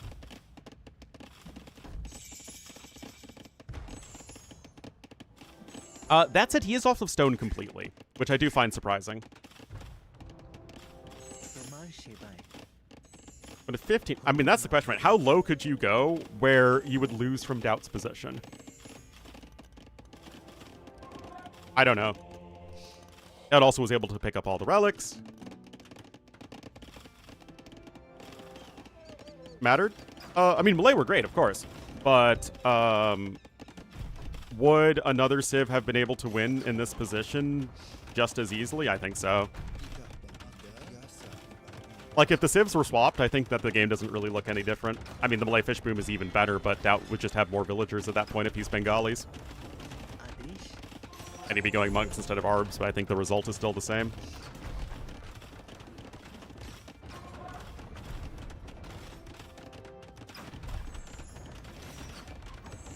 Also, that guy was converted. No, not converted. What am I talking about? Got the Civs backwards for a second like a goober.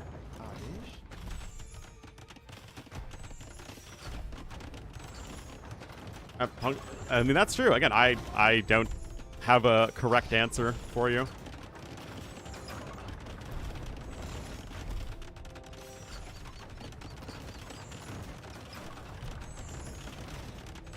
Anyway, the one mistake I think Doubt's made at this point is that he doesn't really have that many vills on stone.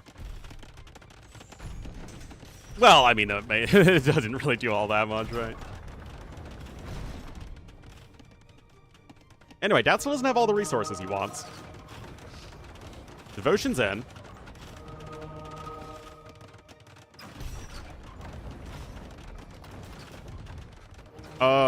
One way to lose the game is if Doubt gets those Trebs converted, guys. Hold on.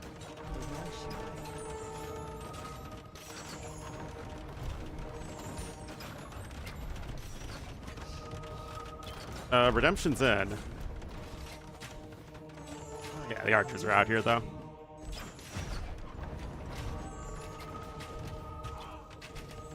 Not super pretty, but that's still fine. Because Classic Pro can't really push, right? As soon as he gets out of the range of the castle, he is completely stopped by the fact that Doubt's army is many, many times better.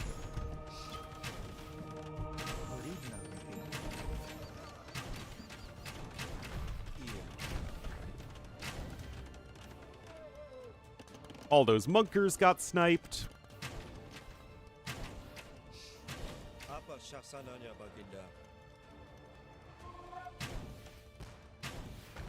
BF? Oh, they absolutely are a top BF Civ. I'm not suggesting otherwise.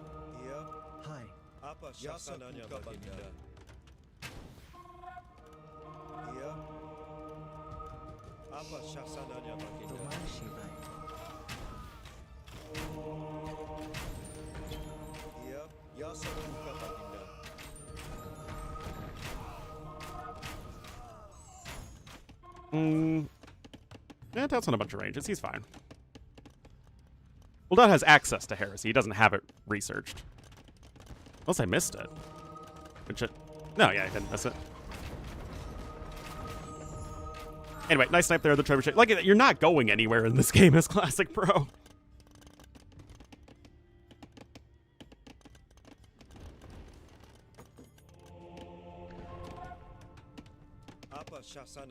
Apa Shasya Yani Maniga.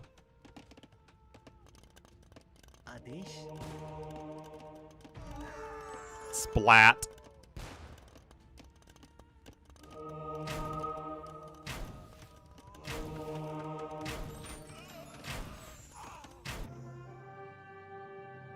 Well, there's the game. There's the game, and well done by Doubt. He won the Vil fight and had the fish boom.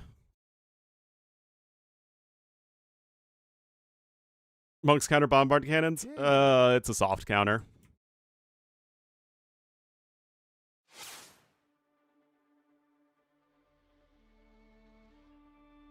And we are all tied up.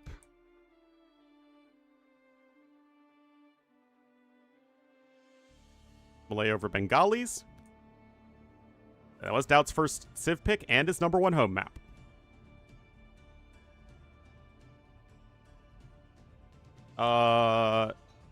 No map bans.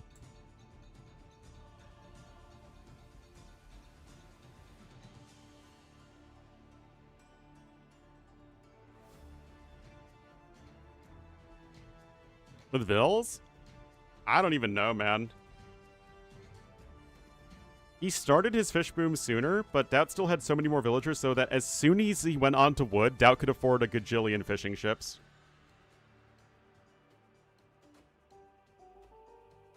Know that? I don't know if there's a way he could know that, though.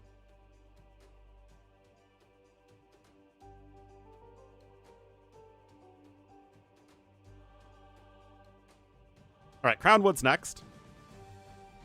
Probably Romans versus Ketons. Wait, what are Dravidians for, then? Order dispute, I guess? Lowland, Khmer, Byzantines? I don't know. Oh, alrighty then.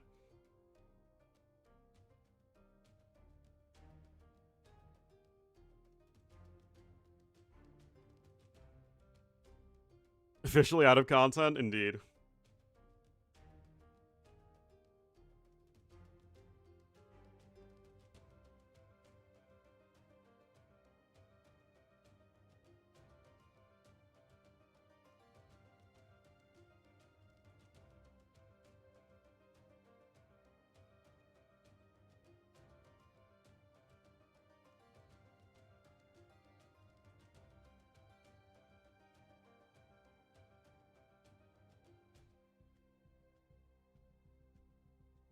All right, 1 minute, guys.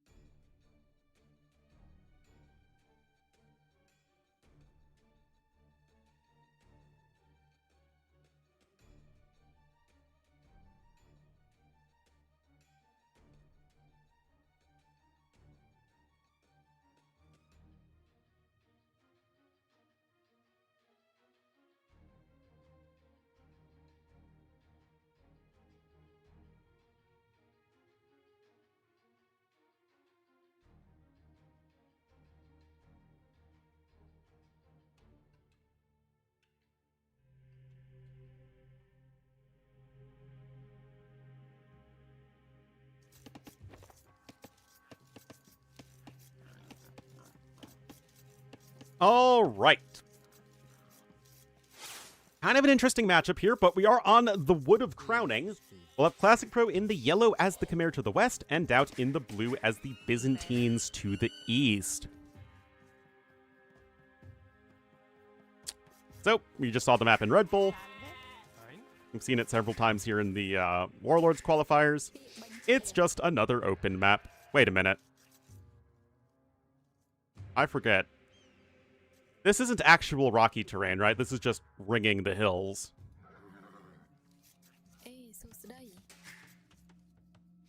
Because if this is actual rocky terrain that you can't build on, the map just becomes weird land madness.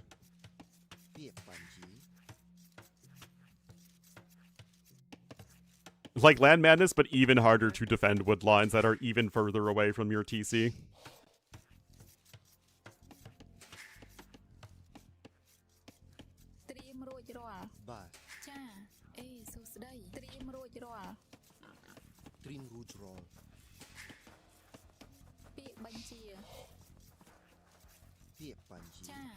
Well, just luring everybody in right there. And as far as the matchup goes, we could have had Ketons from Classic Pro. He went with Khmer instead. Now, I'd say that both Ketons and Khmer are S-tier open map civs. That said, I kind of like Khmer a little bit more on lowland, which is going to be a bit more defensive and fast castle-y. And I like Khmer on the, or Ketons more on the more open map, right? The more aggressive map. But, I mean, if you think it's the other way around, that's obviously not too big of a deal. And then for Doubt, he had Romans, which are probably for border dispute, and then Byzantines, Burgundians, Celts. And that, yeah, part of the issue for Dad is he doesn't have that #1 Civ pick left, so this is the downside, right? You have Malay for your home map, but now you don't have quite as good Civs to pick from here. I mean, it's still Byzantines, right? It's a Byzantines matchup, so it's an even matchup. But that's what I was talking about from, like, the drafting perspective, the issue with going Malay on BF.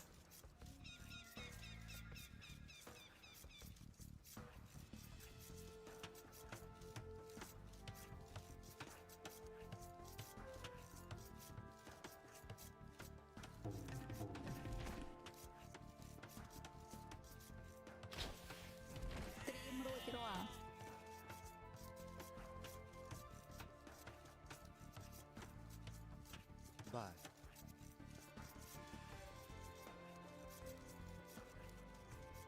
Trim Roots Roll.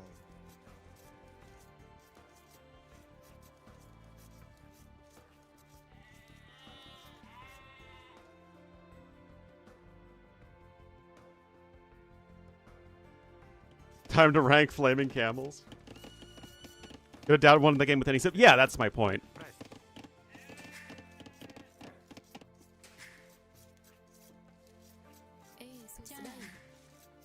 Anyway, Feudal Age is in. You're just up 1 population faster here as Classic Pro.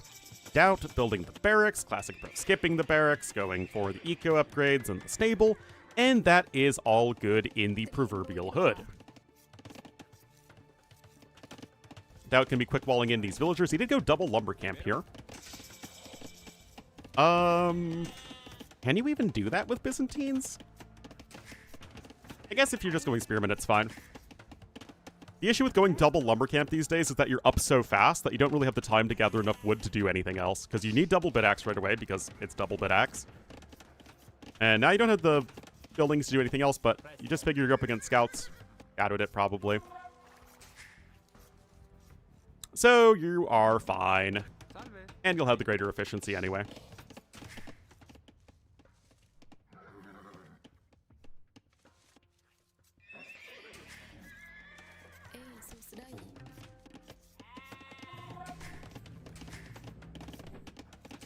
Archery range coming in.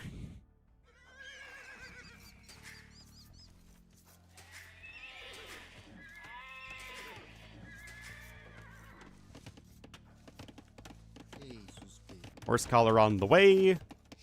Before the first farm's even seeded. So that's still with a very, very passive setup here. It's going to be perfectly fine for him economically. And if your thought process is, well, I just want to survive the early game against Khmer so I can get to the next stage in the game, then that's totally fine. Yep, it's Wood Island. Again, maybe I haven't seen this map this qualifier, and I only saw it last qualifier. Like, if this is rocky terrain, it's like, what's even the point of this not being land madness?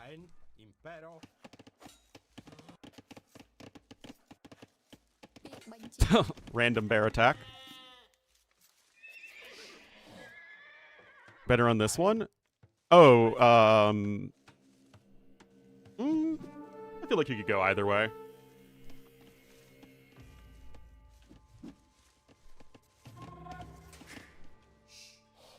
I don't think it's that big of a deal either way. Anyway, farm time. 8 farms versus soon-to-be 6 farms. So the food eco for Classic Pro is going to be very good, but he's also spending significantly more food.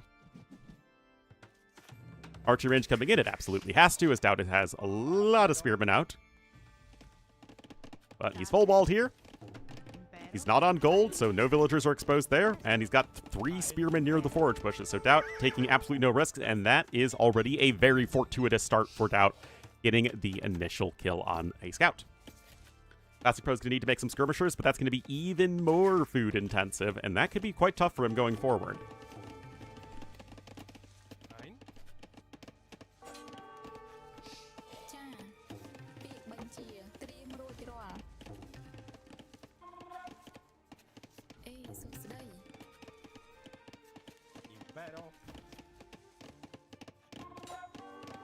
Chain of scenery? I don't know.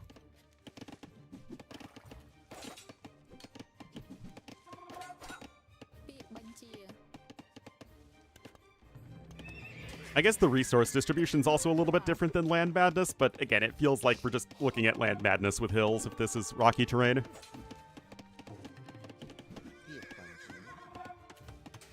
I mean, there's nothing wrong with Land Madness as a map. It's perfectly fine, but it's like... It feels like you're changing a map, so it looks like another map, when it's like, if this is the style you wanted, why not just pick the other map?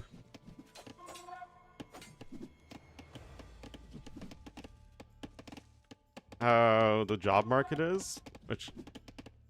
It's like all the countries are... Is there a country with a great job market right now? Anyway, infantry armor now going to help versus both the scouts and the skirmishers.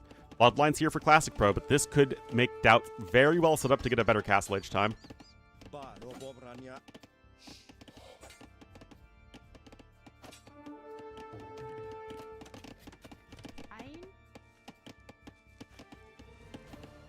Got Bloodlines in, and there is range number 2 here for Classic Pro.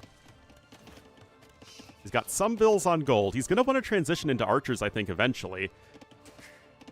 And Doubt is still making more spearmen. He's on 11 spearmen, and soon to be 9 skirms. He's going to have fletching 2.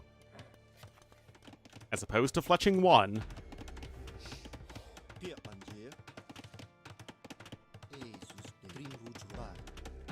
Anyway, tower there is going to help protect the wood line, although, of course, now you will not be able to sell stone for Castle Age.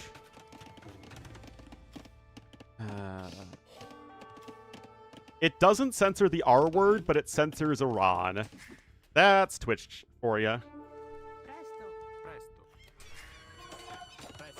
Oh, whoa, whoa, whoa, whoa, whoa, whoa, whoa, whoa, whoa, whoa, whoa, back up the truck. Uh-oh. Uh-oh. Guys, the thing with the fox and the chicken coop.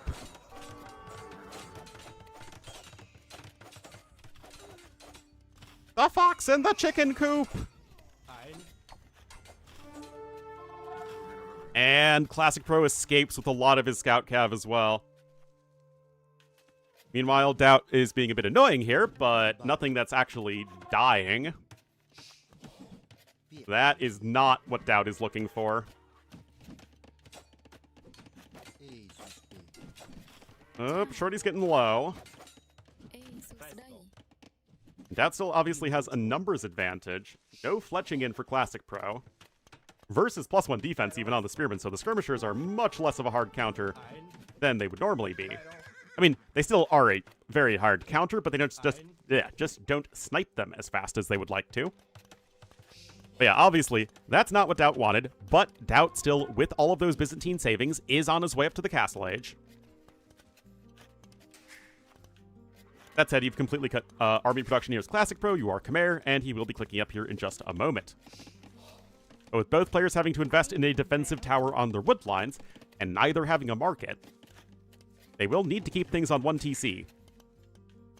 Doubt 5-second settle time, 16 seconds for Classic Pro. Both good macro. Both have double bit axe and horse collar.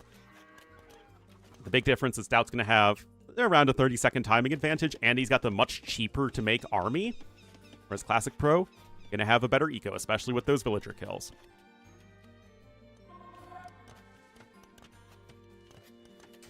I mean, a lot of the scouts are also very low HP, but yeah, obviously losing 6 vills and killing no vills is not a great feudal age by any stretch for Doubt. That said, his army advantage is huge here. Fletching's in. And like I said, Doubt's also faster to Castle Age on top of all that, so this could be a very real issue for Classic Pro. Gonna try and get a couple vills on stone right there, but Doubt's gonna get some more kills. But perish.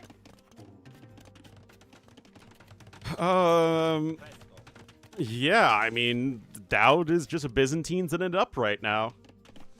Classic Pro had to spend so much food in military, it slowed down his Castle Age time. Even though I'm sure Classic Pro's ahead in food collected right now. Yeah, he is, by 400. But it's just the issue of spending so much more food. Which is why in an ideal world, Classic Pro would have gone archers plus scouts, which would have just been enabling him to get a better time. Like, I'm sure that's what Hera would have done, and Hera would have had a very competitive time with Doubt, even given the circumstances. Oh, those vills have to skedaddle. Pikeman, Elite Skirmisher, Bodkin, all coming in here for the Doubtster. Happy Castle Age to Classic Pro, but what on earth can he do? He doesn't really have many resources either. Okay, he's getting Elite Skirmisher, Bodkin, and Bowsaw. Just kidding, he just had stuff queued up. Lol. But Doubt's got his upgrades in, guys. +1/+1 on the Spearmen, +2/+1 on the Archers. Good upgrades here for the Doubtster. Of course, Micro is going to be critical. Classic Pro has lost 1 villager thus far, so honestly not bad considering.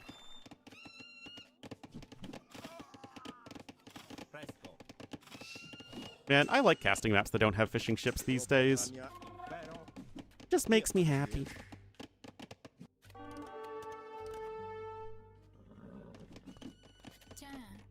Up. Gotta be careful there. With Byzantines, they do not. Oh my goodness, but let's address the elephant in the room. Boring! Guys, Classic Pros officially got the Ornlu Award for most boring AoE 2 player. Lame. Anyway, you'd think that you'd actually want to get into Scorpions at this point if you are Classic Pro. More units coming in here from Doubt. Well, I mean, it's not like the Knight's going to do much more.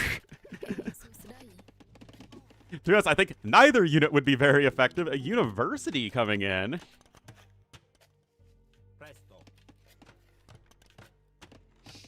After my usual strat, both. You know, it takes game to recognize game.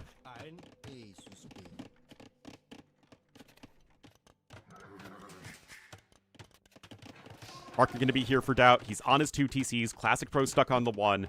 And again, despite Classic Pro having the stronger economy, like, how realistically far ahead can he be when it's a tough position without having so many counter units out? That said, Ballistics is coming in here as well. And that certainly is an advantage with the University. The downside for Classic Pro is that his army is still significantly more expensive, and obviously those pikemen are going to kill the scouts with extreme ease. Good micro here from Doubt.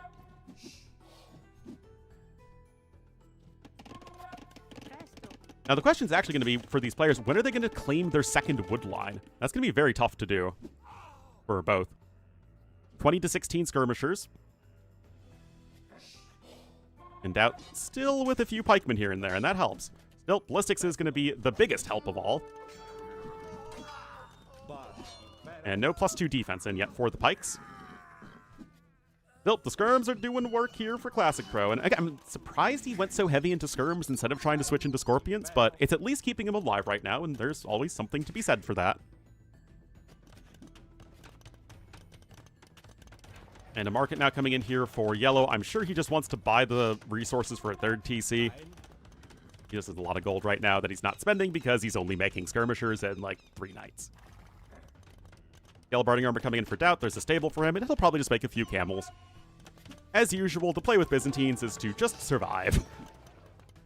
Survive, survive, survive, and eventually the game will be won.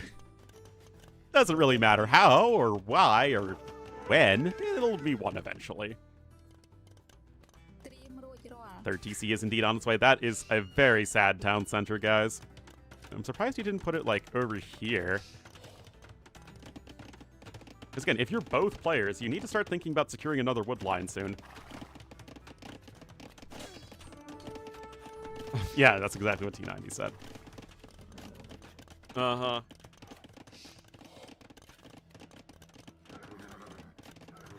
No, that's way too dumb to sound like something T90 would say. Alright, Scorpions are coming out, and they will have Ballistics, but the Skirms are here. A lot of these vills are also low HP, but no Ballistics is obviously a little sad for Doubt. +2 defense going to be here for the Skirms, and it's not like the Camels are going to be all that exciting versus the Skirms.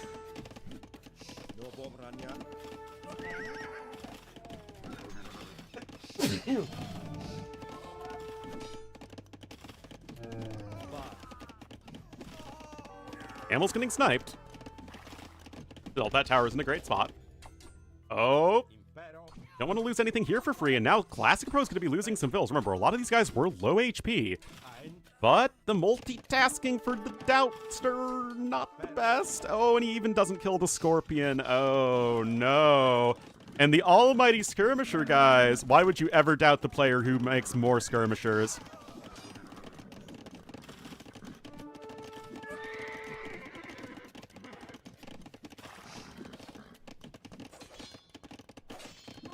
He's a very chatty fellow. I thought he yaps too much. Oh wait, no, that's another person. Yap! 9 villager kills for each, so it's not like this raid has been ineffectual, and Doubt's still ahead a little bit in the vill count, although it feels like Classic Pro is taking better and better fights. And the issue is that you've lost all of your pikemen, you've lost most of your skirmisher mass, so how exactly are you going to get that back up and running? Third TC coming in. I mean, this isn't like a terrible wood line, but again, you still need to secure another one of the woods of crowning.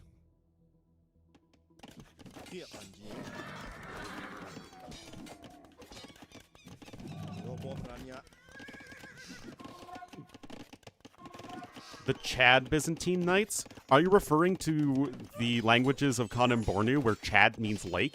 They are lake knights? That checks out. And yes, that means Lake Chad is literally lake. There are many such examples of things like that in the world.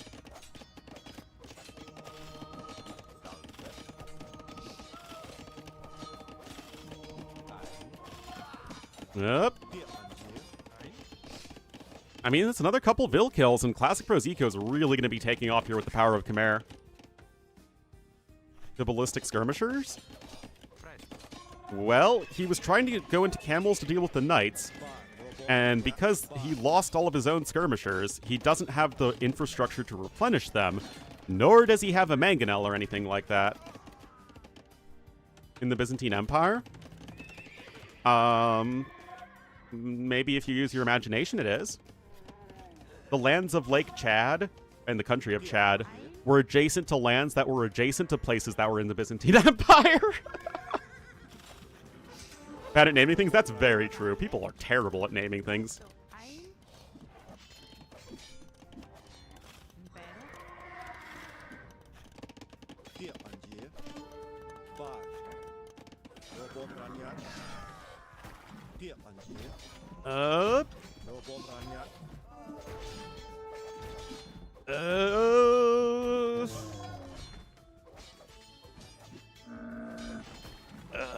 Boy. Scorpions are getting picked off. This is more of what Doubt is looking for. Wheelbarrow coming in now. Eco upgrades are honestly pretty solid for both players. But Classic Pro is a very well-rounded player, in general. And, I mean, the thing with Classic Pro is that he is a little inconsistent. He can have micro to be an S-tier tournament player. He can have the macro, he can have the decision-making, he can certainly have the versatility across different maps and game modes. It's just, can he put all those things together at the same time, which has usually been his biggest downfall, which is, again, usually the biggest downfall for anybody in the top, 20 to 30 range. But right now, guys, Castle coming in, and Classic Pro really doing a great job here. A bit like Say My Name. He's more consistent than Say My Name, although that's not saying much.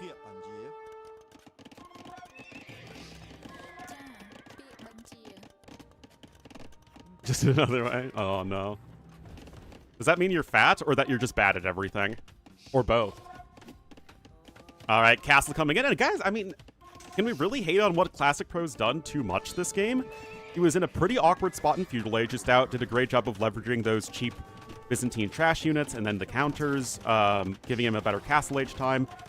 Classic Pro, though, held on. The Skirmisher transition definitely, with Ballistic, caught Doubt off guard, and Doubt didn't react to it properly. Classic Pro got his eco going in the same way that he needs to. He cannot play. I mean, does this look like a Classic Pro who has any significant weaknesses in his gameplay relative to Doubt? Not really. The Sixth Amendment right to not answer. I mean, Doubt's dead, right? I mean, he can try and click up to Imp soon, but, I mean, he's got a bunch of Knights running in. I wouldn't hate to see +2 defense for Classic Pro. He can come in with another castle. The Byzantines player? Well, the Byzantine player only had one range, and Classic Pro had actually three ranges, and got Ballistics. Oh my goodness, that is... this castle wasn't far forward enough, according to Classic Pro. That's when you know that they're a top-tier AoE 2 player. Obviously, Doubt's going to try and deny the castle. I don't think that's going to work. Camels are simply not well enough upgraded or in sufficient numbers here. I don't know, guys. I'm a Classic Pro fan, I gotta say. I mean, I've been casting him for a very long time. I mean, Doubt as well, and everyone loves Doubt with good reason. But I do not think that it would be something to be sad about if Classic Pro pulls off the upset here and beats Doubt and qualifies for the event.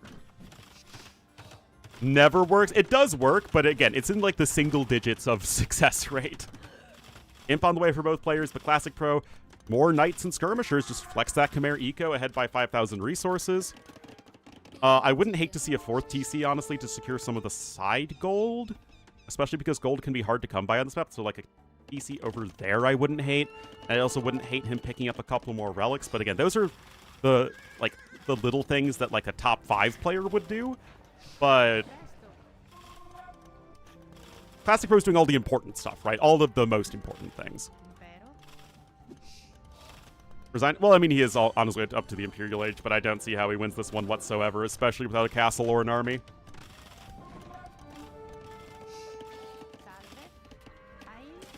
So, I mean, yeah, it doesn't really matter what Doubt did or did not try to do. It's the fact that he lost his entire army of skirmishers on the fight over here and was just not prepared at all with the tech switch. He only had the 1 archery range. He was trying to tech into camels, and it just did not work at all. Mongol Skirmwin? Ooh, that's a great question, MG Light. I have no idea. It's like, is it a 5% success rate or a 6% success rate?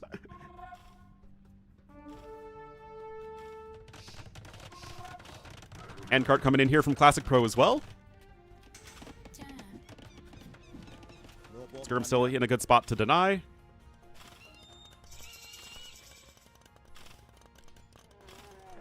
Viper move of 2020 would be to tech Hussar first. Who would you want to go Hussar here? Oh, Classic Pro not shy on these castles at all, and there is the win. Huge difference in eco efficiency in favor of Classic Pro this game, although a lot of that happened at the end, to be fair. But still, again, Classic Pro able to flex that Khmer Eco, take good enough fights, and then eventually, as soon as Doubt lost this army, he never recovered. He didn't have the infrastructure for it. He didn't have the tech for it. He was teched into pikemen, and he's tried to switch all the way into camels. And then he didn't have the skirmisher numbers he needed to defend. And that was just a good, solid game of AoE 2 right there.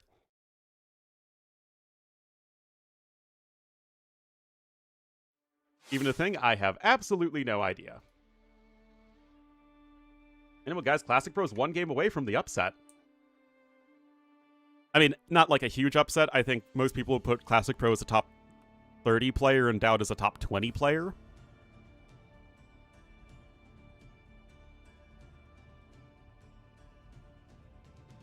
Anyway, Khmer over Byzantines, that was the 3rd versus 5th pick. But for the last 2 games, both players have 2 of their top 3 picks, so that is all good in the hood.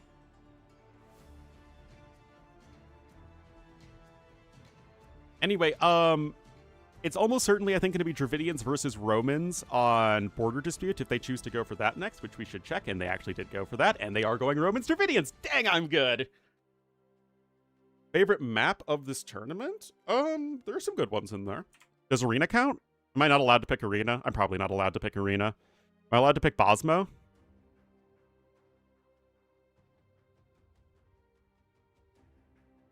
I am new. If that's supposed to be, yo, what's up, I am new, then I greet you. The burger map? Alas. I like Tefidi a lot. You can always pick Kawasan. Yeah, I like Tefidi a lot. I like Arena and Bosmo. And then, like, some maps are just, like, fine. Crownwood is fine, even though I don't love the rocky terrain. Don't know Gen Z language? I do not. I am technically Gen Z, but I'm much more of a Zillennial.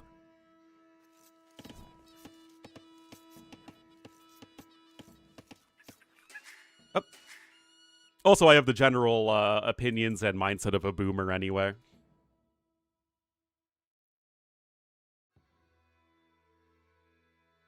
Alien Gen X at heart, yeah. Salve. I don't know, I saw a Reddit post that somebody had a Trogdor the Burninator t-shirt, and Sorry. people were like, what's that? And then I felt old.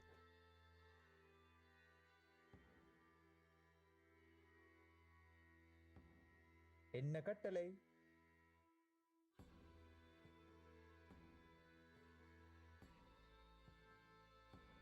You ever change by being 32? The AoE community is pretty old in general for a gaming community.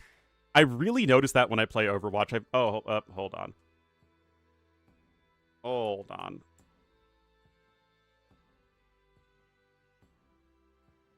Back pain central. Guys, after I work out, I get lower back pain a lot.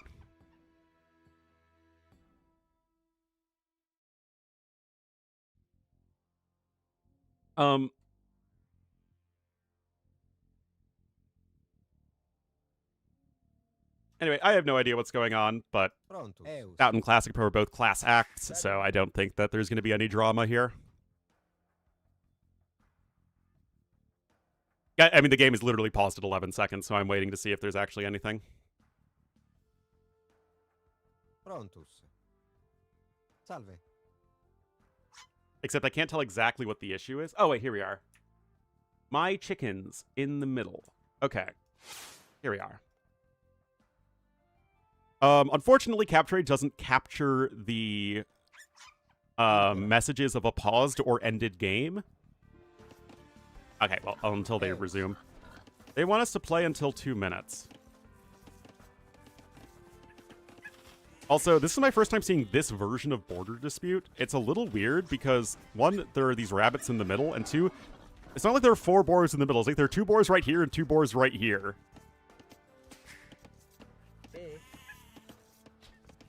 So it's like, okay. But it... Why would you have these guys in the middle? Oh, he did. Oh, no. Tragedy.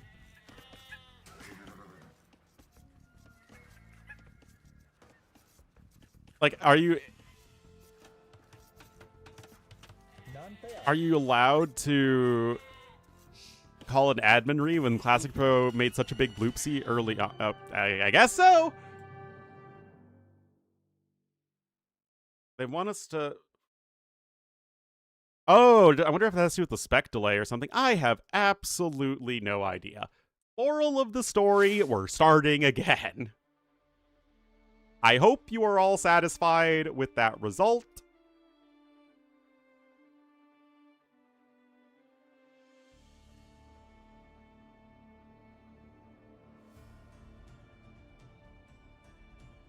To the boar lure.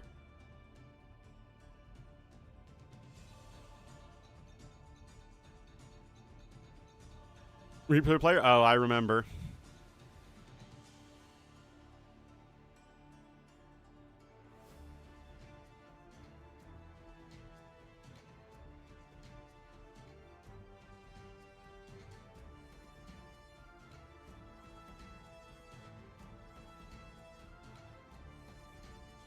Right. 70-second wait, and we'll get back into it. All right, I'm going to take a quick break, guys. I'll be right back.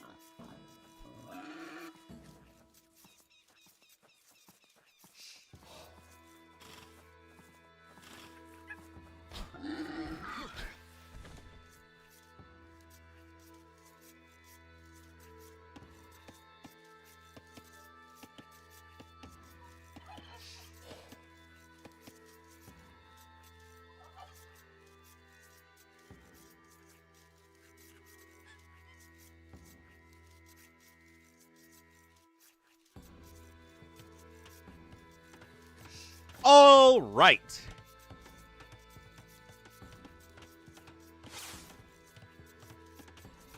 What, Cassis? What do you want? Skibbity, Sigma, Ohio, poopy. Oh, jeez. Indeed. Yeah, looks like they both just got their boars, no villas have died, and we are back.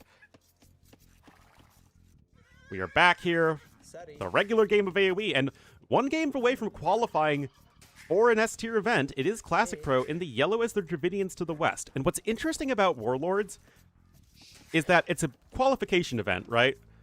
But normally lands have like 8 to 12 people. And so a guy like Classic Pro, I think, has almost no shot of qualifying for a LAN event.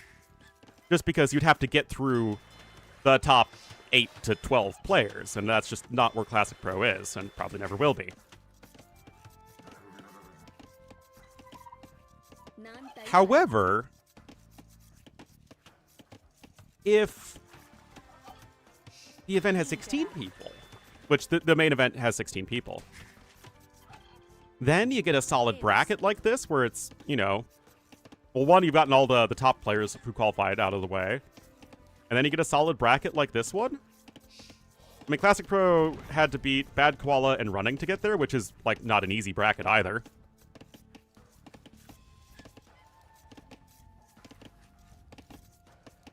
Prontus. Salve. Prontus. Salve.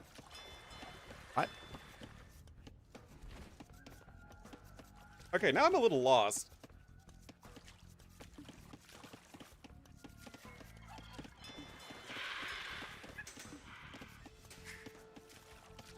Feudal Age is on the way.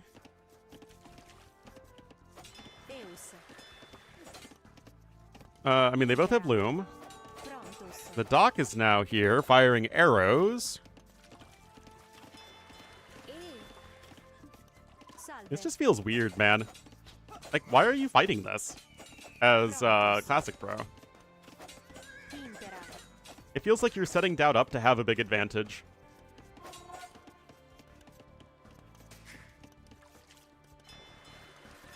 I mean, Doubt invested into the dock, and I mean, he will get the advantage of it, but obviously it's a big wood investment, and Classic Pro is going to be able to go for Men-at-Arms. Counting out Doubt? I'm not counting out Doubt. I'm saying that this is Classic Pro's best shot to qualify for a 16-person tournament, and the fact that Warlords is a 16-person tournament gives him an opportunity that he wouldn't have for most of the other, like, big events.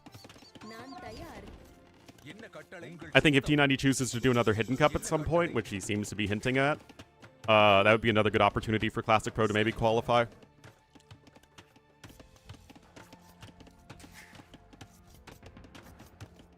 Anyway, Doubt trying to go for his own infantry.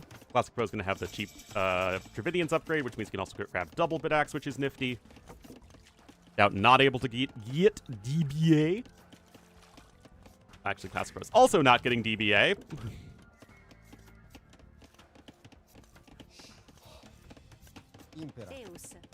But Doubt as well is actually... I mean, Doubt hasn't qualified for a LAN in a hot minute. I think he qualified for the Spain Red Bull, and that was the last one he's qualified for. Unless I'm misremembering, which is quite possible. Is that just where the player is and the viewer is? I mean, yes, that is, although the players generally have a much better idea. Who's just a spectator? Oh, okay. Then what was the last LAN that Doubt qualified for? I just remember Doubt being there. I don't remember in what capacity.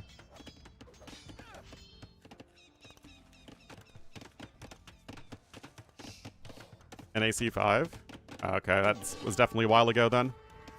Yeah, Noble Apartment Cup. Was Doubt invited to that one, or did he qualify for it? I think he would have qualified for it. I don't think he would have gotten an invite.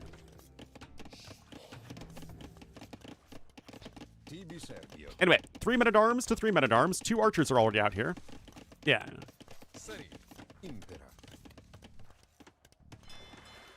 And Doubt will have the advantage of the Romans and their Nifty eco.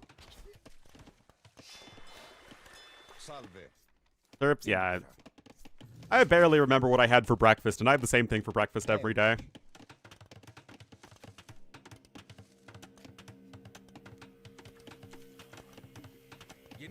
Impressive at all? And that's a good question. I don't know. I think it's good to have a tournament like TTL. It doesn't have to be exactly TTL, but I think a league format tournament is really nice to have. And the fact that it's run by T90, who's the biggest caster, gives it a lot more visibility than it would otherwise get. But it's a ton of effort for T90 that he absolutely doesn't need to do.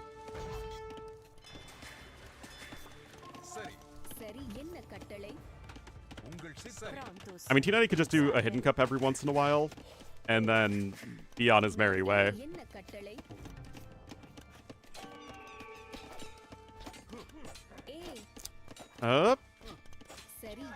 Scout does go down. We have 4 men-at-arms here, though. They have their armor as well. Players?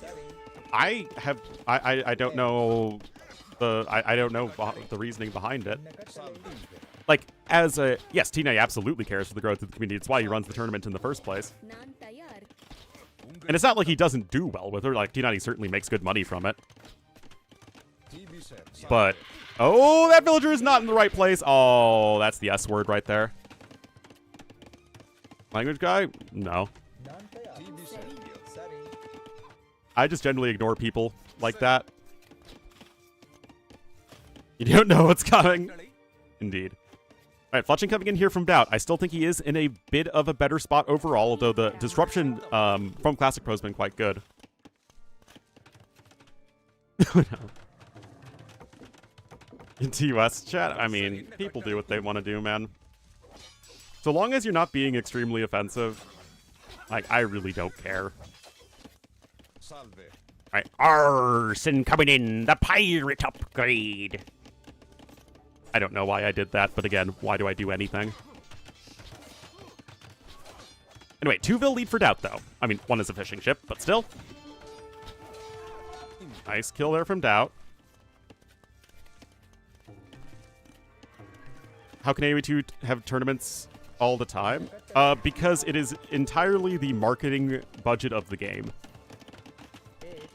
Almost, if not all of AOE2's marketing budget is literally just tournament prize pools.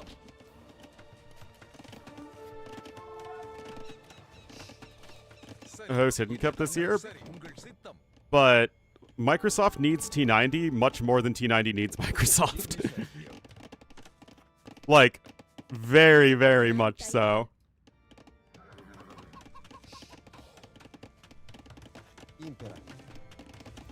Finishes a black... He's not a blacksmith. He's got fletching.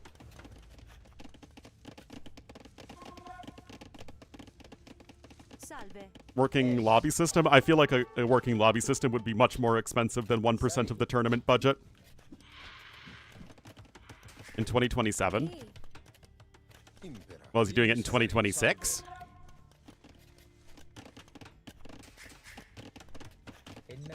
Alright. Howard coming in over there defensively. I mean, neither player is close to Castle Age, although technically Classic Pro is a little bit faster, but Doubt, can he get all these farms down with Roman Eco? It feels like he's in a very good spot right now.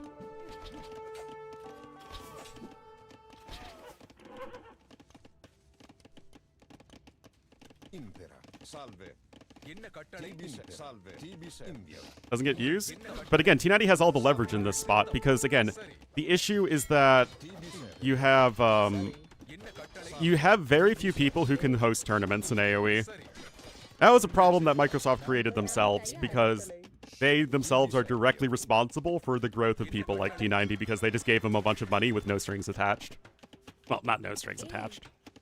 So now they're in a situation where if T90 doesn't want to host a tournament, then you have, like, what are you going to do? Have someone else host a big tournament like that? It's not going to get anything close to the views T90 gets doing anything. Anyway, rip the fish trap. Anyway, Classic Pro, he's getting a market. He could be getting a decent Castle Age time.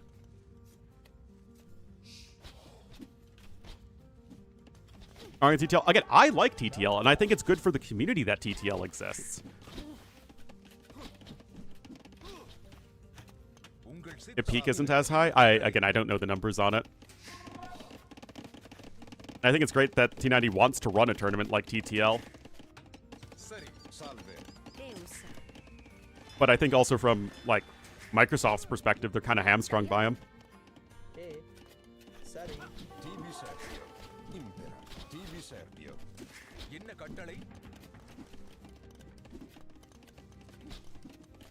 Once the host, they just forced Mem or T90 to do it. Well, T90 and Mem already host most of the tournaments. Do your house? Well, yeah, it's just because there is so much of it.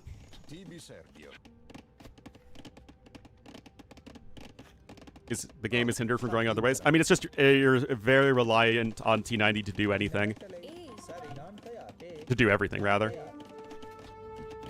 It was very expedient for Microsoft World's Edge at the time to just give money to the tournament hosts.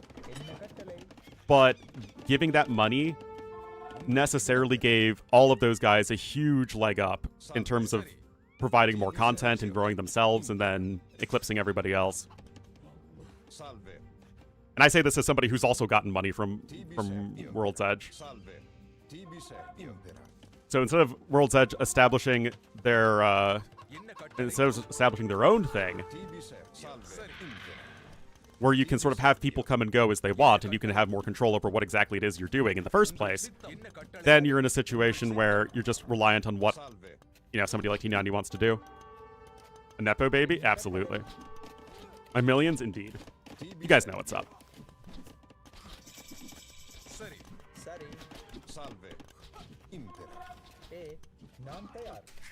I'm not saying that, like, you know, people like T90 don't deserve the success they have. That is not what I'm saying. Rule number one is you have to be good at what you're doing to have sustained success like that.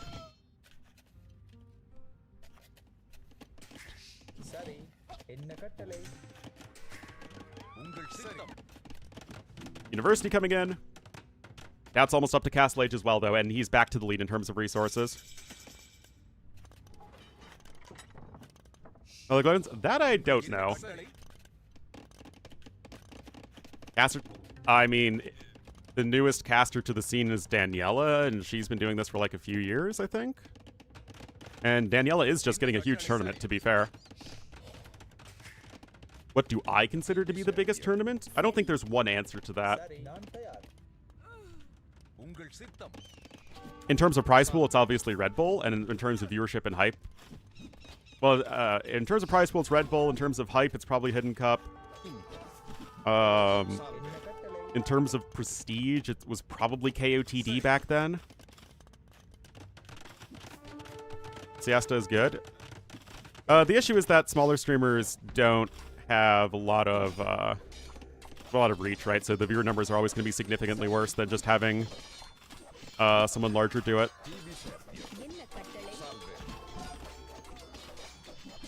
Like, to be successful, the league is still absolutely reliant on T90 covering it, which he will, I'm sure. But it doesn't really, quote, solve that problem.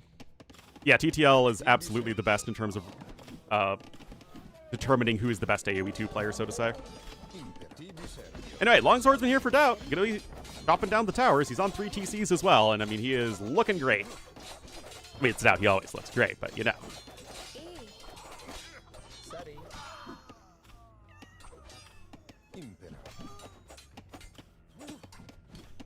But yeah, like, when it came to me, my issue with hosting tournaments is that it's a lot of work, and I had no actual benefit from it.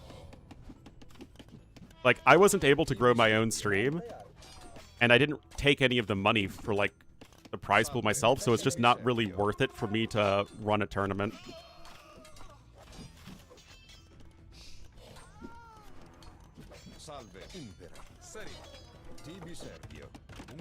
Like, even if it's content for me, I still will, you know, because every tournament's open casting, like, I would still absolutely get, and I have gotten nowhere because, you know, other people just cover the events, and then I just don't get anything out of it. Personally, I mean, in terms of satisfaction and feeling like you're contributing to the community, absolutely. But It's just like I can't justify spending all of that time. Is I mean, absolutely, but that's just like the way it exists in Age of Empires. Anyway, Classic Pro's lost a gajillion villagers. Even though he's only -7 in the Eco KD, he's behind by 12 right now in terms of overall bills. That's just on 3 TC, so we can afford to replenish them. Classic Pro has 7 bills on food. Improved his confidence? Yeah. Like I said, I like TTL.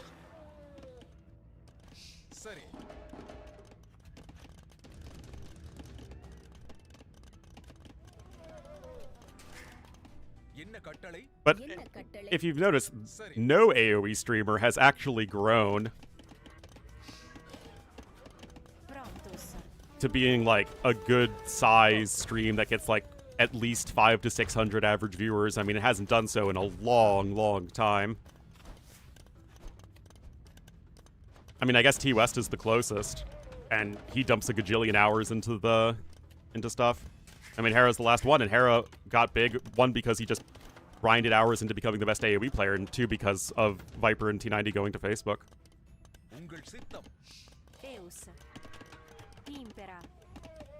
But other than that, nada.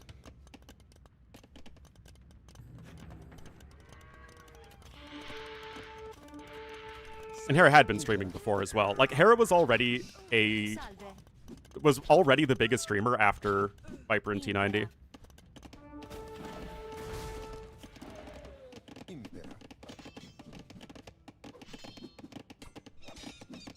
All this map creation while being a full-time caster? Is he a full-time caster? I know he works his butt off, that's for sure.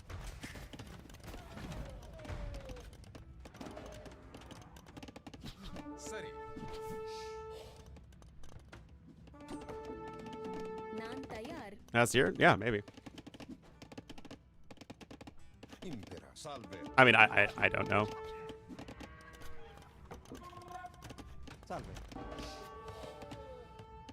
Gonna hit the 500 viewer streamer? Who's winning this game? I mean, it's pretty close, but Doubt's Eco feels like it should be enough to carry him through. Yeah, I guess Lewis would be the best example. You're right. You are correctus. I wouldn't say he's there yet, but it's probably the closest we've gotten. And that is as a player as well.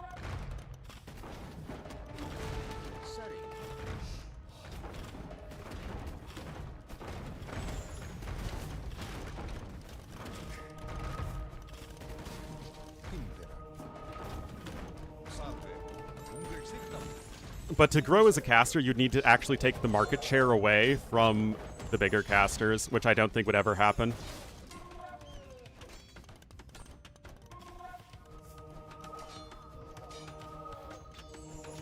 Promoting the game. Yes, but the way it's worked out is that the big streamers have been growing the pie, also have been getting a larger slice of the pie, which is just how the world has worked these days, it seems. Deal with this army? He's gonna get a castle here in a moment. Need to grind? Yeah. Right. I mean, yeah, Mem's always gonna be a little divisive. Or you could go for an offensive castle. That's an option. Hello? Sorry.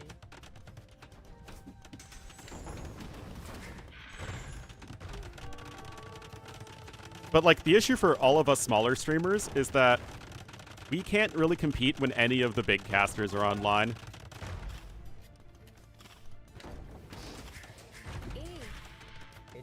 So there's no real way for me to grow my market share unless people just think I'm a significantly better caster and streaming experience than the people who are already big, and the people are big because they're good at what they do.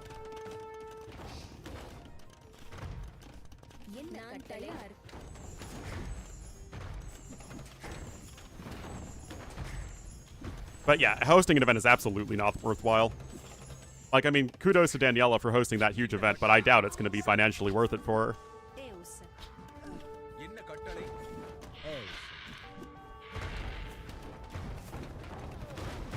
Ooh. Well.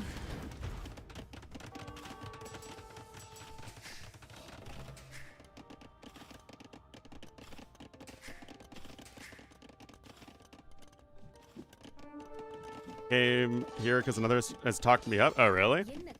What did I do? What have I done to deserve anything? Another TC here for Doubt. You're trying to expand backwards here as Classic Pro. He's only 12 bills behind, but the eco gap is a little concerning, but it is true that the Mangonel positioning has been very good.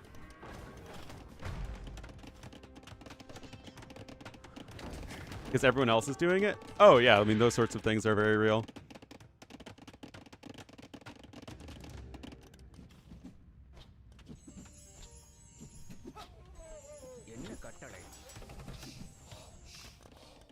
It's on the field and in the bank.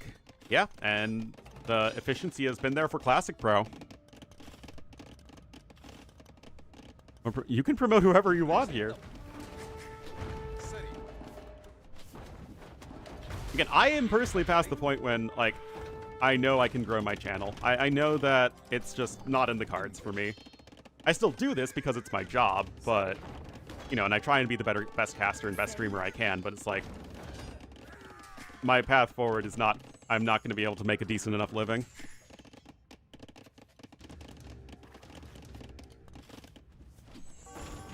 Like, I would say to live in America, you'd probably need at least, like, 300 average viewers and 200 average subscribers to make, like, minimum wage. Like, bare minimum wage from Twitch. Probably even closer to 400 viewers.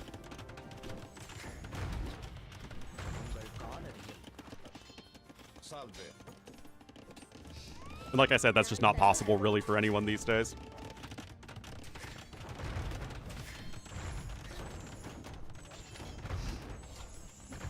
Interacting with chat? I mean, I do the best I can, right? Believe it or not, I do watch back my own casting. I try to improve. I try to be as insightful and not rambly as possible, at least when I'm casting a game.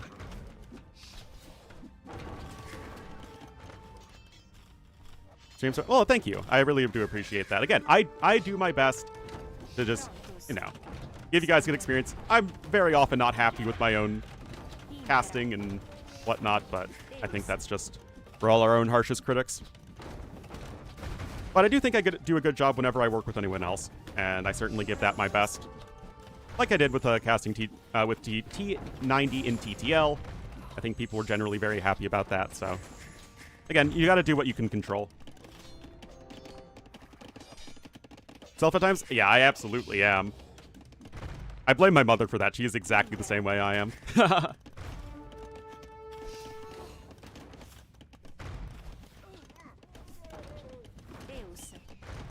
Conversation? Oh, absolutely. That's the one thing that I will always have.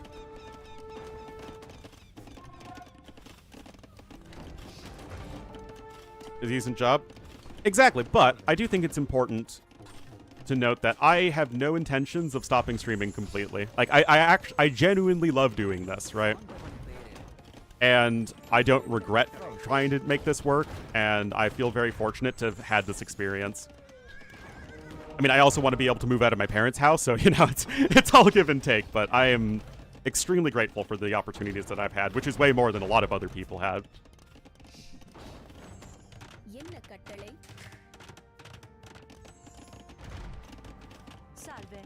Bosal!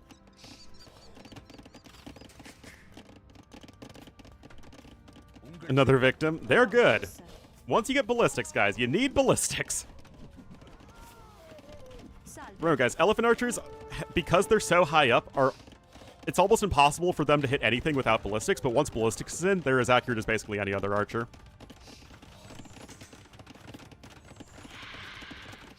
I mean, it's kind of weird, right? Because Doubt, I don't think, can stop this army, and Classic Pro, like, this push from Classic Pro has been beautiful. Like, I know I get distracted easily because such is my lot in life, but absolutely fantastic push from Classic Pro. Oh my god! No.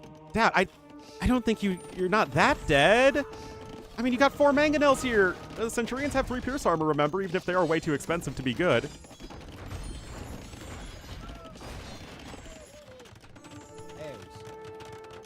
Impera. Eus. Pronto. Salve.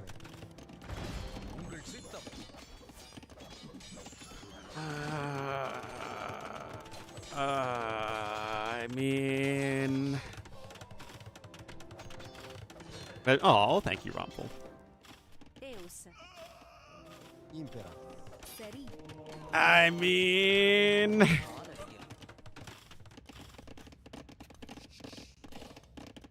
Welfare stream forever? Yeah. I mean, that's just the way economics works, right? Is because you're always paid in USD, so just go to a place with a strong social safety net or where the dollar is very powerful. Yeah, Classic Bro's lost his army, but he's caught up in villagers. Eus. Honestly, guys, the game could equalize, or, both players have taken so many swings at each other against a better player. That's quite possible. I mean, to be fair, Classic Bro had very little on him at the time. Impera.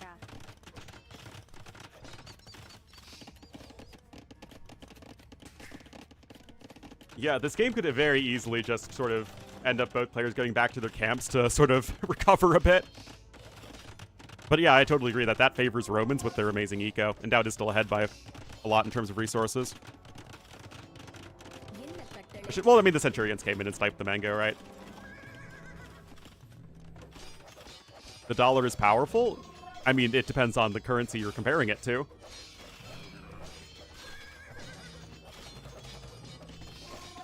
You got 2 relics. All of those things are definitely very good for Doubt, but he is downhill here. Aw, whatever mining upgrade Classic Bro was researching got denied. Yeah, I mean, it's extremely powerful in countries like Vietnam and Thailand.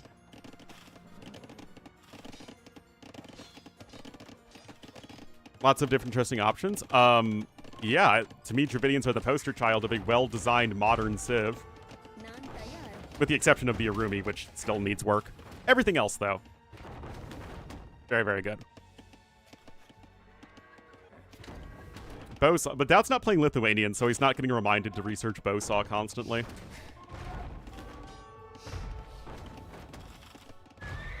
What would the last map be, by the way? I completely forgot. Lowland, okay.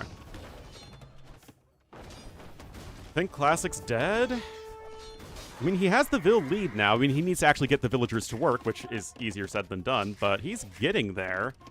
He's getting to Elephant Archers, guys, and remember, Centurions are like an awful, awful, awful unit. Yeah, I think the issue with Dravidians is that they just don't play with the sorts of units that players typically gravitate towards, which are cavalry. Like, people like fast units like Cav and Cav Archers.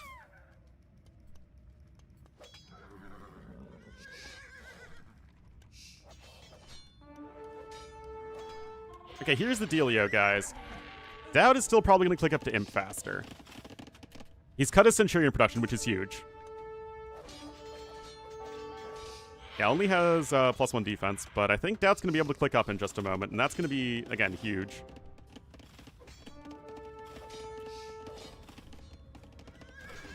They do look nice. I will certainly give them that. Oh, wait, no, never mind. Oh, I love it. He cut his Ellie Archer production. Okay, hold up, guys. Yes, Romans get Onager. To be fair, they did invent it. Okay, this actually could be a qualifying realization that your Elephant Archers aren't going to do anything. Cut everything, and he's getting a faster imp time. Like, that is... We joke about activating neurons, but, like, that is actually brilliant AoE right there. To say, you know what? I'm not going to be taking damage from Doubt. Doubt himself has seemingly cut his Centurion production. He's not getting more upgrades for them. And so I'm going to click up to Imperial Age. Yeah, exactly. Again, it's not an obvious decision there. Like the Black Forest game, for instance, that was very obvious game plan on both players. This was a much, much trickier decision to make, which is why it's really cool to watch. Watching the rest? I mean, I do a lot of rambling, which I absolutely take no responsibility for because, you know, that's how you're supposed to be these days. But, yeah, it was like Doubt's in a huge advantageous position, and then Classic Pro's ahead. Doubt's with another forward castle here. I mean, it is a good spot.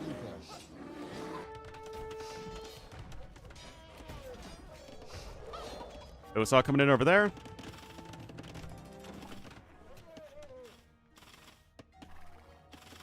I mean, okay, Classic Pro's out of gold. Okay, no, he's getting a little bit more gold over there. That's certainly a route to victory for Doubt. I'd like to remind you guys that Centurions are absolutely awful. They're the original Geichwas, where their stats look pretty good, and then you see the cost, and you're like, this unit is not worth the cost. I don't even remember the exact number.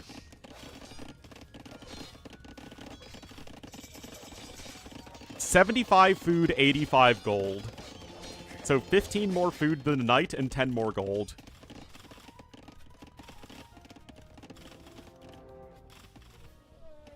Yeah, it is crazy. Guys, they are significantly more expensive per unit than elephant archers. I said 50. Didn't I say 15 food, 10 gold? Didn't have a lot of it. Yeah, I mean, I think that's fair. Although they do tend to give the most expensive units the most expensive elite upgrades, which, again, also makes sense. Anyway, guys, you don't have much gold income right now. You need to make something big happen. The Centurions are coming in, and, I mean, as much as Centurions are an unimpressive unit, you're still 5,000 resources ahead as Doubt. And it's an open map, and you have tons of room to run around, so this is absolutely the correct play here from Doubt. Classic Pro is going to try and switch into pikemen. The Elite Archers are coming forward, and they now have their attack. And remember, Dravidian Elephant Archers are some of the fastest attacking units in the game. Yeah, Centurions are the with the Aura Riz effect. Like I said, Classic Pro, although he's behind in castles, does have one on the high ground, so obviously in the most important position to have a castle. And although now we're looking at a unit with 7 Pierce Armor, Classic Pro's kind of surviving. It's like 5 Centurions, exactly. Alb coming in too. Remember, the Dravidian cheap barracks upgrade bonus is really good. And there's Elite Centurion in, guys. Doubt can afford to make them right now, as his eco's a lot better, and he's got plenty of gold income. It's thanks to the map control, but still, it's a very expensive unit. You're getting something that's essentially a paladin for a lot more than a paladin. But paladins are also very good, so, you know. You can't say that Doubt cannot win this game, because he absolutely can. Classic Pro's 30 pop ahead, but, I mean, he's a very slow civ.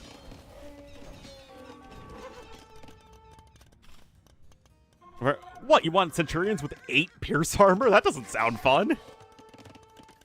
Romans do not have Paladins. They have Centurions. Anyway, look at this. Doubt having to change his angle of attack. Not able to go after that castle. Doubt's going to lose another castle there. Remember, Doubt is making his unique unit.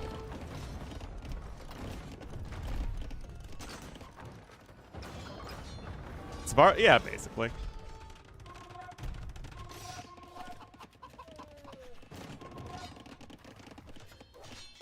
Paladin. Centurion? Ah, yes, because we want Cabinitensis to be even better. Alright, Centurion still running around. We're 1 more melee armor and 1 more attack than a Paladin, and 5 less HP. That's really the only difference in terms of stats.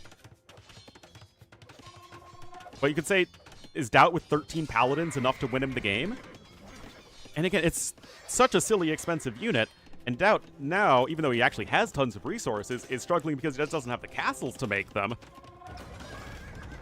Legionary too? I mean, I guess.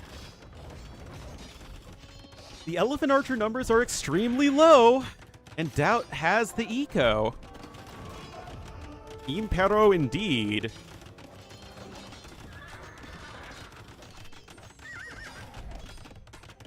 And yes, they will be buffed up by the Centurions, and that is a very powerful effect. Classic Pro doesn't have the gold to make many more Ellie archers. He sent them in and got some okay raids in, but I don't think it's enough.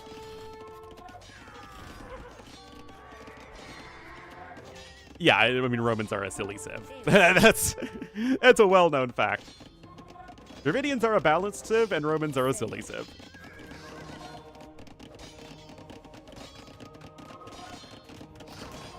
Well, that is going to be a successful conversion. Oh my goodness, look at that Roman Centurion in yellow. This is like full-on a Kardashian unit. Just complete gold everywhere. Oh yeah, it does benefit Centurions, I forgot. I absolutely have a blind spot when it comes to the bonuses and tech trees of the civs I don't like. Selective memory and all that.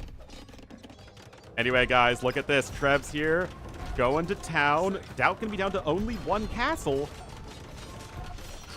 Another one gonna be in here for Classic Pro, but obviously the Legionaries obliterate the Halbs, but is it enough? The Legionaries, I guess, are missing Blast Furnace. The Halbs are too. Doubt gonna keep the castle alive, and that might be his ticket here to Game 5. You're really running out of units here as Classic Pro. Losing those Trebs was absolutely enormous. Doubt has the score lead. There's Committenses. And yes, the Legionary, they move and attack faster. That's the buff. Guys, I think Classic Pro might be dead. That fight was terrible for him, and look at this gold difference. I mean, Doubt's so far ahead in everything except wood collected. And I think that the biggest issue for Classic Pro is that there is no way for him to deal with the Roman eco. Like, his own eco was rated heavily by Doubt. Both are very similar in terms of number of villagers killed this game. But it's so much harder to deal with the Roman eco expanding away from your opponent, and Doubt is likely able to hang in here now and win the game and bring us to a Game 5 to close out the day.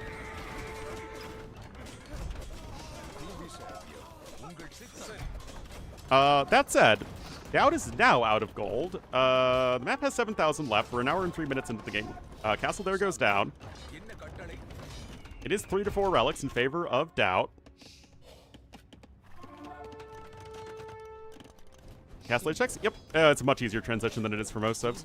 I mean, Legionaries are very good. Like, in the same way that good champions are good units, Legionaries are essentially good champions. No elite Elephant Archer, by the way. You have 8 of them only versus 37 swordsmen. Oh, now Doubt's back on gold somewhere. But yeah, you just can't raid here as Dravidians, and you are in a really tough spot. You just can't ever get up to 200 population, and GG is called. Guys, Doubt strikes back. It was a tough, tough spot for him. Honestly, great play on both sides, but Doubt able to absorb the pressure. Boom backwards, boom backwards. I would even say that this forward wasn't all that crazy in terms of effectiveness, although I'm sure it looked flashy. The big thing was the raids with the Centurions that just knocked out so much of Classic Pro's economy that he simply didn't have the resources to make anything. Like, it wasn't cost-efficient from Doubt, but what it did was knock his opponent's eco so far behind that he couldn't make anything in Imperial Age, and Doubt, with his own Roman's eco, able to do much worse. Or, did I say worse? I don't know. I'm tired.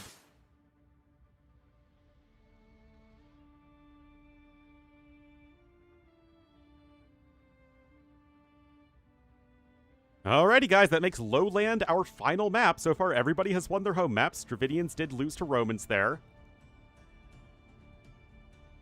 We're wasting on a castle that protected nothing. It's not that they were useless, but I think the big thing was just disrupting Classic Pro's eco so we can get to, like, a bunch of lead elephant archers. Allowed to be tired? Honestly, I've casted for 12 hours before.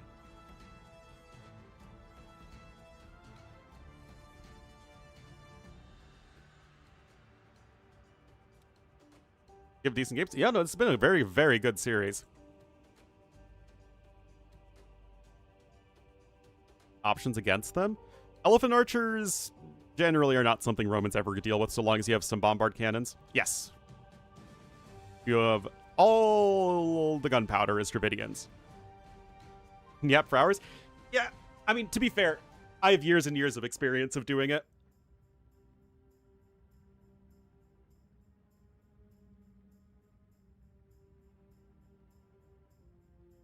I mean, if anything, it's just about the stress of my dad in the hospital and having to drive back and forth from the hospital, which takes a little while.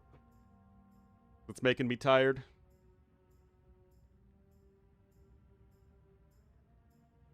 Blood out. Wait a minute. He still has GL'd out. Oh my goodness.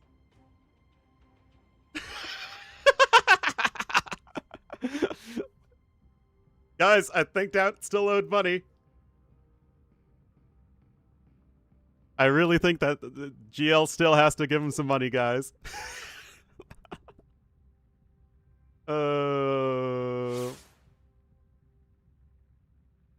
Yeah, I mean, if Dravidians got to siege Onager, Romans would be super dead.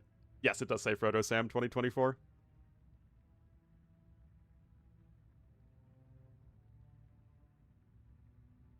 Although I don't have my special edition Silmarillion behind me.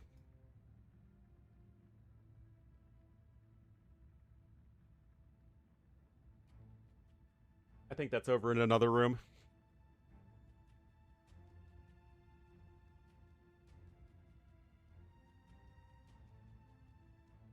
Yeah, I have no idea how they thought Dravidians would be okay without bombard cannons.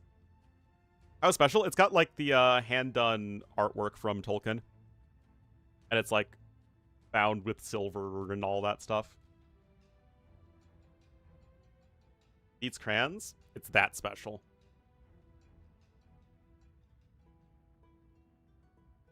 Oh yeah, I think I need to cook something for my mom tonight. Can't just have more leftovers. Well, I mean copies of the original hand-drawn paintings, but yeah, it's actually very high quality. I got it as a gift. Anyway, guys, this is it for all the marbles. Winner moves on to Warlords. The loser does not. It is indeed going to be Bulgundians. My favorite civ, the Bulgundians. Must really love me. Oh, it's my parents. So thankfully, my parents do love me.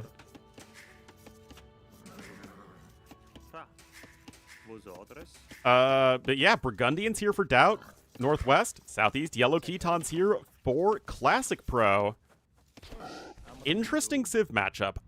I feel like if this were Arabia, and it obviously isn't, but, you know, another, let's call it semi-open map, because that's what the tournament does.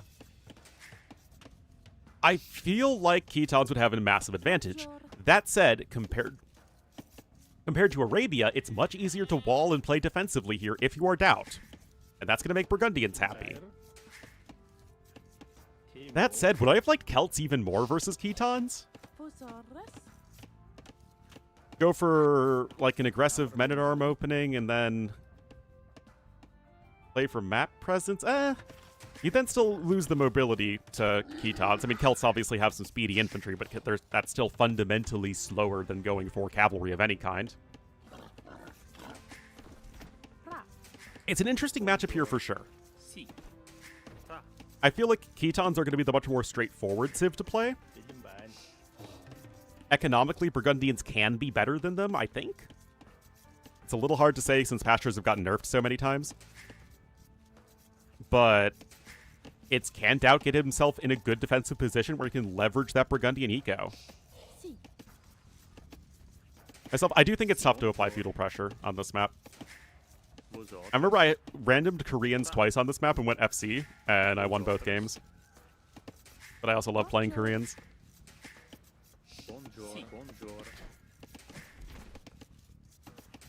Pike Siege could work. But, like, do you want to go for early Castle Age pressure to push up the hill? I feel like you would much rather play for the map control, because remember, all of the mineral resources are on the low ground. Well, other than the ones in your starting area, which is 4 tiles of stone and 4 tiles of gold. Not much. Ketons are the ones that need to attack, but they're the ones that are going to be much better at securing control of the middle area. I mean, yes, in theory, Paladins or Custelier plus Gunpowder is not something that you deal with as Ketons. That's it situationally. Things like Liao Dao can be really good. Camel Trebs can be good at sniping bombard cannons. Would be broken with other civs. Game RB. Well, I mean, Ketons are designed to be an aggressive civ that is stronger early on than later on. I actually think Ketons, now that Pastures are nerfed, are in a good spot. I think they are a well-designed civ. I think Camel Trebs could be a little bit cheaper, but other than that, I feel like the civ is good, but not overpowered.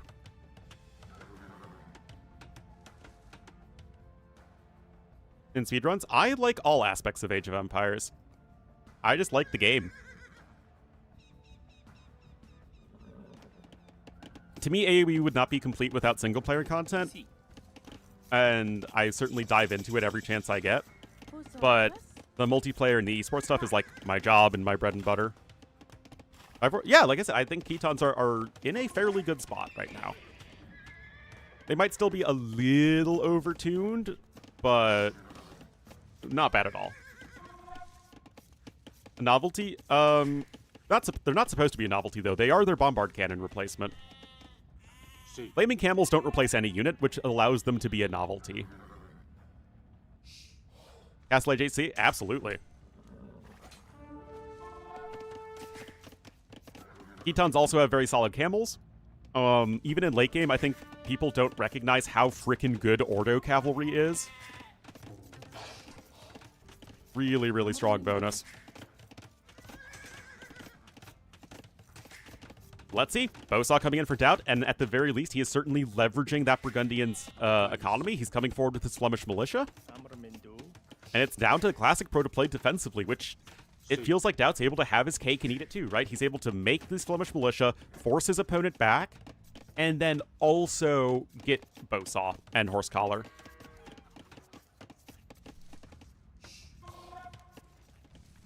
We're there? Absolutely. I think that's the big thing, is that Ketons and Jurchens both needed some adjustments, but the base idea of the civilizations were quite solid. And now I think both Ketons and Jurchens are good, but not overpowered civs in general. They could probably use some a little bit more fine-tuning, but they are very far down the list of problematic civs. Oh, but scouts are able to come in here. And that's going to be at least one dead villager for Doubt. And that's, of course, the one downside you have, is that the Flemish militia are very slow, and you spent a lot of resources on getting upgrades, and Doubt not walling in that build quite well enough. Classic Pro is going to get that one kill there, one extra kill rather, and that's going to give him a 2-vil lead. He was also able to get the domestication. Pastoralism is the Castle Edge one. And now the pasture, guys, the pasteurization is coming in. This milk is getting safe to drink. Previous qualifier? I don't remember. That was like more than 5 minutes ago. Oh yeah, I'm sure Jurchens are insane in deathmatch. Iron Pagoda rocket cart with towers that regenerate? Yes, please.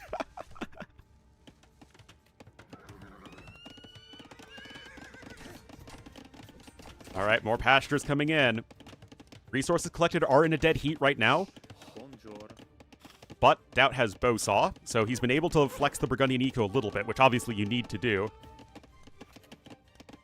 Bump right. To me, once Deathmatch got away from mirrors, Deathmatch is very fun to consume in moderation.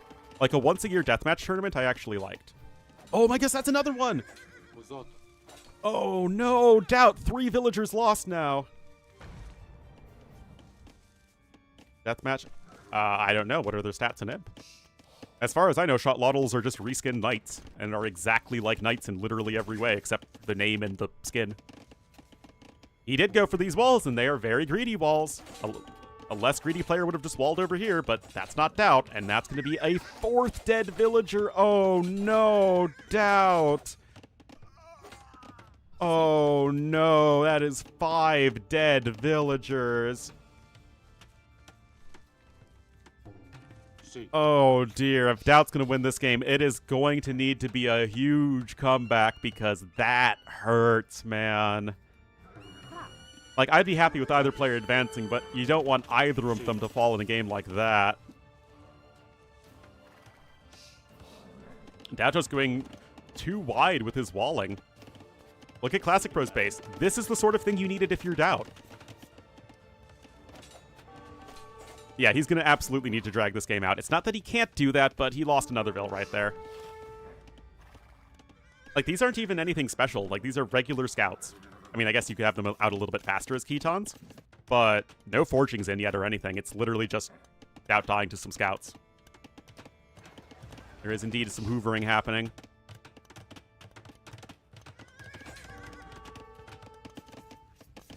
Skirmishers are here to defend. Classic Pro is hanging in there.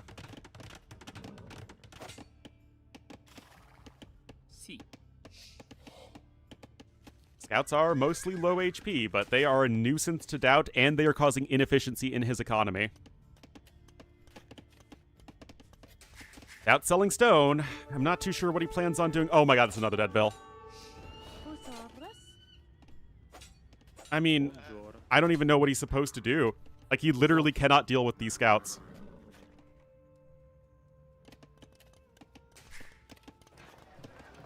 And Classic, again, this is a very low, not low effort, but low investment attack. He just counterattacked with, what, 5 Scout Cavalry at the time? Yeah, the Flemish Militia aren't doing anything here. I mean, I guess they're forcing some skirmishers out of Classic Pro, but that's not the end of the world. And now Castle Age is on the way for both players. Similar timing, but obviously such a better economy right now for Classic Pro.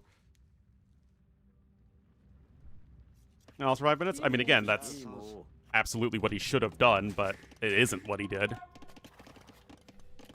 And now you're in a situation where Classic Pro is able to get to Castle Age. He's going to likely be able to add a 3rd archery range and just go right into Cav Archers. And against a civilization like Burgundians that want to play melee units, of course, going Cav Archers with a good Cav Archer civ in mid-game, going to be a great idea. Absolutely love this here from Classic Pro.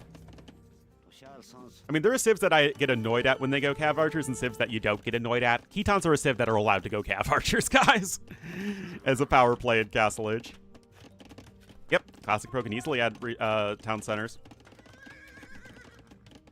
And it's not like it was an easy hold. I mean, Doubt had a big military advantage early on with the Flemish Militia, but Classic Pro, great walling, great counterattack, did not play too greedy.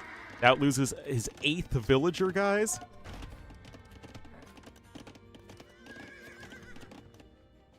And Classic Pro's just gotten so much out of it. I think it was 5 unupgraded Scout Cavalry. Doubt buying stone. Cavarch is indeed. And again, my opinion is what matters here.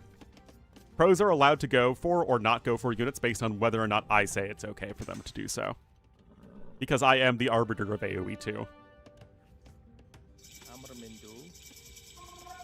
Alright guys, TC gonna be coming in here for Classic Pro, and he is cruising right now. He has to be filled with so much confidence.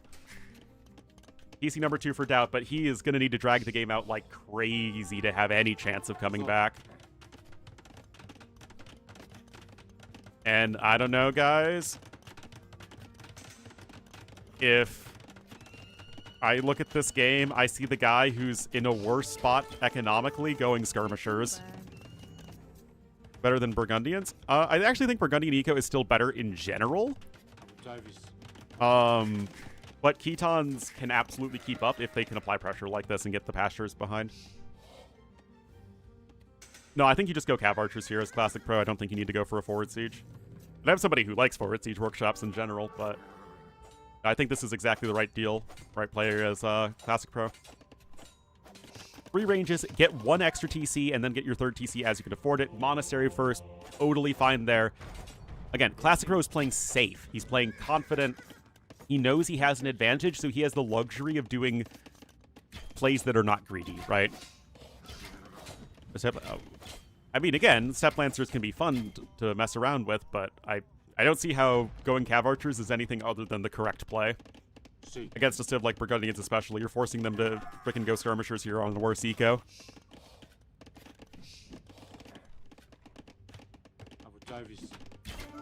Rip that Flemish militia.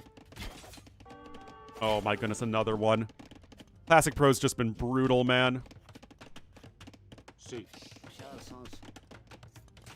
Third TC coming in, just going over to Stone right there. Again, no issues at all with how Classic Pro's played this game. I mean, he's slightly over-invested into skirmishers, but again, you're allowed to take those slightly inefficient plays when you're so far ahead and get so much damage done. And Doubt just dropped the ball. Unfortunate, but that's how AoE is.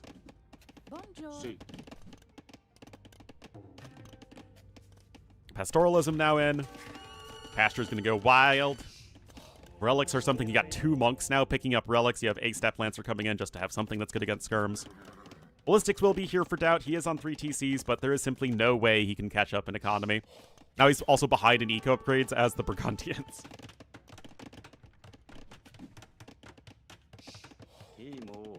Emo.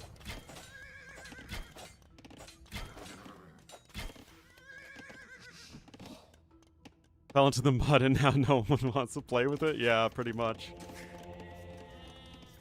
Now, the game isn't over, and the scores aren't that bad, all things considered. But the issue is that you're 2,000 resources behind as Doubt, and Classic Pro isn't making any mistakes, right? He's playing very safe.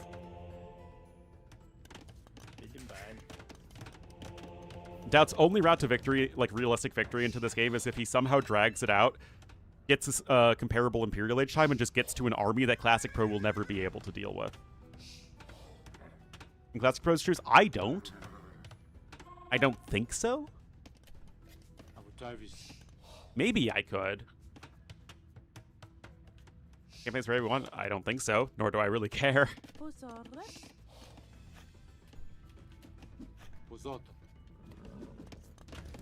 Rocket cart coming in. Wheelbarrow on the way.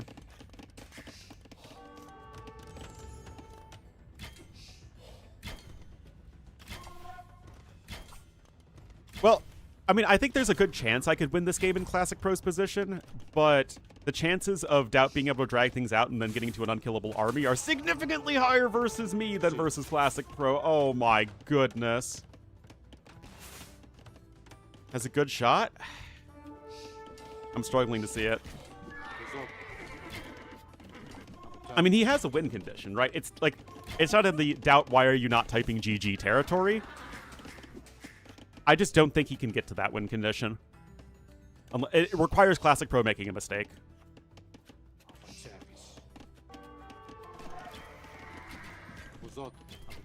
That said, Doubt's not dead yet, right? First step to a comeback is not actively dying. Needs the power of Berg. Unfortunately, this game is unlikely to go for 3 in-game hours. Anyway, scouts over here. They actually don't have any upgrades except husbandry, so the skirmishers will possibly pick them off. Yeah, Doubt not even able to collect any relics because he has no map control. Burgundians, of course, would love that as a way to come back into this game. No defense upgrades in for the skirmishers. I mean, the guy going Cav Archers has more vills on food than the guy going skirmishers. That is never a great sign if you're Doubt.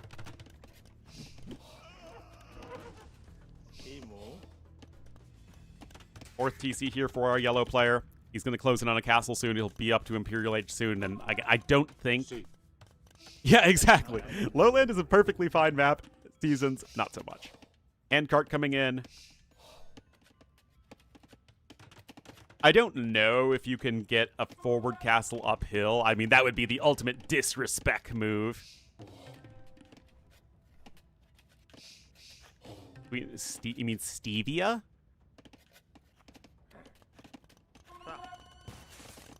Yeah, castle here on the low ground.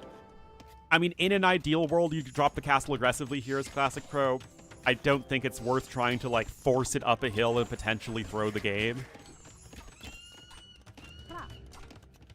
Yeah, Classic Pro just needs to hit the Imperial Age button, and he has done so. It's queued up behind Bill somewhere. is getting at the forward TC, which is not like the best practice, but it's still fine.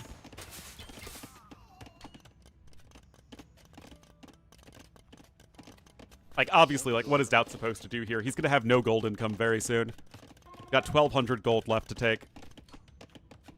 Now, yeah, but he's 5,000 resources behind.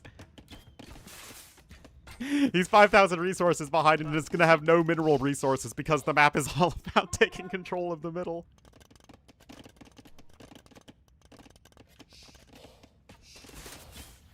It's all about when you have the villagers. Again, look at this difference, guys. Just absolutely gargantuan.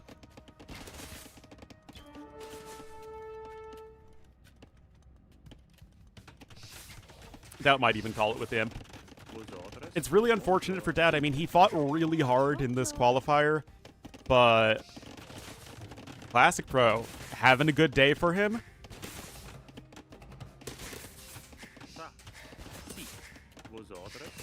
Doing quite well. Oh, like over here? I mean, again, I think that's best practice, but I'm not too sure it really matters at this point. Looks like Classic Pro wants to close out with Step Lancers. I mean, there are many, many reasonable things you could do to close out this game, and Step Lancers are one of them. 2023. I mean, great for Classic Pro. I mean, you can't say he's not earning the victory in this series. He's playing some really freaking good Age of Empires. The only game that looked very one-sided was the Black Forest game, in which case it was just not Classic Pro not being as good at build fighting as Doubt is. Still needs to get some upgrades on the steppies, but he'll get there. Do love the Khitan castles, even though it's technically a Tongut castle.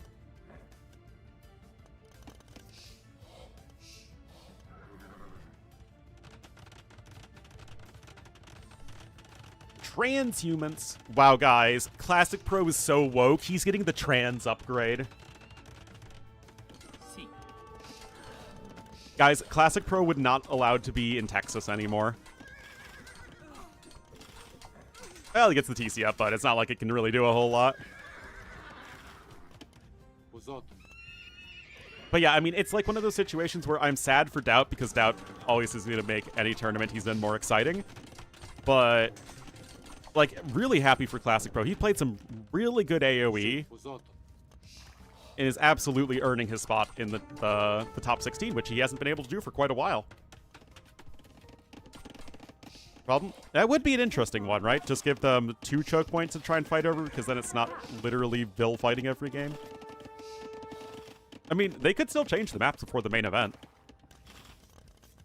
I mean, obviously Doubt's trying to fight on because it's his tournament life on the line, but the double blacksmith, also a nice touch there from Classic Pro. There were many viable ways for Classic Pro to close out this game. He's choosing Step Lancers. Perfectly fine. He's doing it in the right way. Lots of raiding, making sure he's dealing with the counterattacks. Would like to see Ordo Cavalry.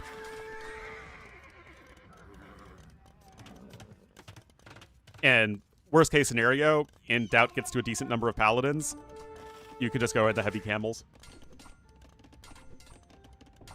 Obliterated by scouts like that? I mean, you gotta not make those mistakes, right? I mean, you could say that Doubt simply did not appreciate the fact that the forward not Fire Lancers, Flemish Militia were enough to keep Classic Pro at home. Classic Pro went for these very small walls because he realized that, okay, I'm going to be behind an army early. And then, of course, he couldn't fight Doubt's army at the front, so he just went for the counterattack. And I think that it's like, well, you got to anticipate that if you're Doubt, right? You can't go for the greedy walls if you're Doubt.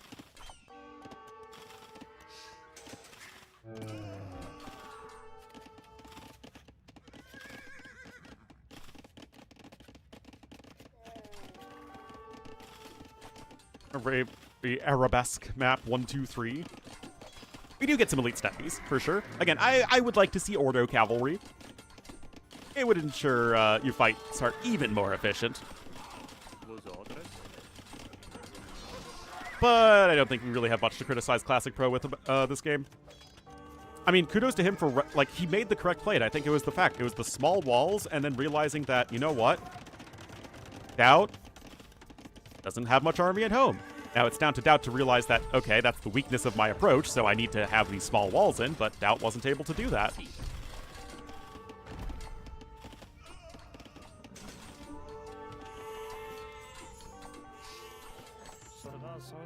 GGGL in main event. That's it, guys. Classic Pro absolutely earned that victory, and if you haven't watched a ton of Classic Pro games in the past, I hope you are now a fan of his, because that is some good solid AoE2, great decision making, a lot of flexibility in different situations and identifying win conditions. And I'm glad we got to cast that series. Yeah, it's really nice to see Classic Pro make it.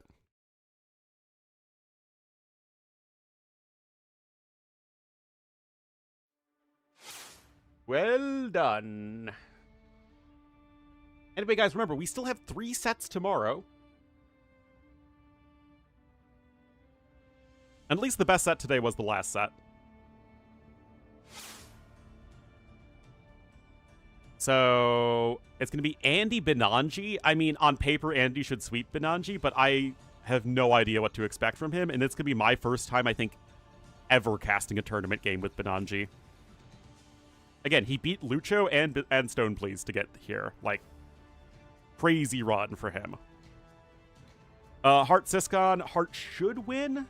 That Siscon Sorakuma set actually looks really good, but, yeah, we would expect Heart to win, but we will have to see. And then Mihai Dogao could also be another very good set. Anyway, good stuff, guys. I hope you will join me tomorrow. Thanks you so much to everybody who's tuned in today. And yeah, I'll see you guys next time. Bye-bye.